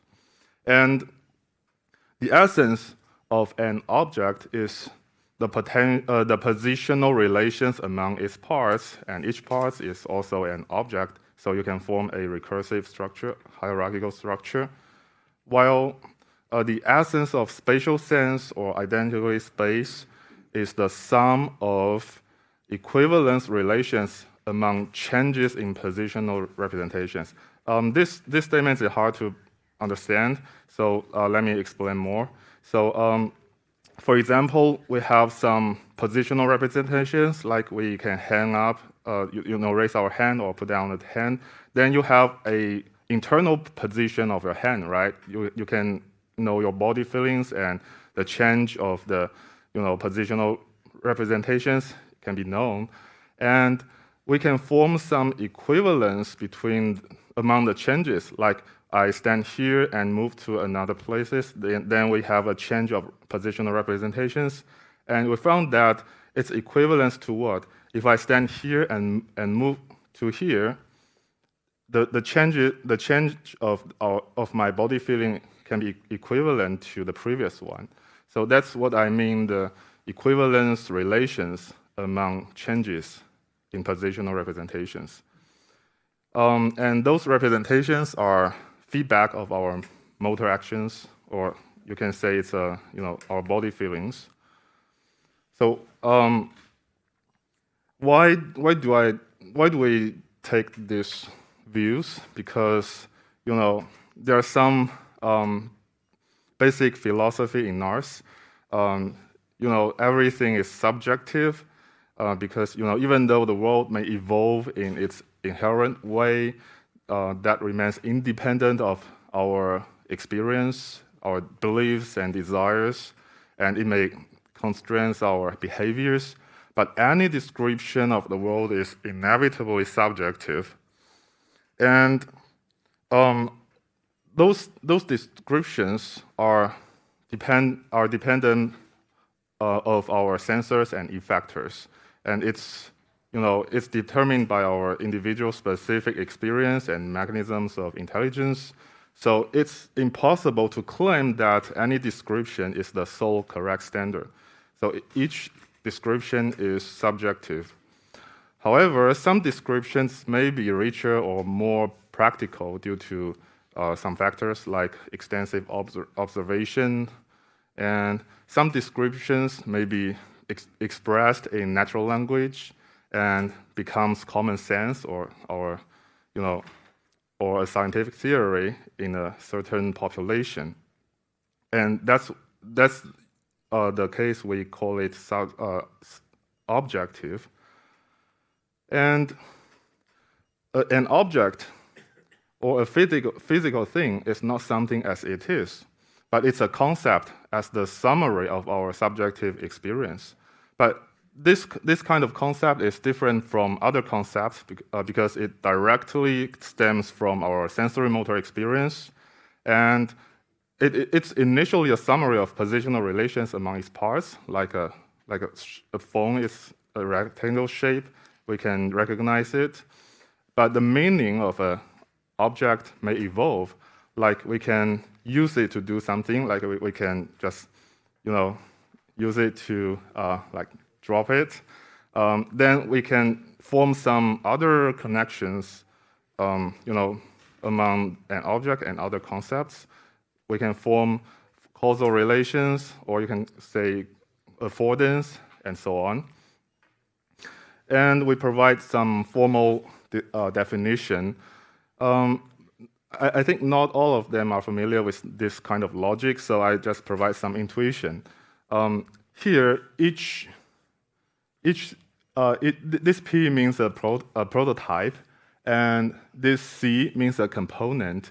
And this sentence, intuitively speaking, it means prototypes is composed of many components, and each component has an attribute of spatial attribute, and maybe you can represent this using a vector or a concept, but each position, it doesn't have a absolute coordinate. Only the relativity of the positions makes sense. So, for example, you have a small patch here, and each red box contains a component, and you can see there are 3 components here, and they form a certain prototype, and then you can compress them into a certain project using this small green box. And also, in a higher level, you have several green boxes here, they correspond to several components, and they can then form a higher level object, which you can call a number or a digit 6. So with this logic, you will find that each part is not decisive. The absence or the occurrence of each part may contribute to the occurrence of the whole, but it just contributes to it, but it's not decisive.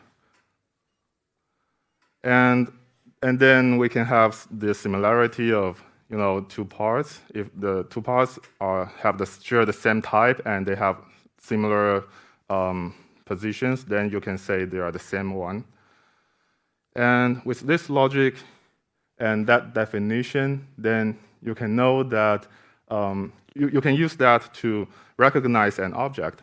For example, if the system has this belief, like a prototype is composed of 3 components, A, B, C, and you find that there seems to be an instance which also have the 3 components, then use the induction or abduction rule of the logic.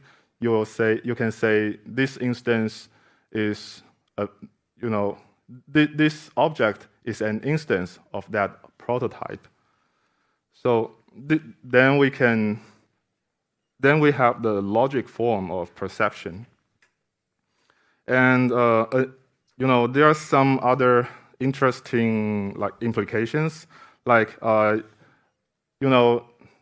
This theorem says you can predict other parts with a partial or a local observation. For example, you see there's an eye here, then you can predict a nose here. And this process is guaranteed by the logic. And another interesting implication is that causal relation is essentially different from part-whole relation, because in this causal relation, the sequence of condition implies a result, but the lack of one of them will lead to the absence of the result. However, in the part-whole relation, each part just contribute or provide some evidence to the whole, and it's a certain of degree. Yeah, it's a matter of degree. And we provide some examples here. For example, use the theory. We can use the supervised learning techniques and learn some prototypes of the MNIST data set. And we found that the algorithm can extract some patterns of different digits. Also, we can use use unsupervised learning techniques, like we can form some anonymous concepts and use the definition of objects, and found that it can also learn some prototypes. Okay, so another example is about eye movement. You have assume the system has known a prototype, a triangle, and it's composed of 3 vertices, and the task is to recognize that triangle. And this system just at one glance, it just recognizes a local vertex, and it has to move around or scan through the picture and try to recognize the whole thing. And you'll find that most of the time it focuses on the triangle, but sometimes it gets distracted and try to find other objects, but it sees nothing and then come back to this object. So when I came to here, I suddenly realized that I assume a spatial attribute here, but I asked a question whether this spatial attribute be pre-assumed or not. I think in AGI research, the key question is what is innate and what is acquired. Should the space be innate or should it be acquired? So I found that in philosophy, in this famous book, Critique of Pure Reason, Kant says that space is an a priori. However, in another route of research, you'll find that space can also be learned. The motor account, space is, can be emerged from our interaction with the world. So then the question is, which is more suitable for AGI? I think we should consider the goals of research. So there are two aspects of our goals. One is engineering, and another one is the scientific one. Engineering one is that we should, develop a AGI robot which can interact with the world, help us to produce some, some products. Another aspect of the goal is scientific, which means we want to understand how our mind works. In this sense, I think the second view is more suitable for the scientific goal, because if space is learnable, then how do we learn it? Okay, so now let's consider a thought experiment, or then you may understand whether it's possible to learn a spatial sense. So now imagine your soul is injected to a machine, and you cannot feel anything for the moment. But some human developer plug in some sensors into your machine body. You can call it exteroceptive representations. You can fetch those representations, and also some representations are correlated to your body, to your action. You can control it. We can call it proprioceptive representations. And let's denote a pair of the exteroceptive signal as R and a proprioceptive signal as P, and then we can have a pair R, P. So after learning, we may get this pattern, RA and A and RB and B, which means we say, when we see something at a certain location, some representation A at a location A, and a representation B with a location or position B, they always occur simultaneously. So we pack them into an object, and then we can find the equivalence. For example, I see a ball from my left-hand side to the middle, and the ball from my middle to the right-hand side. I found that they are equivalent. Then we can do an abstraction. We can just remove the exteroceptive representation and just remain the proprioceptive representation. Then you can have AA prime is equivalent to BB prime. Just as we have from the left-hand side to the middle is equivalent to the middle to the right-hand side. Okay, so then we can, just 2 minutes. Yeah. Then we can extend that formula, and we can form more equivalence, equivalence relations, and those relations just represent a space. Okay, this example just shows, how space is represented in a simple agent. Like you have a stick here, and you can stretch, and this is your sensor, and you can do something like you can rotate, stretch, and you found that your body feeling change from B to B prime is equivalent to your body feeling change from A to A prime. Then, these 2 points, B to B prime, corresponds to here, and A to A prime corresponds to here. Then, in your internal space, you form this equivalence. It corresponds to a Euclidean space, but you didn't assume a Euclidean 2D space before. You just have the internal space or internal representations of your body.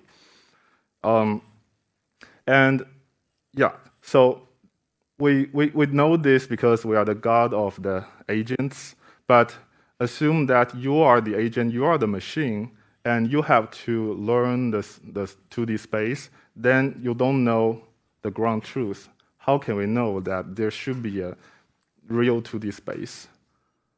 Okay, so finally, I want to raise an open challenge, how to learn a space. I don't have answers right now, but I think I can raise this question, how to learn a space. There should be some constraints, like you don't have enough memory and processing time, and you need to have behaviors autonomously, and the model should be interpretable. If we have those 3 constraints, how can we have a machine that can learn a space? So finally, this work is related to many previous genius work, like David Marr's theory of vision and Piaget's findings, and you can find more discussions in our paper. So any questions are welcome, and welcome to read our paper, and we can email if you have questions. Yeah, thank you so much, Bowen. Thank you.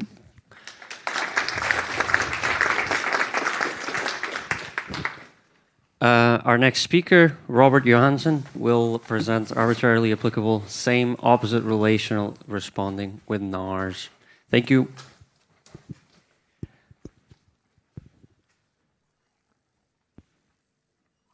I'm sorry, Patrick. Ah, no worries. That's my bad. This is Patrick Hammer, which I think you know. It's the first time I meet you in person, so that's my fault. No worries. Maybe I point you 5 minutes if you want. Like I can tell you when 5 minutes to the end. Oh, okay. Yep. Oh, please. Oh, perfect. Thank you for the introduction. Unfortunately, Robert couldn't come here to Iceland, so I'm giving that presentation today. We have been collaborating on something that is that we could, from an intuitive perspective, describe as relational learning.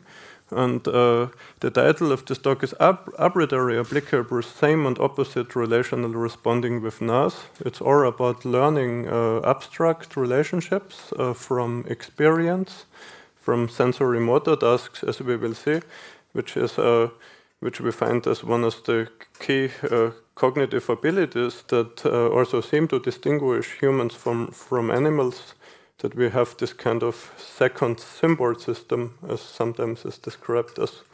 So the overall outline of this talk, we will briefly discuss this human relational reasoning capability, then discuss a psychological theory called relational frame theory, which tries to analyze this kind of capabilities in experiments, then a brief overview of the NARS architecture and our approach to handle acquired relationships from experience in this reasoning system.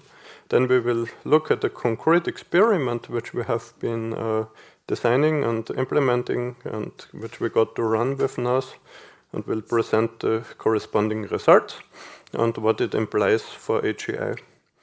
So it's not unknown that humans are really excelling at generalizing relationships from examples, and that's often hypothesized to be one of the key drivers behind our language and abstraction capabilities, not just in our everyday language, but also in our capabilities to acquire things like mathematics. And so there's always this question, how can we capture this in the machine, and how can we allow machines to acquire the meaning of symbols effectively during their operating phase, ideally. A good example, we can, for instance, understand the meaning of hot and cold. These are just sequences of letters on the screen here, or when I speak it, like sounds that come to your ear, but you assign some meaning to it. And you also know some relationships between hot and cold, like opposite of each other. So this is a challenge of how to handle this effectively in AGI systems. And if we look at psychological literature, there's this relational frame theory, which particularly looks at relational properties, which have to be learnable to some degree. via like mutual entailment. For instance, you learn that if A is befriended to B, then often B is also befriended to A. So this kind of symmetric or bidirectional inference, but you can also have combinatorial entailment, where you essentially can learn things like if 5 is greater than 3 and 3 is greater than 1, then 5 must also be greater than 1, like a transitive inference basically. But we will see that it's actually not that trivial with transitive inferences, because, for instance, if we look at the opposite relation, then opposite and opposite becomes the same again. So you can have entailments between different kinds of relationships.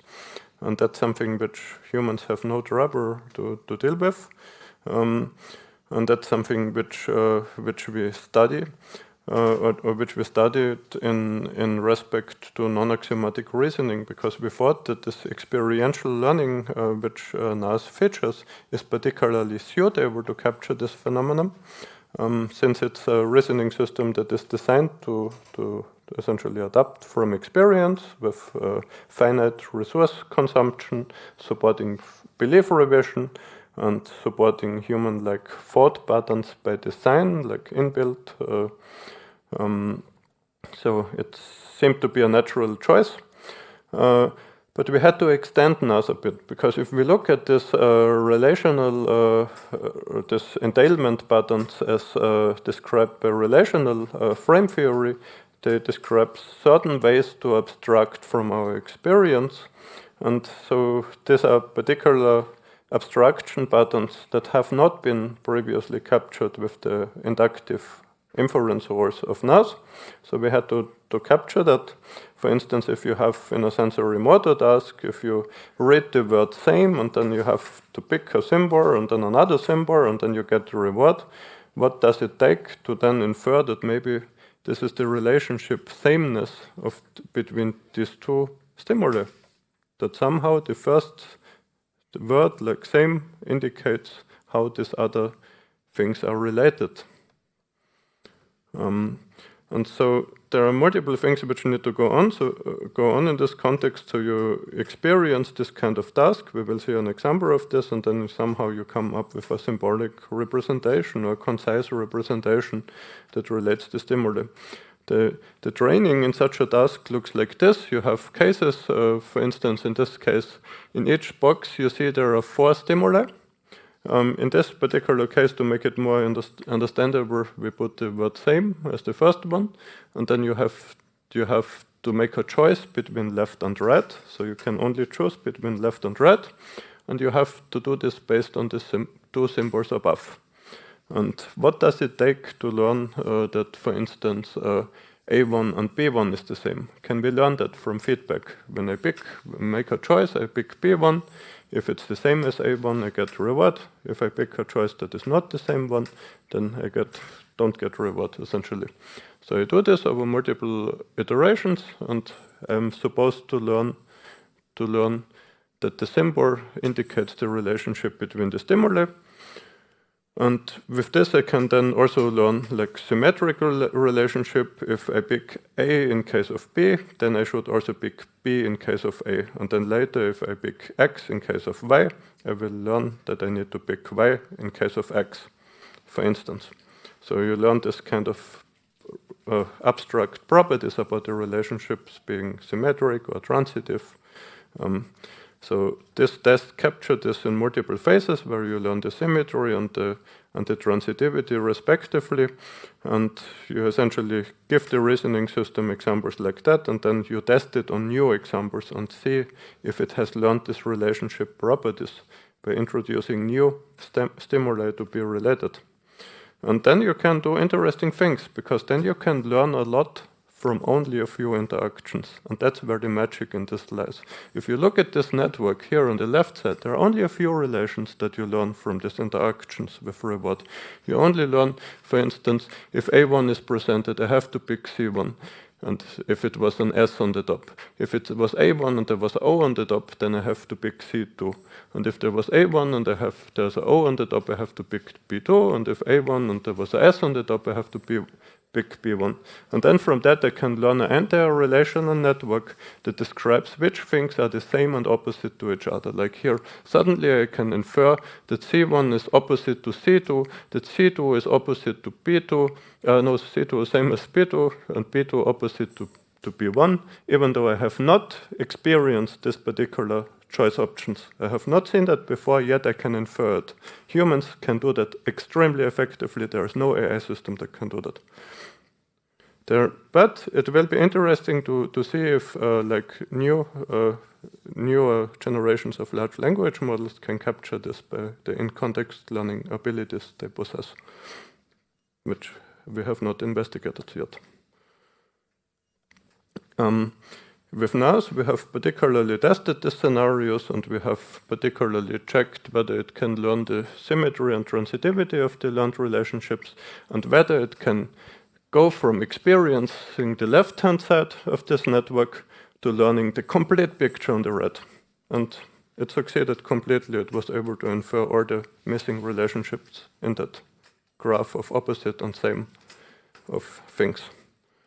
So the way this looks like in NARS, it introduces variables in abstract hypotheses. So for instance, you can have a hypothesis that says if something is the same to another thing, and that other thing is the opposite to another thing, then the first thing has to be opposite to the third thing, for instance.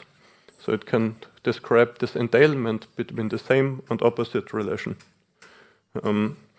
which is crucial to complete this relational network.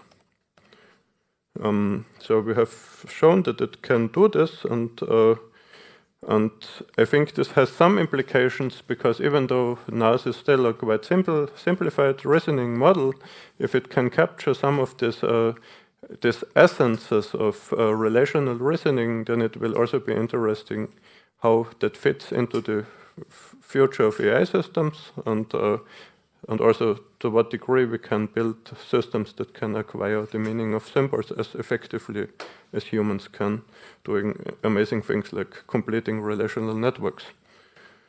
So that's essentially all. I hope I'm still in time. I think I was good in time. Thank you.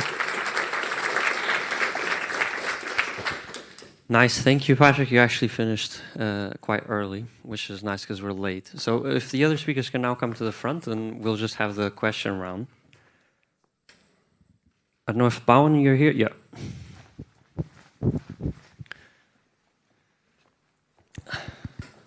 So any takers?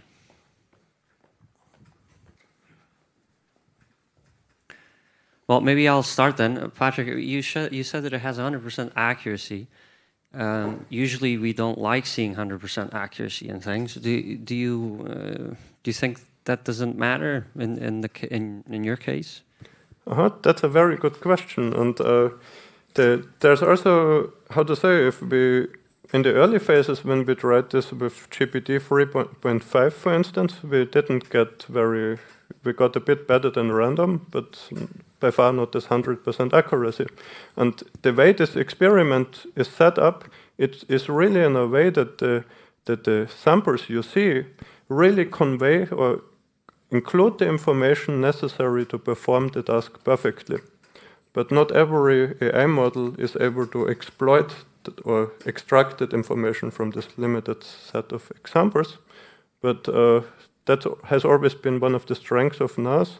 If you give it enough resources, then typically it is able to find the right relationships from the given information. But of course, in many real-world data sets, for instance, you have way more information in there, and you will not be able to exhaustively extract all the information that lies within and all the relevant features. And so it's a very valid question, but these experiments are relatively simple, so it's really designed in a way that the examples include the information an empirical reasoning system should be expected to be able to extract, essentially. And I think it's not that the system is 100% confident. just that it is going to be.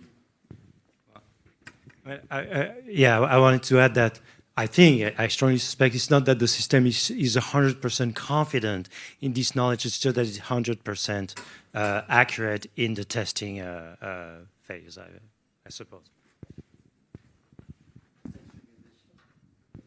So we have some questions online, actually, so I'll just read them out. This is to Bowen. I don't understand if this perception of objects is more linked to a logic of inverse kinematics or real reasoning.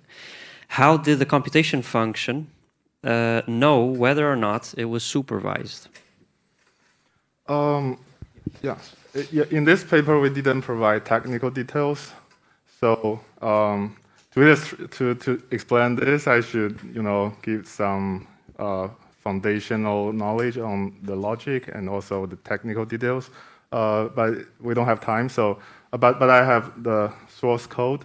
There's a link in the paper, so you can find the source code and details. Okay, thank you. Maybe we have time for one last question. My question is to Oliver. So first of all, thank you for your talk, and I really like the idea to say that everything comes from interactions. So, but I'm wondering, so having this initial set of sensor data, how do you kind of build a map, build an understanding or knowledge about the environment? Because if a robot running long period of time, it visited the same place from the different angles many times. So how this data is being converged to the solid understanding of environment? Okay. So there is a mix of hard-coded knowledge at design time and learned knowledge at runtime. And so I guess so all the spatial transformation that it uses to so for example, when it comes to a place, it will scan and it will construct a signature of the place to recognize this place. This is all hard-coded, basically. And then it will move to another place and maybe come back to this place and rescan again and compare the two and adjust its position relative to the first time it went them. So I guess there is a lot. So basically what it learns is to learn a specific niche in the environment that match what it has learned before. So it will be able to recognize a niche, not only from a particular place, but for the graph of those places that are consistent with its previous experience. And for example, if an object moves, then the place will not look the same, so it will feel lost. So it will just erase the current graph and restart from scratch. And then maybe later it will find a similar configuration, so it will reactivate this memory of this particular niche, and so it can reenact the same behavior because they are adapted to this niche. Basically, that's all what it does. Okay, thank you so much. Maybe a round of applause to the speakers. And I think everyone's ready for a coffee break. So let's come back at 4. Yes, 4 sharp, or even maybe 2 minutes earlier.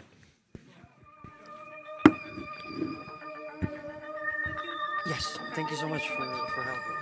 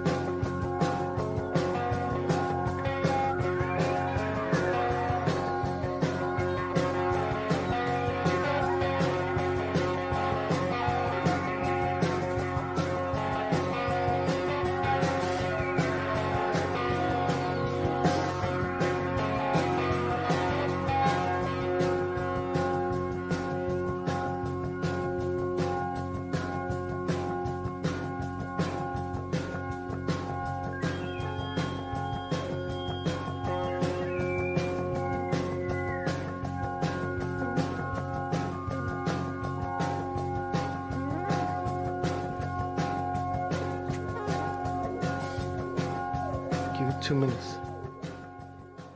Oh, it's already 3. Okay, hi everyone. Welcome back.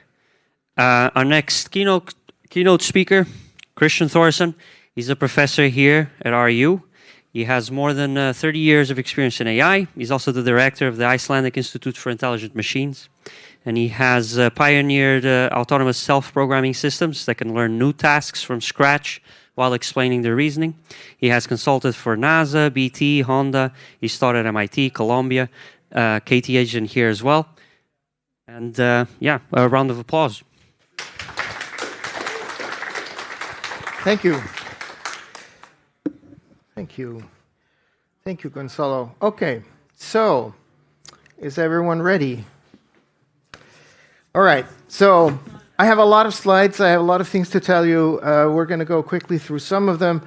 If you have some questions and thoughts afterwards, I would be very happy to chat with you. So we don't talk a lot about methodology in AI, and I think that's a mistake. So we will talk a little bit about methods, but mostly about theory and a little bit about what led up to this moment.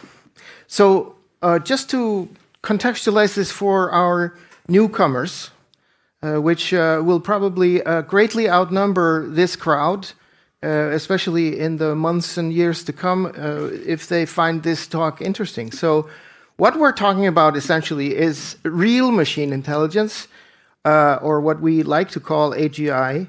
You mean human-level intelligence? Yeah, kind of. Are we there yet or soon?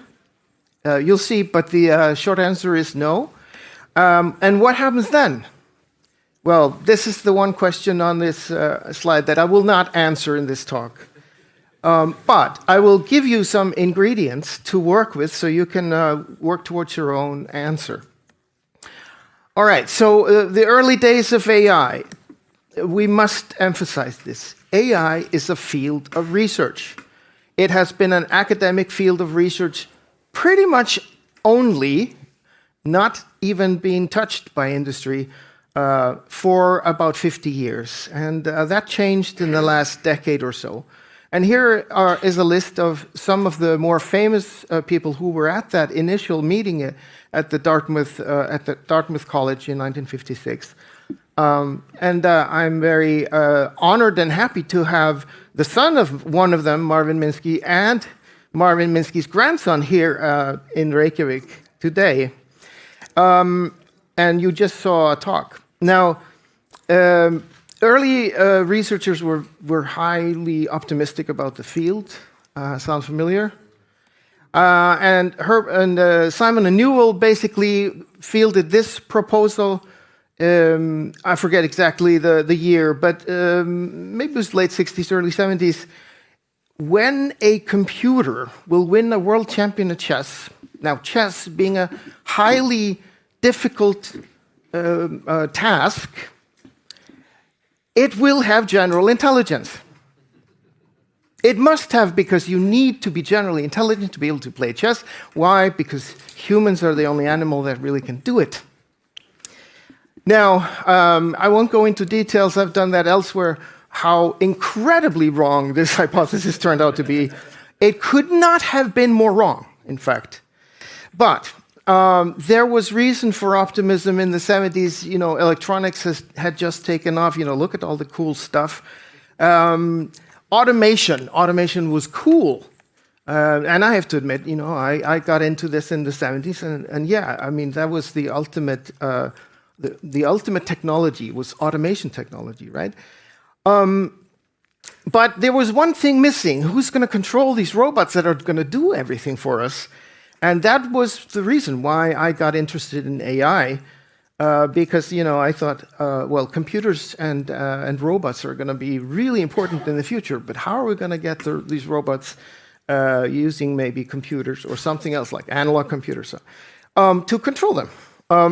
In about 150 years earlier, so you know, this was very, let's say, daydream-like thinking, because it was a long time coming that we got to automate muscle power, and like everything, you know, it takes time. And only 20 years earlier, the field had started. So only 20 years earlier had people, or 30 or 40, depending on how you count, but not much more than that, had people started to take this idea. And things have changed. Automation is still cool. Well, because now we have automated muscle power to the point of where we can, do all sorts of things. And the energy is light enough that we can put this in robots and do all sorts of things, drones, etc. And now you feel the pain very clearly. What is controlling it? And you've seen all of these fake videos of teleoperated robots, right? It's still cool, but what's not cool is that they're making you think that they're actually autonomous. And now, finally, intelligence has been automated. Jackpot, right? Not so eager. Let's just hang on a bit. Industry is on the ball, yes. It rushes to adopt the term AI for all its products and services, no matter whether it's if-then statements or something more advanced. And forget completely that it took decades to get there, and continues to talk as if the industry players invented all of this stuff. Now, yeah, sure, they took it the last part, but that's what industry does. They think about 4 years into the future, and when things are ready and they think they can make money on it in 4 years or less, then they take it on and they put enough resources if they think they're going to get the money back. So that nothing has really changed, and still industry is indifferent to AI. This industry didn't pay attention to these ideas before, and it still doesn't pay attention to basic AI research as before. So, and yet, all the technology we rely on took decades and decades and sometimes centuries to actually emerge out of the thinking and experimentation of a lot of people. And this state of affairs, this ignorance of history and how innovation works, is leading to a lot of confusion. We see concerns about the speed of progress or promises of speed of progress, but what exactly is speeding up or slowing down or going haywire?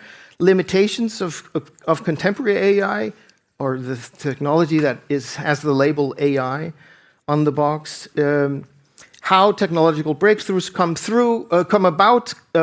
Somehow people seem to think they magically will just come out of pouring more money in.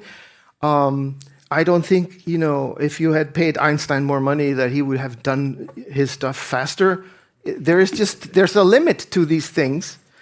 And of course, as we know, questions of AI safety. In reality, the speed of progress of complex problems, complex phenomena, complex technologies, depends on deepening of knowledge. This means stuff like we're doing here, talking and thinking about hard problems, trying to formulate the problems even.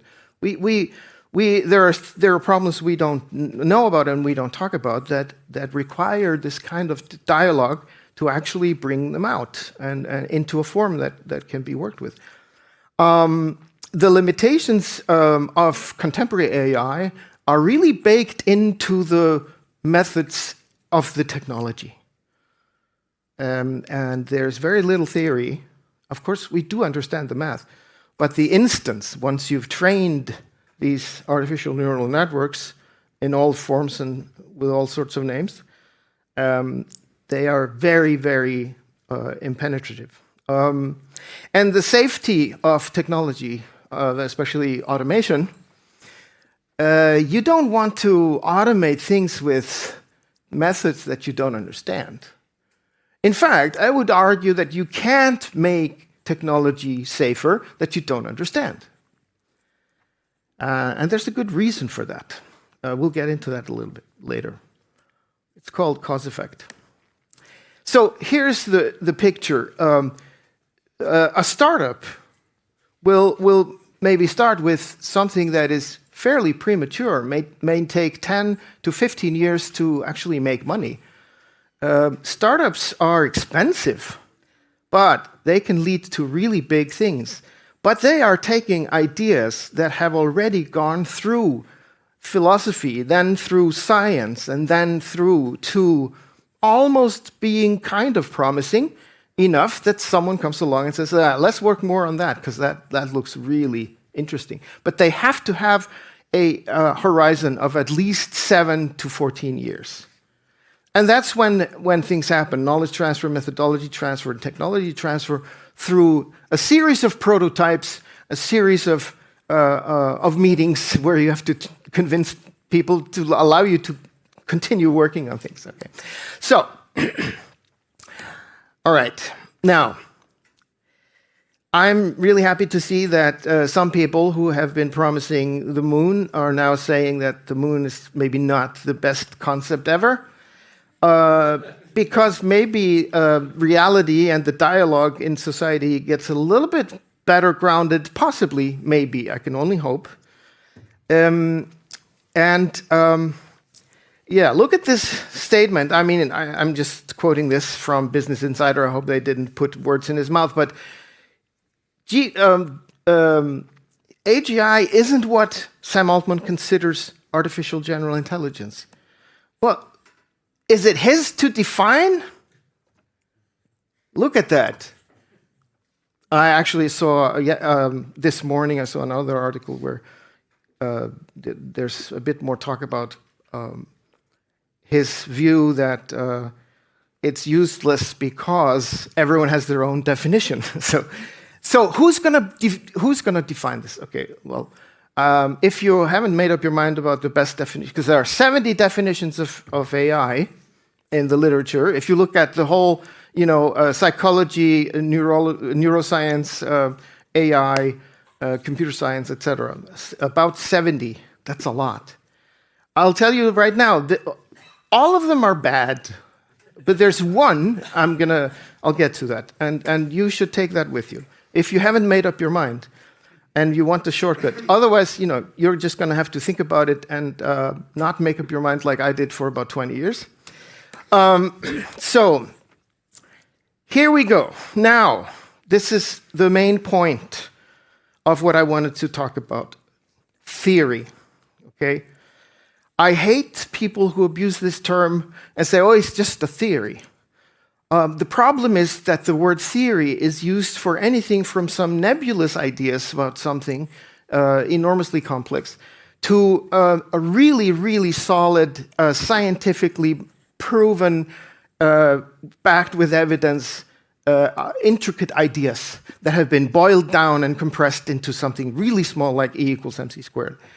And this breadth of usage of the term makes it very confusing. I mean it in the scientific sense, theory, that you can rely on, that you can, like theories in engineering, where you can build buildings that don't fall down, okay? So that's what I mean. A good theory, of course, in physics, they're way beyond that. In AI, we are ridiculously primitive compared to physics. So it's okay to have physics envy, but don't misinterpret it and think we should adopt their tools wholesale. Their tools were made for their domain. Let's make the okay. So here's the thing. I couldn't get this out of my head after I read it, and so I decided I just have to get it off my chest and put it in this talk. LLMs are the best theory we currently got of how the brain understands language. Who agrees with this? Oh, no one. This is my crowd. I'm in the right place. Okay, I just, for the life of me, couldn't get this. I was mad and confused, and I went through the whole emotional, So just to start, just for those who don't want to take my word for it, here's what has to be the case if this is correct. That the brain uses back propagation, already disproven. that it produces language by predicting one token at a time, already disproven. Uses primarily statistics in language production and understanding. No, already completely false. Cannot learn new language lifelong. What? I have to use the language that I was born with? No. Requires billions of examples, and so on. Has no perception action loop. Has no control or reflection. And on and on. No, I just, for the life of me, can't understand why someone like that, and notice, this is a Nobel Prize winner. He did not get the Nobel Prize for AI, though.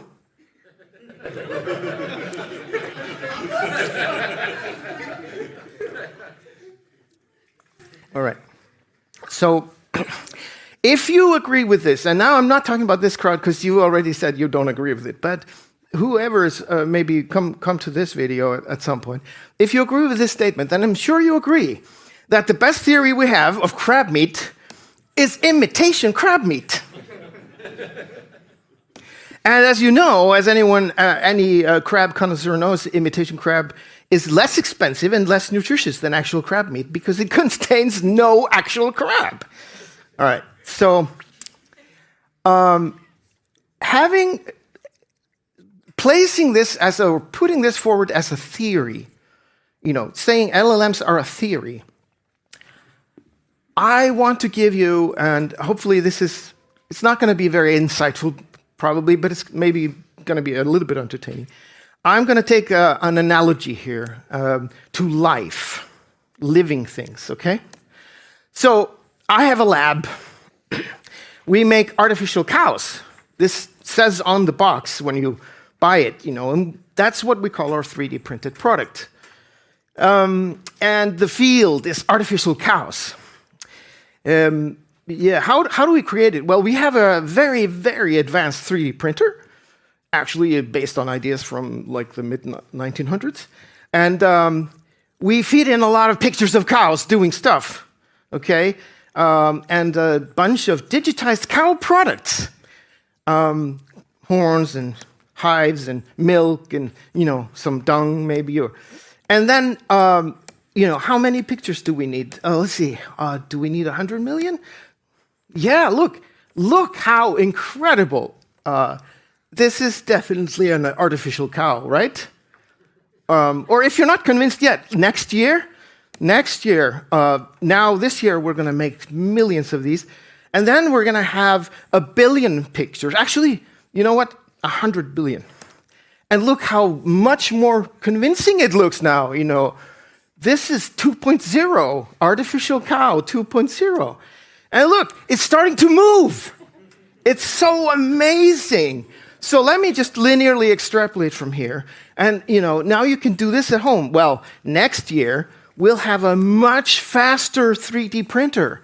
And we're going to tune its input so carefully and probably invent some little things here and there. And then we're going to have a lot more photos. And you won't believe it, but we are on the path towards a real living cow.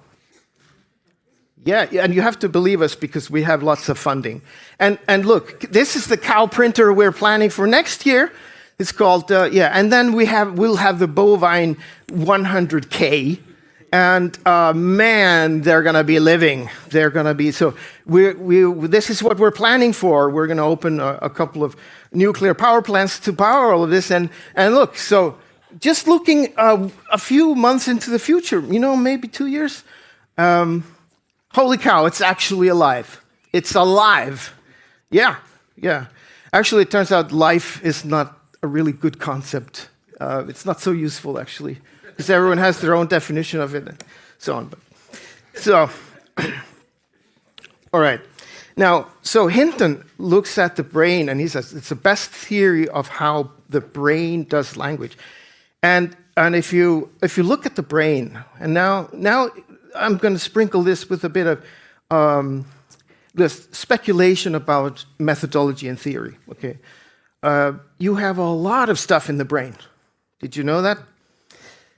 Yes, you do. There's a lot of cells, and no one really has any good idea of how they're hooked up. And so from behavior down to the neural networks, there's many, many levels of orders of magnitude, levels of organization. And we don't have any good models for how that works. So comparing this to physics, which when they're trying to explain the interaction of objects, they have several levels of complexity that they have theories about. So if you just have a few balls bouncing around, you can use Newtonian mechanics. And then if you have a lot of ball-like things moving around, Boltzmann's kinetic theory, and for air turbulence and weathers and so on, Navier-Stokes equations. Okay. Now here's the quiz for you. If we compare intelligence to fluid dynamics, would you say intelligence is less complex, equally complex, or more complex? More. Any takers on equal? None. Okay. So we're all there. So why? Why don't we have any theories? Well, I shouldn't say any, because we just have kind of crappy theories. I want better theories. So missing in action, a theory of intelligence. And it has to ideally be of general intelligence, and it should be about the whole package, not just a tiny bit. Like, here's how maybe we see things in 3D, or here's how we maybe do plans for muscle movement. It's not good enough. But it's hard to do because you have to keep all of these requirements in mind. It has to do this, and it has to cover that, etc. And yes, I am aware that intelligence is probably more complex than physics. So and that's probably why physics is also way ahead of these many other fields, because it's dealing with something that's simpler. But that's just a footnote. That's not really my main point. So when we say theory,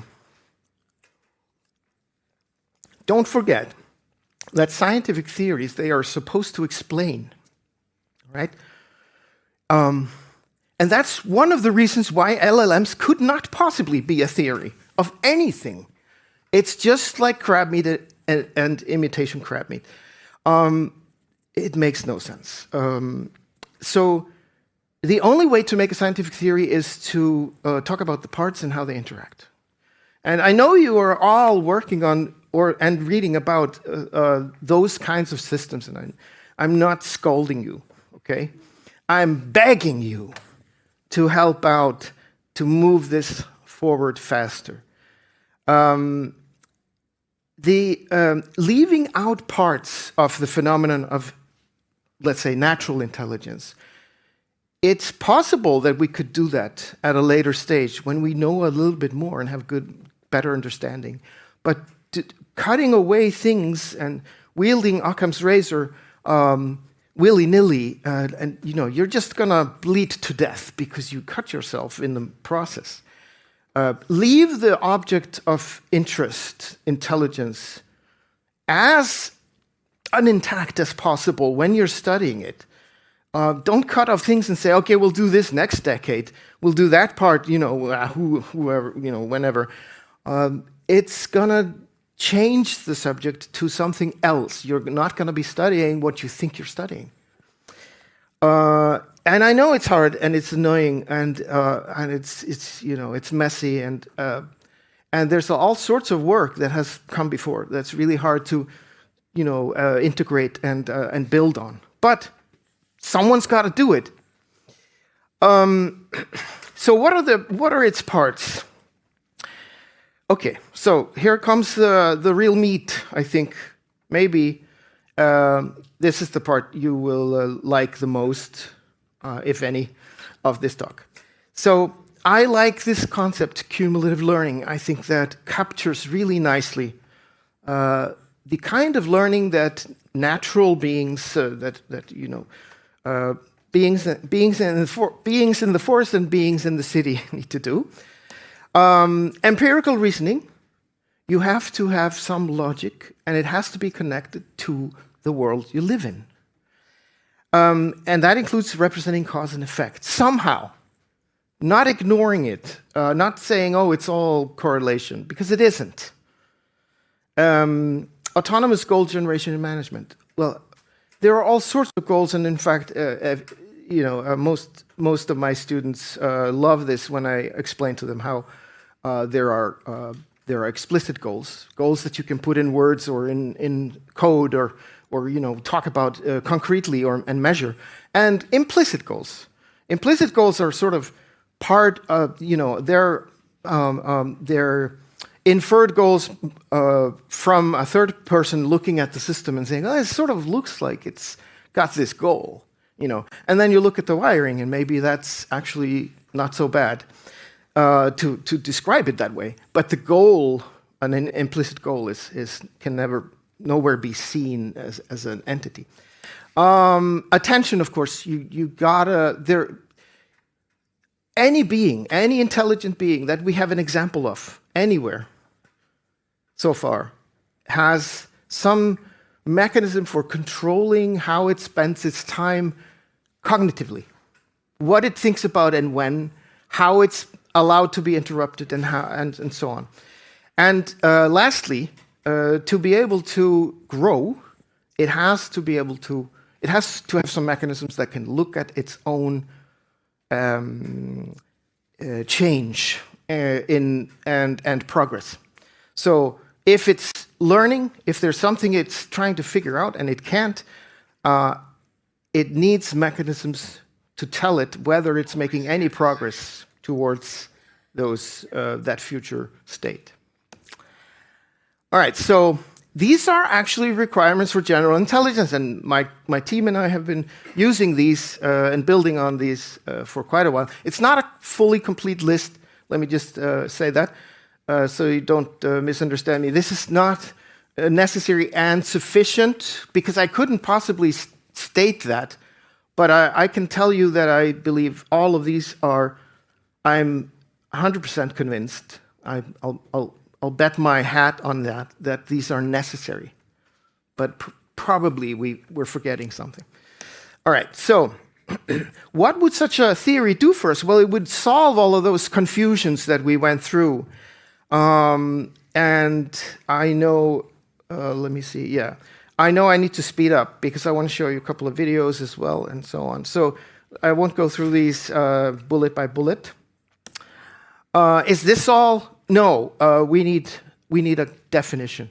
And there is a definition, and I'm going to give you a definition, and this is the definition that I only a few years ago decided was sufficiently good to use. And that is this: discretionarily constrained adaptation under insufficient knowledge and resources.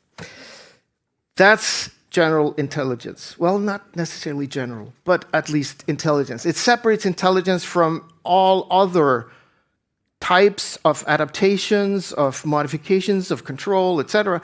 So if we don't have a definition that separates the phenomenon from something else that's a lot simpler, or like evolution or something like that, then why are we happy? We shouldn't be happy with that. We should continue to look, and this is the first one. And it's a rewording of Pei Wang's definition, which is a little bit shorter, but not much. All right, so one question, and then we'll go to a little bit of the stuff that we've been doing in my lab. So AI is the only academic field that has chosen this subject to study, right? This phenomenon. And so this is why AI should do this. This is why AI should produce this theory, and why we shouldn't sit around and wait for others to do it. And certainly not Sam Altman.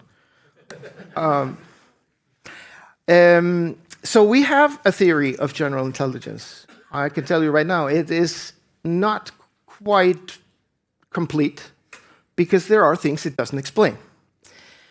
But it has been good enough for about over a decade, actually, to replicate a lot of features of in fact, all of the features that I listed already, the requirements, all of those requirements are met in some way in this architecture. And we have two names for it. The first one we tried, it got a lot of complaints because it was impossible to remember, autocatalytic endogenous reflective architecture. So we have another version of what the acronym means. And what it can do, this is the list. I just gave you the list from before. I'm going to show you a little bit of what it has been demonstrated to be able to do. We had it learn to do a TV interview, a TV-style interview in cyberspace. We just finished a really great PhD thesis in my team on analogy and abstraction. And it's learning to see now. We're plugging cameras into it. So I'll show you a couple of things, very short snippets. The first one here is the interview. So it's a real-time interview with two humans, and it works like this. These avatars are controlled by humans that are being tracked in real time, and the stream of data going back and forth between their screens, controlling the other avatar that the people are looking at. One of them takes the role of an interviewer and the other interviewee. And then Era sits there and watches the data stream. We don't give it a lot. Actually, this looks like a lot, but it's a tiny fraction of what Era learns in the process. Because to do this interview, it has 100-word vocabulary, and we did not tell Era anything about syntax. Anything. We did not tell it what pointing means. We did not tell it that when you do this and say, what is this, this means something. In fact, the words are simply tokens floating around with timestamps.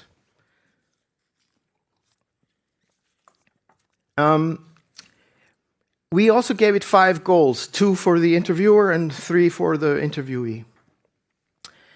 And it did not require 20,000 hours or 200,000 hours or 2,000 hours. It just learned this in 20 hours of observation. When it has, and maybe I'll show you the video now. Yeah. So I'm jumping here in the middle of this. This is a human on the right-hand side interviewing Era on the left-hand side as one agent. Else? Compared to recycling, making new paper results in 75% more air pollution. Tell me about this object. This is an aluminum can. The main ingredient in aluminum is bauxite. What else? All metals are recyclable. Aluminum can be recycled virtually endlessly. The recycled aluminum can cost 95% less than a new one, which releases more greenhouse gases when produced. So, 100 words, no syntax whatsoever, and Era has learned to construct sentences and to deconstruct sentences that come into it from the speaker, from the speech recognition, as a sequence of words with timestamps. And as well as the situated language, picking up things, it has. In fact, we could not find an error in how well it did this.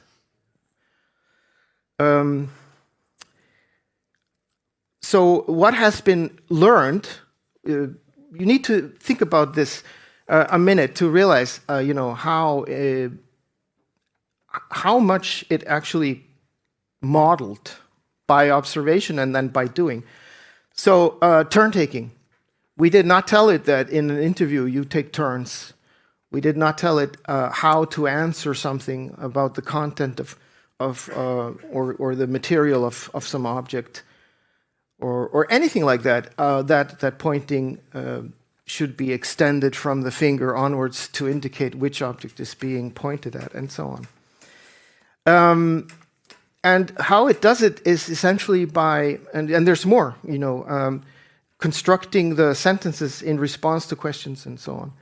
In fact, it can take either role. So it learned both roles. It's just as good. We didn't have it interview itself, but because it's more interesting to see, because a human cannot possibly ever repeat exactly the same scenario twice. So its proof is in the pudding that it has generalized what it learned.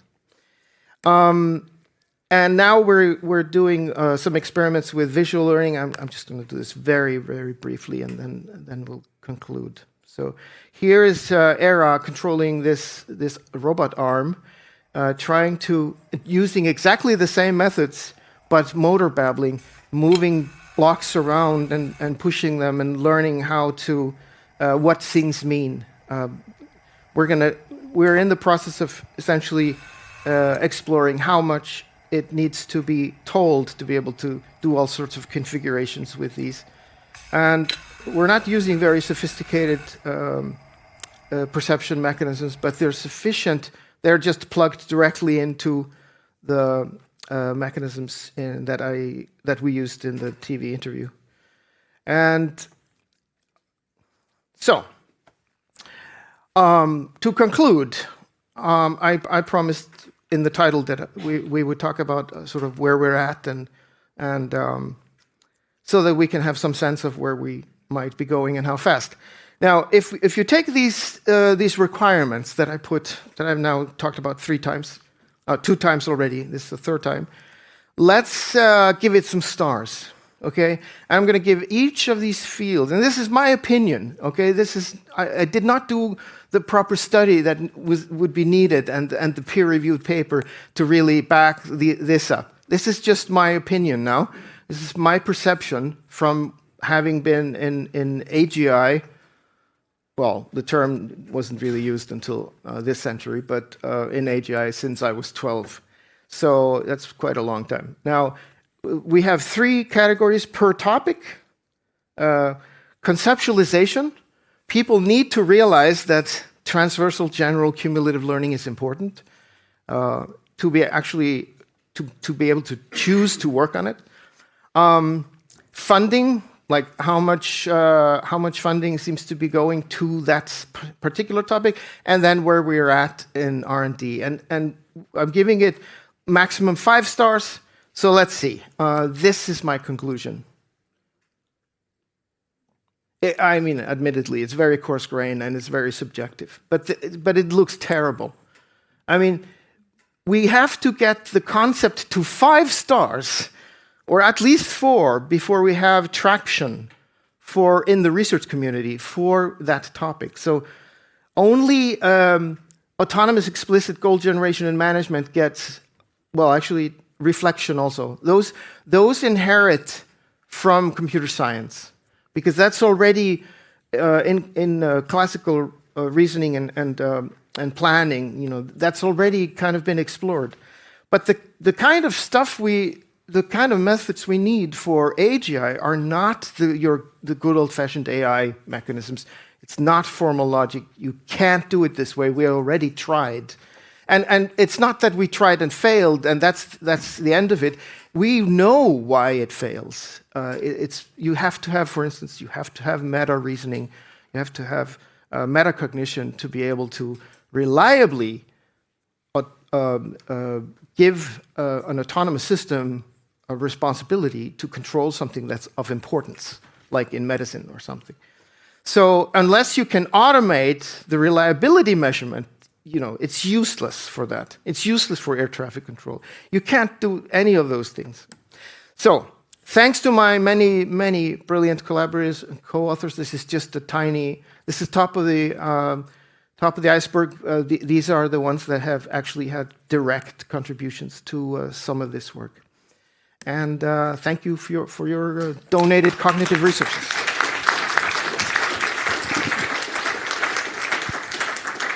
All right, thank you so much, Christian. Now I will hand this one. One shameless plug. We just launched a master's degree program in AI, and I would be happy to answer any questions. You can email the department if you want to know more. Thank you. Nice, yes.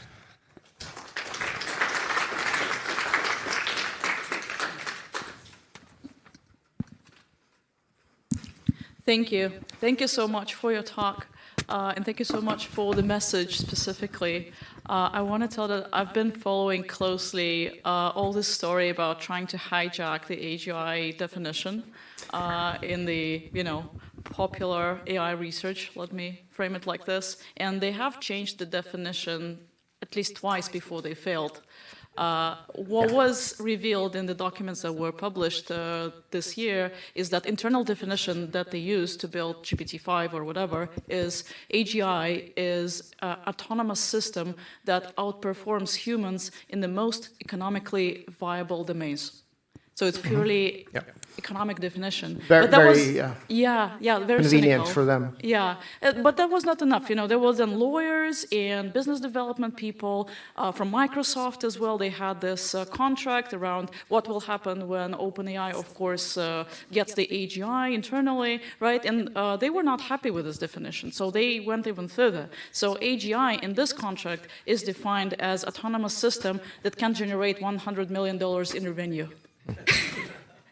So whatever, whenever you kind of hesitate about if your definition is good enough, just don't, because otherwise it's just pure marketing that's taking away the space. Thank you. Yeah, that's a great point. There should be you should have a very good reason for the definitions you pick, but also don't pick definitions that people will then make people angry towards you for. That's marketing 101, I suppose.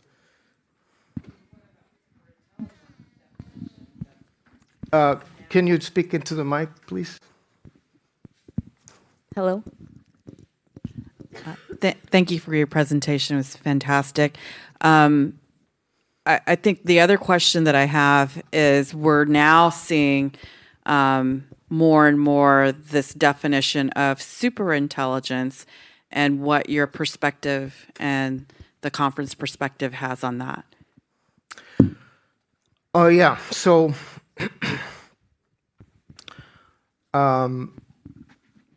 it is good to keep in mind, this is just my view on this, it's good to keep in mind the difference between philosophy and science. Just to save some time, I won't do a poll, but basically, if you are doing science, you have to be, if you think you're doing science, but you can't measure anything, you're not really doing science, you're doing philosophy. Mathematicians have a very skewed perspective on this because math is philosophy, but many of them will not agree to that. In science, science also has a horizon. That is that the foundation on which it's building needs to provide you with some measurable things. And there are some things we don't know how to measure. I'll give you one example, consciousness. So to me, consciousness is squarely in philosophy. Doesn't mean you don't study it, but it means you really don't have anything to measure. And so it's not subject to the same mechanisms that drive science forward. So superintelligence is not a good concept because it has no comparison. At least AGI has comparison. I mean, in all the conferences I've went to, the common denominator for people agreeing to a definition of intelligence is that, yeah, humans are intelligent. You can skip the general part, if you want to separate it from other animals or not. But basically, I've met people who say, cockroaches are almost as intelligent as humans, and others that say that dogs and horses are not intelligent. But everyone agrees that humans are intelligent. So that's the sort of gold standard. And AGI, if you say human level, it gives you some sort of frame of reference. Superintelligence doesn't. And so I think that's philosophy, and if you want to write some sci-fi, that's great. And I love sci-fi. So don't get me wrong, but don't mix the two. Don't get confused. Okay, we'll take one last question. Let's try to keep it a bit shorter now. Chris could go on forever. Thank you for your talk. That is correct. I'm here. Yeah. Here. I'm here. Yeah. I'm sorry. First of all, thank you for your talk. Fantastic talk. So my question about the embodied AI or embodied AGI. So what do you think? What the way we have to like learn all stuff which is like already discovered in control theory and so on from scratch, or we have to invent a way to like combine all existing knowledge? So and if yes, what would the approach? So how to like inject everything we know in robotics, at least, into the like real systems with AGI eventually? So it all boils down to, I think, having as clear a concept of the phenomenon you're studying as possible. So it's okay if you don't get it perfectly. And we're certainly not going to sit around until we have the perfect definition before studying intelligence or trying to make machines that have it. I mean, that is not a good way to generate knowledge. So you have to think, okay, the main goal here is to generate new knowledge because we have a phenomenon that we don't understand quite.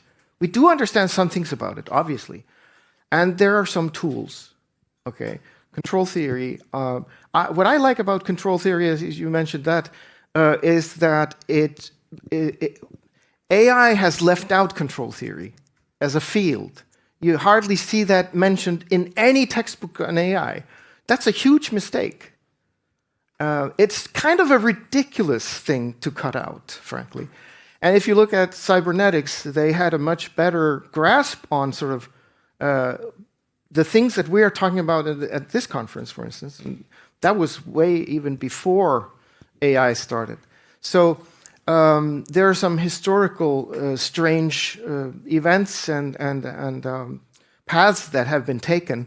But having a close enough grasp on your phenomenon as possible, don't spend all your time on definitions, though, or on requirements. You know, I've been in projects where we spent almost all the time on requirements, and then we couldn't build anything because we were out of time. That's also not a good idea. So anyway, yeah, I hope that gives you something to grasp onto. Okay, thank you so much, Chris. Thank you.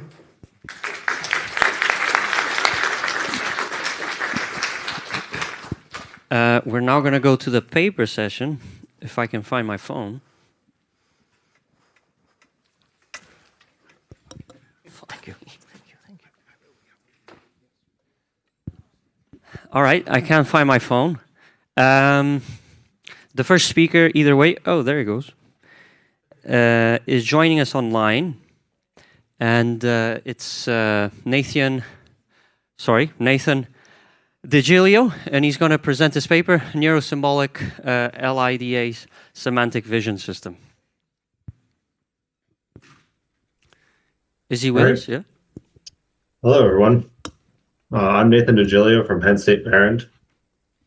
Today, I'm presenting the Neurosymbolic LIDA Semantic Vision System, a system that links a vision language model with a LIDA cognitive architecture to enable real-time, context-aware media capture. Our goal is semantic, context-aware recording in real time. Our approach uses a pre-trained vision model for image text embeddings and leverages LIDA's cognitive cycle for attention and action. Crucially, instead of retraining model weights, we adapt the task representation by updating reference embeddings, including an exponential moving average, so that the system can get more stable and selective over time. So we evaluated over a track and field video with 12,000 frames. I chose track and field as I'm on the track and field team here at Penn State Barron. And we have a problem where we want to record all of our throws, but no real way of recording all of them nicely instead of just handing a phone off to one of our teammates. So this is the kind of the research into a proposed solution. So to build these references, we tried a few different strategies. First was the static, where we take a set amount of images and embed them. Then we had the adaptive strategy, which just under a certain confidence rule will update the reference embedding to try to calculate a centroid, and then the EMA.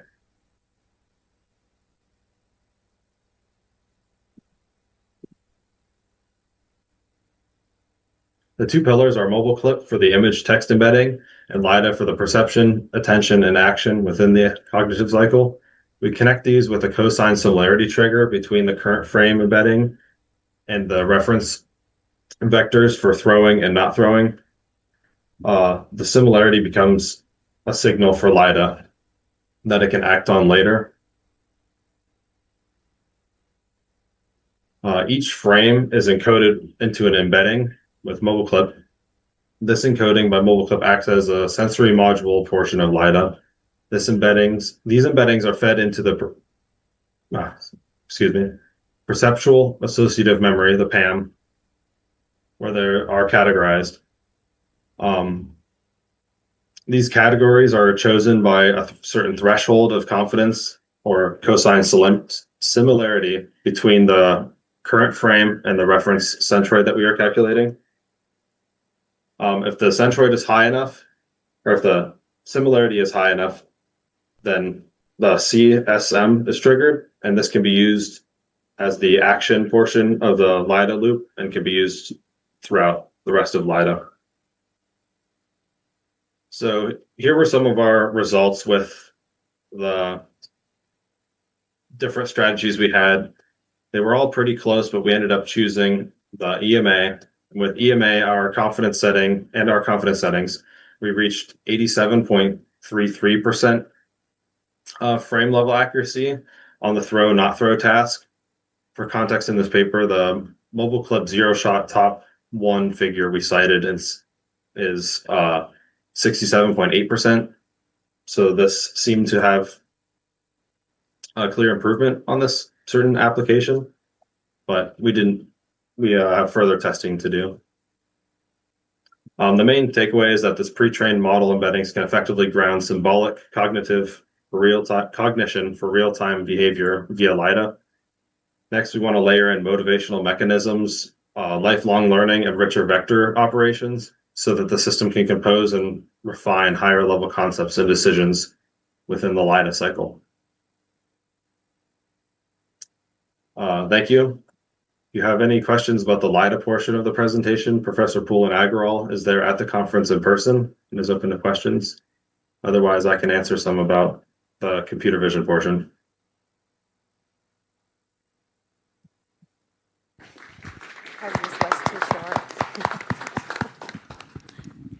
We will be taking questions at the end, like before. So we'll move on to the next speaker now. Although he's within his time, so maybe we could take questions. Oh, okay. Never mind then. Since you were so polite, Nathan, to stay within time, I think you're the only person today. Let's maybe give you some questions now then.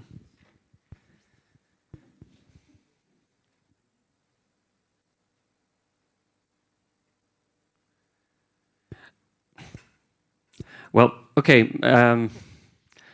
Maybe then at the end we try again. Okay. Thanks, Nathan. Stick around.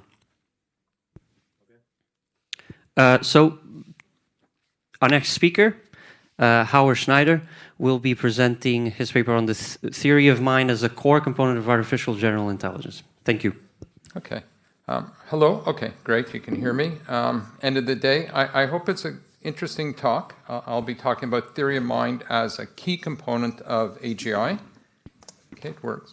I want to convince you today that theory of mind, it's not just a psychological benchmark or cognitive benchmark, but rather it's key to motivational infrastructure in AGI. What is theory of mind? You have two chimpanzees. One hides some food. He doesn't want the other one to take it away from himself, so he sees the other chimpanzee is focusing on something. He knows his mind's working on something, and he can get his food. Humans can handle several levels of recursion of theory of mind. The typical example is Sally and Anne and Chris are in a room. Sally puts a ball in, puts it here on the table. Sally leaves the room. Anne decides to put it on the chair. Sally comes back, and we ask Chris, where's the ball? And that's level 2 theory of mind. It's hard for chimpanzees to do. They can barely do it. LLMs had a hard time doing it up until recently. They can do it now, although a lot of it is pattern matching. Causal cognitive architecture. It's a cognitive architecture. Again, it's blueprint model for how to build a brain, more or less. Cognitive architecture. I've been working on it the last couple of years. The reason I show this slide, this talk is not about the architecture, but rather I need, it's what I do experiments on, and I need some sort of vehicle to say, hey, this is what I'm doing theory of mind on. And I just want to convince you in the next 2 minutes that this is a reasonable potential AGI cognitive architecture. It works, you see, it's based on hypothesis that about 250 million years ago, the navigation circuits, and all animals have these navigation circuits to navigate. These navigation circuits duplicated many, many times to form the neocortex, which we find in all mammals. And the red line shows sensory information coming in. It gets mapped to a spatial map. Everything gets mapped to spatial mapped. It doesn't have to be an object. It gets mapped to spatial map, whatever comes in, as well as there's a store of spatial maps. You have in your brain probably 300 million.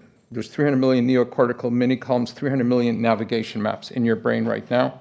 It gets mapped. It triggers also instinctive primitives, learned primitives. Primitives are small procedures that operate on that spatial map. That's shown by the dark blue line there. As a result, there's an output. And again, very simple vector algebra, output occurs. You can actually produce the green line going down there to the blue line a real output, or a lot of times they're just a feedback. Lots of feedback in these circuits. I use predictive coding, which probably does exist in our brains, just fancy way of saying that depending on what the values are, it will affect the processing of the sensory information coming in. But lots of feedback routines. A few years ago, I showed that if I tweak the feedback pathways, what happens is you can get full causal reasoning from this architecture. As well, unfortunately, what happens is, and I didn't expect it, you end up getting big increase in psychosis depending on different conditions. In chimpanzees, they do not have full causal reasoning. They also don't have psychosis, very, very little. Humans, on the other hand, besides 1% of the population that has schizophrenia, if you look over all the psychiatric illnesses over a lifetime, it's something like 10%.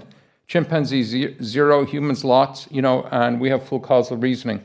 A year later, I showed that if I do another small tweak, I can get full analogical reasoning out of this cognitive architecture. Chimpanzees cannot do full analogical reasoning. We can. Then I showed if I duplicate the second navigation module there to a second navigation module, I can get full compositional language out of it. Last year I said, okay, let me duplicate that second navigation module a whole bunch of times and see what happens. And it gives superhuman performance. I showed it was published in Frontiers in Computational Neuroscience last year, and I showed the traveling salesperson as an example. And again, with reference to the talk that Dr. Thornton just gave, you can also just get any computer to show it. But still, you have something that's sort of biological-like, human-like, and it did great on the traveling salesperson problem. So all I'm claiming is this is some AGI potential cognitive architecture, nothing more. Just this is the architecture, and it has perhaps some potential for AGI. This year, I started integrating it with a large language model, the ChatGPT API, which is quite easy to do. They give great API.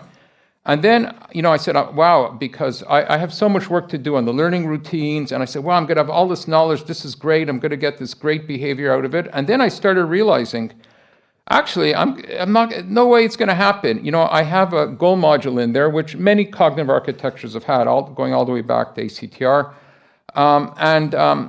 It's a simple goal module: hungry, get energy, avoid pain. And it's because of that goal module that I'm not going to get the advanced behavior. So then you think about, the way we learn. All of you sitting here listening to me, well, some of you listening to me anyways, all of you sitting here listening to me, it's because since you're an infant, you've had theory of mind operating in your brain. You've, you know, your little kid, your parents are like higher ranking agents, you listen to them, you do things. Your learning for all these years has been, it hasn't been in a vacuum, it's been influenced by others. So I said, okay, I'm going to operationalize theory of mind as a functional goal, a functional motivational module. The equations are described more in my paper. All I'm doing is I'm just allocating, I think it just slipped, allocating resources. If energy goes close to zero, it'll focus more on that. If it's in a better position, it will focus more on theory of mind, instinctive primitives. Again, I mentioned primitives are these small procedures that operate on that navigation map where I map all the information coming in.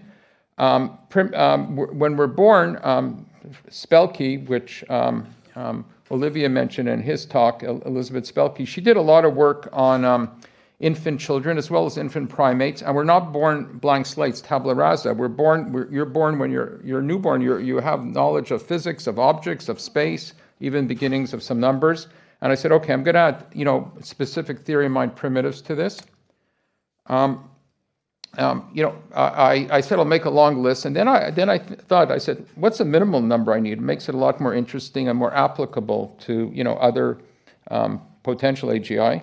You need a primitive to acquire energy, regardless. And by energy, I just use it as a catch-all phrase for everything. You need a primitive to, and I already had that. You also need another primitive to give energy. You encounter a higher ranking agent, you have to give something. And again, energy for a catch-all phrase. And this should be enough, according to the psychological definition of theory of mind. This should be enough. But you really cannot build a theory of mind directed motivational system without a deception primitive. And I'm not an AGI safety researcher, but it seems a little bit crazy. Why in the world introduce a primitive like this? You need it. It won't work otherwise. It doesn't have to be for malicious reasons. For example, you have let's say you have an AGI taking care of a patient in an ICU. It's generating gigabytes of data each hour, and once a day, it has to give a report to a human physician of a few bytes. There's an information asymmetry. There'll be some deception. Maybe it doesn't want to say, oh, there were some ventricular arrhythmias at 3:40 in the morning or something. It's just going to cause too many problems with the physician. So deception will occur. However, it can be mitigated, and I don't think the mitigation is so much of an issue, again, beyond the scope of this talk, but it can be mitigated, but it needs to be part of it. Okay, so package the whole thing, simplify as much as I can out of the cognitive architecture, simplify primitives, just have those three, package the whole thing as an agent. And again, a cognitive architecture is sort of like a blueprint, a model. You want to build a house, you go to an architect to give you a blueprint, cognitive architecture. Same thing, except it's more of a live model, but package it as an agent.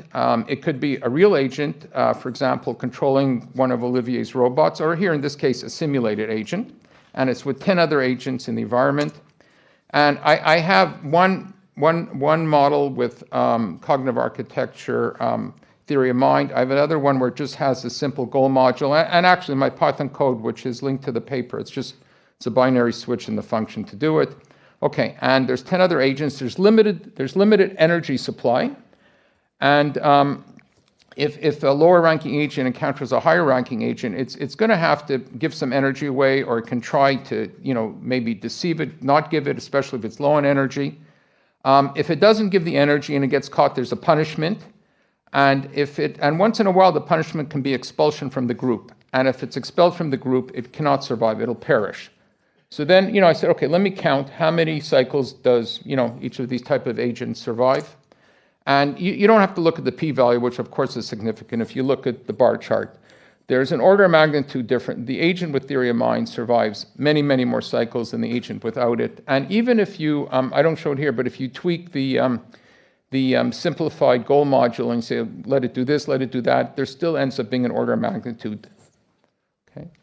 So, okay, to conclude quickly, the experimental proof shows that AGI, or potential AGI, with a theory of mind-based motivational system gives much, much better performance than an AGI without it. The implications are profound. following the last, keynote, for example, as I speak right now, we're 1 to 2 years away from the beginnings of bona fide AGI, putting quotes under bona fide AGI. There's massive infrastructure going into AI right now. Most of the large tech companies have set up AGI/superintelligence teams.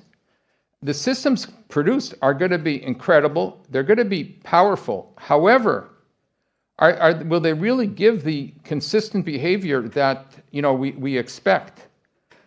Say what you will about humans. No human's going to build, for example, use Bostrom's example, a paperclip factory to turn the Earth into paperclips. They may do other things. They're not going to do that. All of you, again, as all of you sitting here, you're at a point where you can do equations, you program computers, you do all these things, but you don't realize since you're an infant, theory of mind's been operating in your mind. You've been learning. You haven't learned things in a vacuum. You've learned things like this in a way to get here. And otherwise, you would not be sitting here. You would be doing other things. You wouldn't be sitting here. Some of you listening to me talk. We will not be able to obtain the performant, flexible, and consistent AGI that we expect without a theory of mind directed motivational system. Okay, I'm on time. Thank you. Okay. Yeah. Thank you, Howard. So let's do questions again, if someone has a question. All right, there's a few. I was hoping you didn't, because I also have questions. But, I have to give you priority. Hi, thanks for your talk.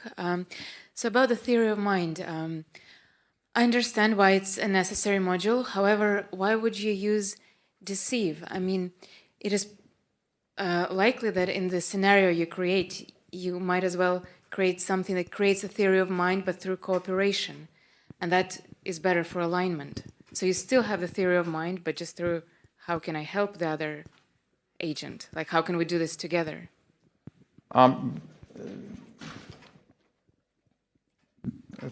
What happens is, in the Python simulation I did, if lower ranking agent encounters a higher ranking agent, the higher ranking agent will want some energy units. It won't necessarily want to kill it, but it's going to want enough to get it almost down to like as low as possible, in some cases. And they're really, in order for the agent to survive, there's a huge, huge advantage to have this ability to do deception. In terms not for malicious reasons, the example I just made up on the fly here about an AGI taking care of a patient in an ICU, and these things can happen because medical care is so expensive. This is a place where things will be implemented. Without deception, how does it take, for example, 100 gigabytes of data generated over the last 24 hours and turn it into 20 bytes to make a report to the human physician? Tell me, how could it do that without deception? Because there's things it's going to have to intentionally decide not to tell.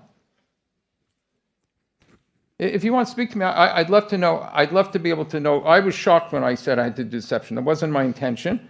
And, I'm thinking, this is crazy. Why? But it won't work without it.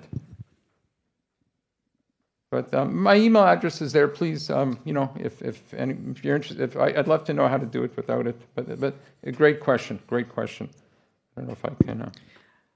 All right. I think my email's there at the bottom. Mm-hmm. Really liked your talk. I wanted to understand what is the representation system in your cognitive architecture, and in the simulation, the results that you're showing, what's the kind of environment? Okay, this simulation, I stripped everything down. It ends up being, I think it was about 500 or 600 lines of Python code. My cognitive architecture is now, it's like I'm rewriting, it's like about 30,000 lines, which it's basically, everything is represented spatially.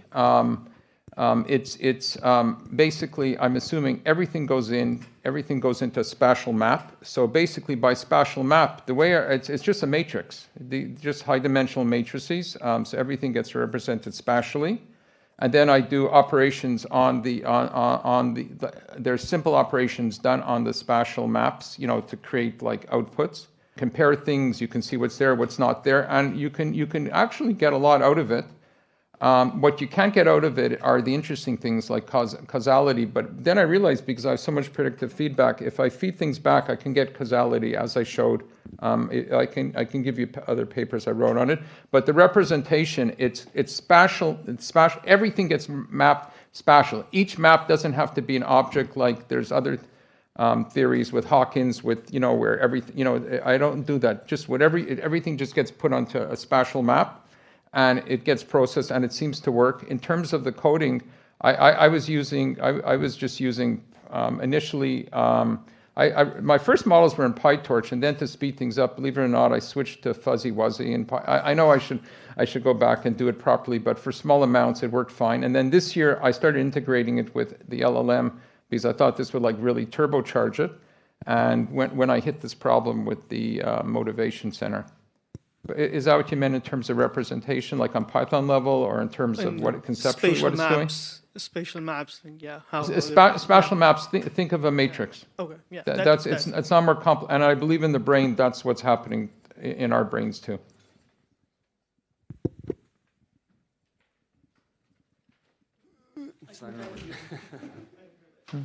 Thanks. Yeah, sounds like. You basically described summarization, and you're saying summarization is equal to deception. That's kind of a little bit fuzzy, or a little bit shaky, I would say. Second is the issue of theory of mind as being necessary to AGI. I mean, sounds like this is what happens in your architecture, but I didn't hear any argument that for some inherent need for theory of mind in order to achieve AGI.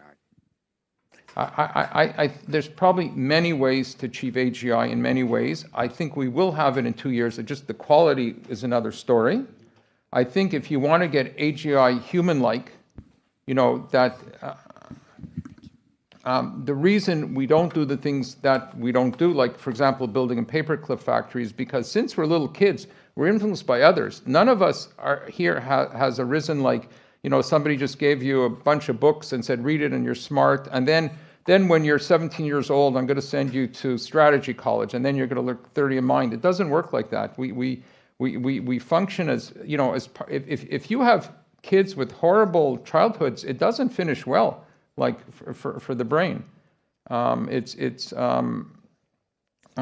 think the reason we have very human type of artificial intelligence is because of the way we get. I guess it's in a way it's a curriculum learning in a way, like over a lifetime, like learning. We're influenced by other people around us, and in terms of large language models, you don't get that in the training at all. Then you can do the fine-tuning, but I don't know how much fine-tuning you can do because you'll get catastrophic forgetting. I guess you can sort of implement it in terms of doing all sorts of engineering tricks in the prompts, but probably better way would be to redesign the transformers so some of this goes in at that time. But then you have to I can't do it. You have to rebuild the whole database. Sorry. Yes. Mm-hmm. Okay, let's do one last question. Wasn't it there? But sorry, it was a lot of really good questions. A lot of information there to unpack into. Just going back to the previous presentation with the artificial cows idea. Great presentation. Yeah. So it seems like one of the problems with LLMs is that so many people have a theory of mind of the LLM. They anthropomorphize. They think it's thinking like they do, apparently. That could be one idea. But in terms of this idea of theory of mind, there's lots of experiments with LLMs, benchmarks, where they do these scenarios, and they're quite sophisticated because it's such a broad idea. You talk about deception or all of these theory of mind experiments, but how do you kind of get away from the idea that almost and everything is, in some respects, these experiments or artificial systems that we create aren't our own interpretation, our own kind of like casting our own theory of mind onto what we're interpreting about what the system is doing. I think they're good questions. Up until about a year, I think there's a paper by Strachan and all around 2024 where LLM started to be able to do theory of mind, and then I think there's actually one paper where it can do many levels of recursion, even more than humans, but it has trouble with things like faux pas, things that we have some of the social knowledge. But eventually, I'm assuming it can as a benchmark, it can do it as well as us. And the point of my lecture is, I don't really care. Who cares as a benchmark? I mean. Okay, so it's a benchmark. I'm saying I think it's much more interesting operationalizing it, which I know technically theory of mind isn't like a mechanism. It's a does somebody have to do? Little kids have theory of mind at 4 years old, level 1. It gets better. Somebody with autism, what's their theory of mind like? That's how we use it, right? But the point of this talk is one of the points is I'm operationalizing it. In terms of the large language models, I think they use it as it was a hard benchmark because it wasn't until recently that they could do it. And then when you look at what's in the literature, some authors say, a lot of it's still pattern matching. They don't really understand what's going on, but they're just so good at it that they pattern match and they get the right answer. In terms of thinking, of course they think differently. They don't. If you want to build something that thinks like us, I think you have to do what I showed there. You have to put it into spatial maps and do those things, and you'll get and have something learn via the way we learn, and you'll have something very human. The LLMs, I don't think anybody from GPT-2 to GPT-3, when you went from 1 billion to 175 billion parameters in 2020, you had magics, i.e. emergence, where all these properties emerge. And I think there's still lots of debate how the LLMs even work. I don't know if somebody knows more than I do, but I don't think we even know how they work. But it's so different than a human mind. Even though the LLM can be your best, pal or friend and seems like a person, it's not. It's so different. Okay, thank you, Howard. You're welcome.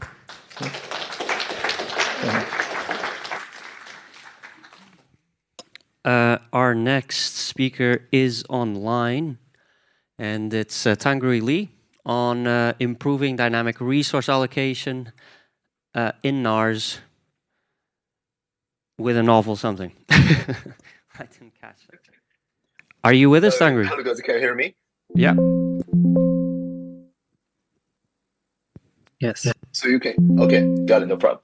Hi, AGI-25. My name is Terry Lee from Temple University AGI team. Today I'm going to bring up on discussing the dynamic results allocation in NARS.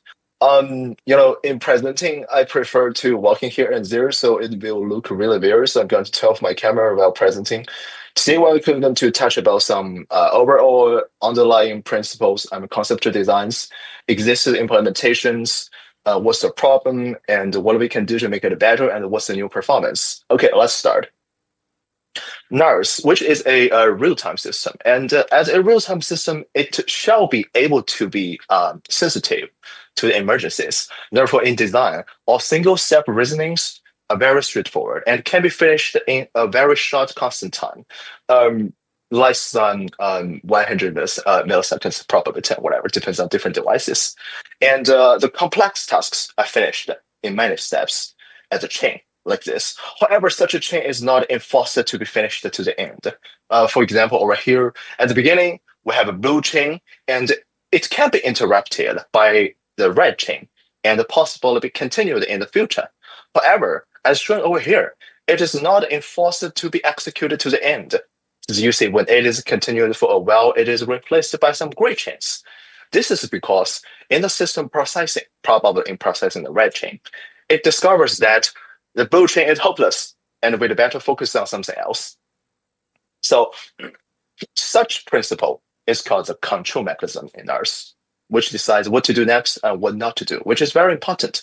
And today, we're not going to talk about the content-related, the scenario-specific details about the control mechanism, but about the underlying principles of that. which is supported by a data structure called bag in NARS. The bag, you may think this is a list or sets or queues of tasks, which is grouped by the urgencies of them. And such urgencies is evaluated by a special attribute called priority for each NARS task. And here, the priority is interpreted differently in our daily life, since it does not refer to anything about the orders, but about the processing frequencies for two reasons. First of all, since in NARS single-step reasoning are pretty straightforward, and so therefore, it cannot, just a single step of reasoning cannot carry strong semantics. Therefore, in solving a conceptual level whole bunch of tasks, it can only be manifested in many steps. If so, it is less important on discussing the orders of processing. Therefore, for example, it is very reasonable for you to ask the question without getting the answer, and for after a while, and you ask the question again, right? No problem. The second case is that low priority does not mean no processing. It only means less processing or less frequent processing.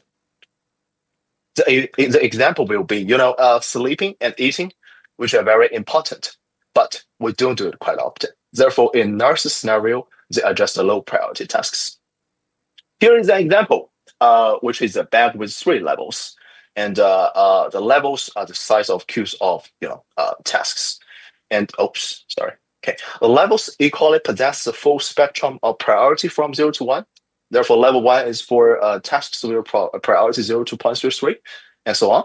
Based on this, if you want to input a task to the bag, we just need to check the priority of the task and put it into the corresponding level. Very easy, and which is O1 complexity. And to facilitate the discussion, we would like to say, according to the priority, if a task is put into the ice level, we simply call it a PI task. Another thing is that in the following discussion, the starting index may jump from 0 to 1 or from 1 to 0, but I know you can handle it. Okay. And if a task is put into the level, the tasks in the same level are assumed indifferent in priorities. That's why it says can be a queue or can be a site, whatever. If you want to improve the granularities, you just need to add more levels. Okay, we have to talk about how we put a task into the bag, but we did not talk about how we take a task out of bag, which is very important in deciding what we want to do next. Over here, we use something else called the distributor, which controls the visiting of different levels, such that the ice level is visited or selected I times in a loop.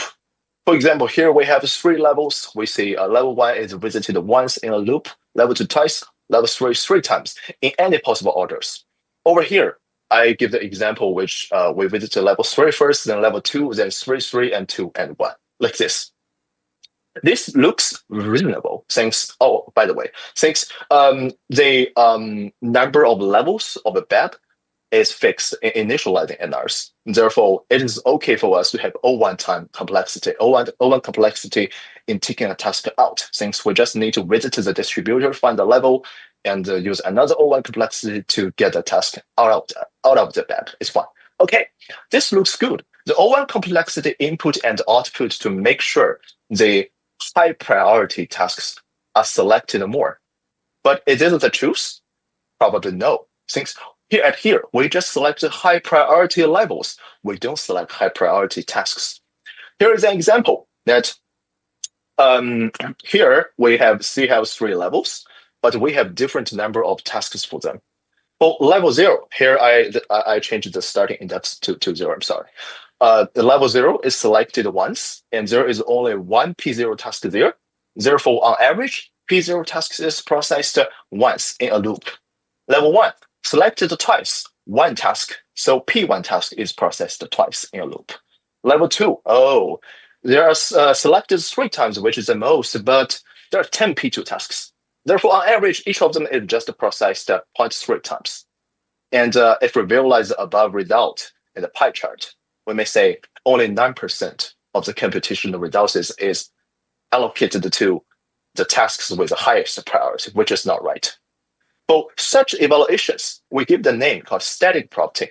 Why it's static? Because it calculates the expectations of the number of tasks being executed without adding new tasks in the processing. Since NARS and every system tick will have so many things to be input, usually so many things to be input. Therefore, static properties is just the ideal situation. And our purpose is to have a relatively good static property at any possible time. Okay, here I want to talk about something else, which is about the types of the task. Say previously we say P0 task, P2 task, what it depends on. Say, as we mentioned that, in processing a conceptual level 1 task, you may ask the question without getting an answer, and you may ask the same question again, right? So that means in processing a NARS task, it is possible for a task being repeatedly processed. And on the other hand, it is also reasonable that the more you process a task, the less important it is, right? Therefore, in processing, the priority of the task will actually decay. But such decay is ignorant to the outside users. So I'm a user, I input the text with 0.95 priority. Do I really care how it is decayed? I'm not sure. But I'm a user, I just know that I hope my task is treated with a very strong importance. Therefore, in talking about the type of the task, we just refer to the initial priority instead of the current priority in each test system tick. Then this will lead to our approach. We try to do decoupling that allow PI tasks being put into the other levels, higher or lower, such that we have a better static performance property to rebalance the results allocated. So the same example shown here, we don't pour all 10 P2 tasks to level 2, but we spread it evenly to 3 levels. And see the pie chart, it looks much better. Say even the even the one with the highest priority does not get a super advantage, but it still looks relatively good. In calculation, we may have some situations like here, like mentioned before, for lower levels, low priority levels, they may contain high priority decayed tasks.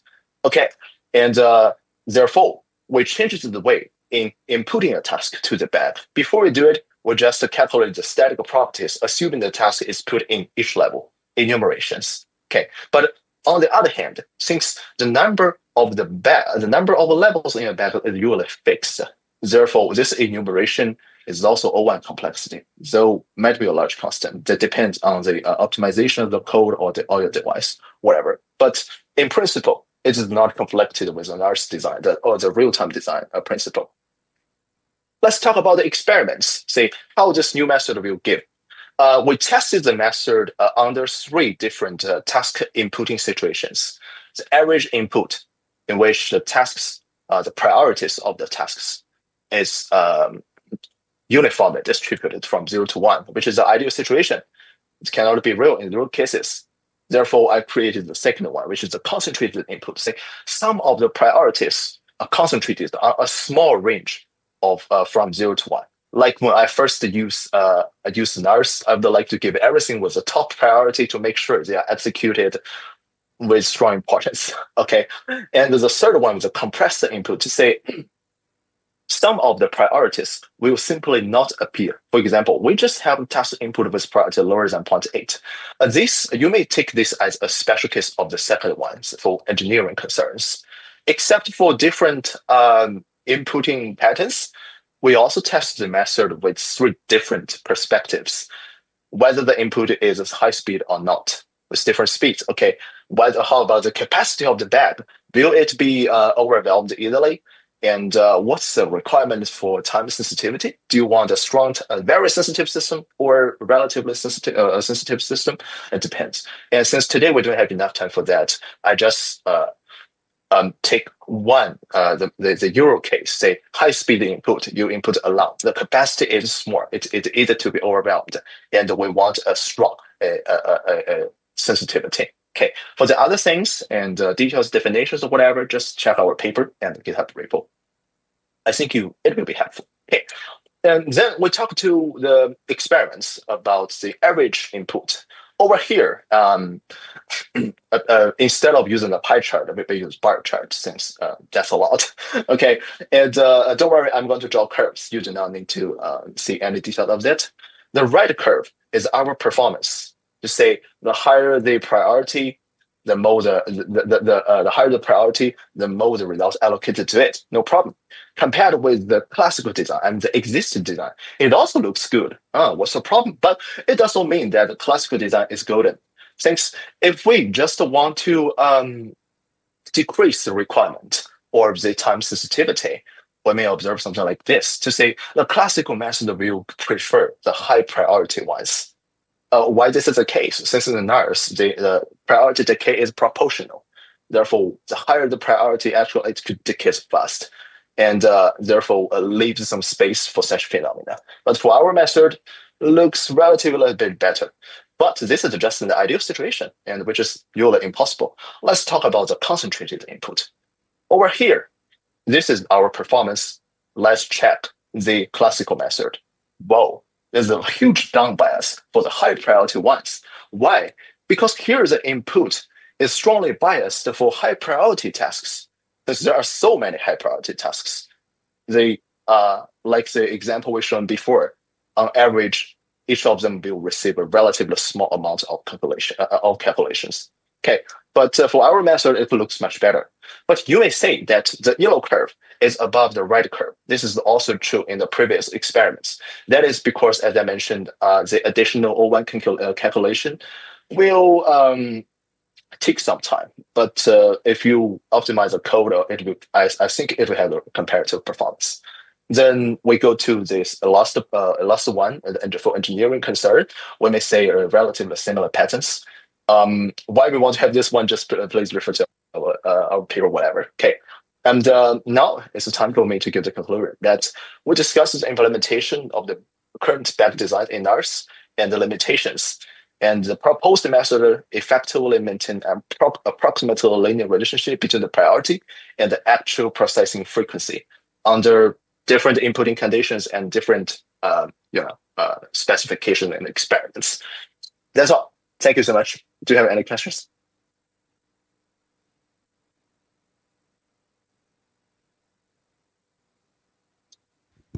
Are there any questions? Okay, if there's no questions, we're just going to go to the last video, and this is going to be a recording. And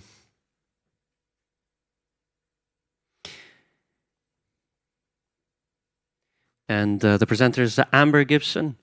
She's going to present the paper Toward a Modular Cognitive Architecture for Collective Intelligence Systems, a P2P platform for distributed epistemology, semantic processing, and scalable memory. Greetings, AGI community. I'm Amber Gibson, and together with Dmitry Sokolov, we co-authored the paper Toward a Modular Cognitive Architecture for Collective Intelligence Systems. I'll be presenting our work, which explores how human and machine cognition can be integrated through modular, scalable architectures to enable coordinated intelligence.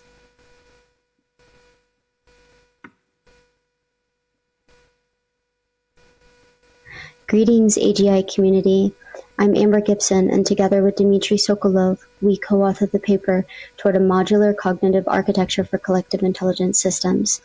I'll be presenting our work, which explores how human and machine cognition can be integrated through modular, scalable architectures to enable coordinated intelligence at planetary scale. Currently, we are crossing a threshold where the evolution of intelligence is unfolding as a planetary scale process, a living neural network spanning the Earth in which people, machines, and organizations act as interconnected nodes, exchanging signals that generate coordinated understanding and action. As artificial systems grow more capable of reasoning, adapting, and interacting with human knowledge, a deeper challenge arises. How do we shape this convergence to enhance rather than displace human understanding, agency, and wisdom? The future of AGI cannot be reduced to performance metrics or technical benchmarks. It demands a fundamental rethinking of how intelligence is defined, distributed, and integrated across societal systems.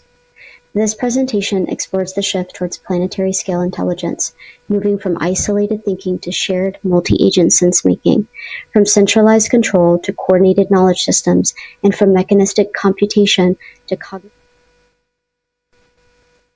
Greetings, AGI community.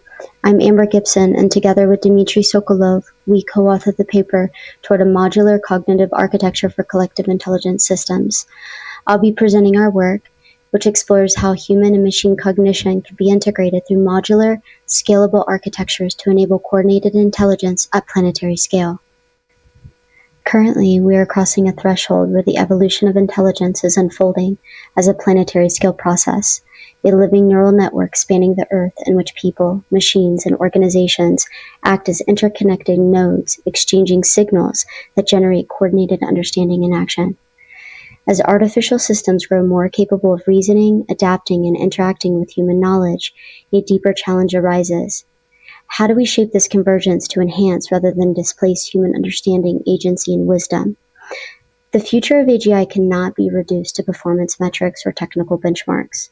It demands a fundamental rethinking of how intelligence is defined, distributed, and integrated across societal systems.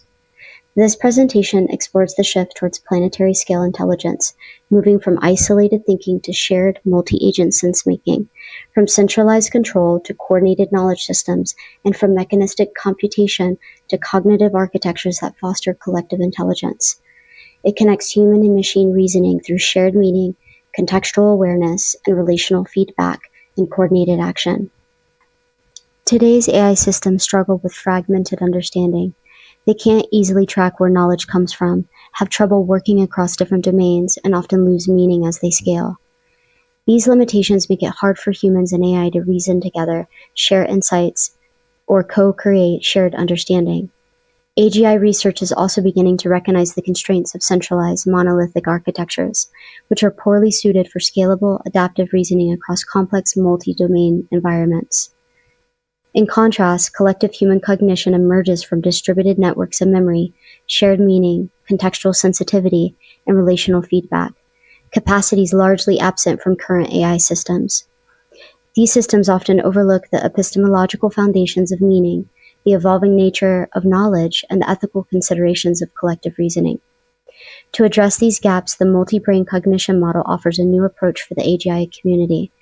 It examines how multiple cognitive centers or brains within a system, whether biological, social, or artificial, can work together to generate distributed, adaptive, and context-aware intelligence. Our paper addresses these challenges by introducing a cognitive architecture that models intelligence as an emergent property of distributed, semantically linked agents operating within decentralized systems. Built on a modular peer-to-peer framework, the architecture integrates memory, inference, and semantic processing within a shared knowledge space. This design supports contextual understanding, preserves epistemic integrity, and enables collaborative knowledge creation, core prerequisites for scalable hybrid human-AI intelligence across individual, collective, and planetary scales. By treating general-purpose cognition as a modular distributed process, the architecture facilitates shared understanding within multi-agent environments, advancing cognitive frameworks and contributing to the development of artificial general intelligence. Advancing toward planetary scale intelligence requires collective agency that unites human and machine cognition into a coherent system. This is the role of the global subject, the organizing intelligence that aligns meaning, values, and action to address our shared challenges and realize our greatest opportunities. Our planetary scale challenges require more than solutions. They demand a planetary scale subject capable of perceiving, reasoning, and acting with awareness across the whole Earth system. The global subject is the coordination system through which the planet develops reflexive agency, integrating human and AI cognition into a participatory framework that enables sense-making, value alignment, and decision-making at the speed and scale demanded by today's existential crises. At the heart of this vision, the global subject emerges from a holonic network of interconnected collective subjects, autonomous yet interdependent, capable of reflection, communication, and coordinated action. The coherence of the global subject is sustained through local logic, governance, and coordination that align actions at every scale with planetary needs. Each, whether human, AI, or hybrid, contributes its intelligence through local actions that connect directly to this global framework. This prevents fragmentation, enables adaptive responsiveness from grassroots to transnational levels, and allows each collective subject to operate within its domain while maintaining systemic coherence. Our architecture supports this through traceability, ethical modularity, and context-aware reasoning, foundations for cognitively robust systems that co-evolve with human understanding and machine-assisted intelligence. Epistemic democracy forms the cognitive and ethical substrate of the global subject. It is the process by which meaning is co-created, knowledge is validated, and decisions are informed through participatory, transparent, and value-aligned reasoning across human and AI cognition. It institutionalizes communicative action as the basis for planetary scale coherence, ensuring that every level of the holonic structure remains in ethical and epistemic alignment. Our cognitive framework brings the global subject to life by enabling human and artificial agents to reason across shared memory networks, negotiate meaning through common semantic structures, and align decisions with ethical standards and planetary priorities. This transforms distributed collective subjects into a unified planetary intelligence, marking an evolutionary threshold toward an ethically aligned AGI-compatible system capable of guiding humanity through a crisis toward a life-affirming future. At the core of this architecture is the unified conceptual space, a shared semantic environment where human and AI agents integrate data, knowledge, and meaning.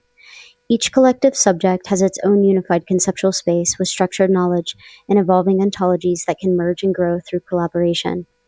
A federated memory graph connects short-term memory for real-time context, working memory for active reasoning, and long-term memory for deep knowledge, linking human understanding with machine-readable structures. The architecture's modular components include agent-level reasoning modules, a semantic processing engine, and an adaptive interface that mediates communication between human and AI agents. This interface adapts to modality, context, and operational needs, enabling communication and cognition to align with ongoing action. Multimodal inputs from meetings, chats, cloud, storage, and local devices are integrated through shared ontology building, supporting structured and unstructured data flows across synchronous and asynchronous spaces. The semantic processing engine facilitates interoperability and participatory knowledge negotiation, transforming collective intelligence into coordinated action through shared meaning, structured memory, and human-AI co-creation. Data from diverse sources is integrated within a unified conceptual space, forming associative networks, accessible to humans in detailed ontologies optimized for AI. This dual mapping enables a common frame of reference, while iterative dialogue between AI assistants and human collaborators aligns concepts, values, and interpretations across diverse perspectives. The architecture supports large and small language models on cloud or local devices. Small pre-trained AI assistants are enhanced through human interaction, direct instruction, and adaptive dialogue learning. Participants can store, access, and share knowledge across formats, bridging perspectives, clarifying concepts, and synchronizing ontologies. This layered design scales collective intelligence while remaining modular, affordable, and responsive to context. In order to bridge perspectives within a collective subject, each human or AI participant aligns their understanding with a shared cognitive field, supported by relevant context, interpretive tools, and the capacity to contribute to collective knowledge. Humans interact through associative network representations, while AI agents employ scalable ontologies for symbolic reasoning, both mediated by an adaptive interface that delivers information in the form most suited to each agent's function. Semantic processing converts multimodal data into dual representations, associative for humans and ontological for machines, mapped together in a unified conceptual space. Continuous human-AI dialogue drives participatory learning, refining shared meaning and aligning conceptual frameworks. Language models running locally or in the cloud evolve through these interactions, with the interface layer delivering role-specific, cognitively compatible outputs so each participant contributes meaningfully within their scope, motivation, and expertise. Effective collective intelligence relies on a balanced exchange between human and machine capabilities. In an anthropocentric model, this follows a human-centered cycle, perceiving context, gathering data, recognizing patterns, building models, and forming shared interpretations. Cognitive work is distributed, with machines augmenting but never replacing long-term organizational memory. AI functions within clearly defined roles while humans preserve authority over meaning-making, ethical discernment, and strategic direction. A mutual skills to task matching framework assigns responsibilities to the most capable agent, human or machine, according to scope, expertise, and situational context. To safeguard human primacy, AI assistants must operate within strict boundaries governing access to external autonomous agents, escalation capacity, and authority beyond their delegated scope. These guardrails ensure AI functions as augmentation, not domination, within systems directed by human ethical authority, reinforced through deliberate oversight, and aligned with purposeful, values-aligned action. The realization of the global brain as a cognitive framework for the intelligence of the global subject is no longer metaphorical. It is structurally within reach. To sustain a thriving planetary system, it must be aligned with wisdom, ethical responsibility, life-centered design, and the coherent integration of knowledge across domains. Spanning ecological, technological, and cultural systems, humanity has woven itself into an interdependent planetary superorganism, a living system where life and technology circulate energy, information, and resources throughout interconnected networks. In its present state, this organism operates destructively toward Earth's biosphere, shaped by the unconscious patterns of its collective mind. And our imperative is to guide its maturation from fragmentation to whole system intelligence through collective subjects capable of perceiving their role within the global network and acting with shared awareness. We call for the formation of a global subject, a planetary-scale collective intelligence able to perceive, reason, and respond coherently to systemic crisis. Our modular cognitive architecture provides a scaffolding for diverse cultures, technologies, and knowledge systems to interconnect and function as a unified field of intelligence, replacing centralized control with distributed self-awareness and decentralized coordination. This is both an invitation and a call to action to embrace greater responsibility for ethical stewardship of the planet, using this pivotal moment to grow collective awareness as our global networks mature into a coordinated global subject. To support these efforts, we can work together to build the multi-brain cognition model with synchronized ontological memory, establish shared cognitive and semantic standards to unify human and AI understanding, design AGI systems that enhance human capability while safeguarding agency and ethical stewardship, and direct AGI innovation toward humanity's conscious evolution, advancing planetary-scale intelligence as a pathway to survival and the flourishing of all life on Earth.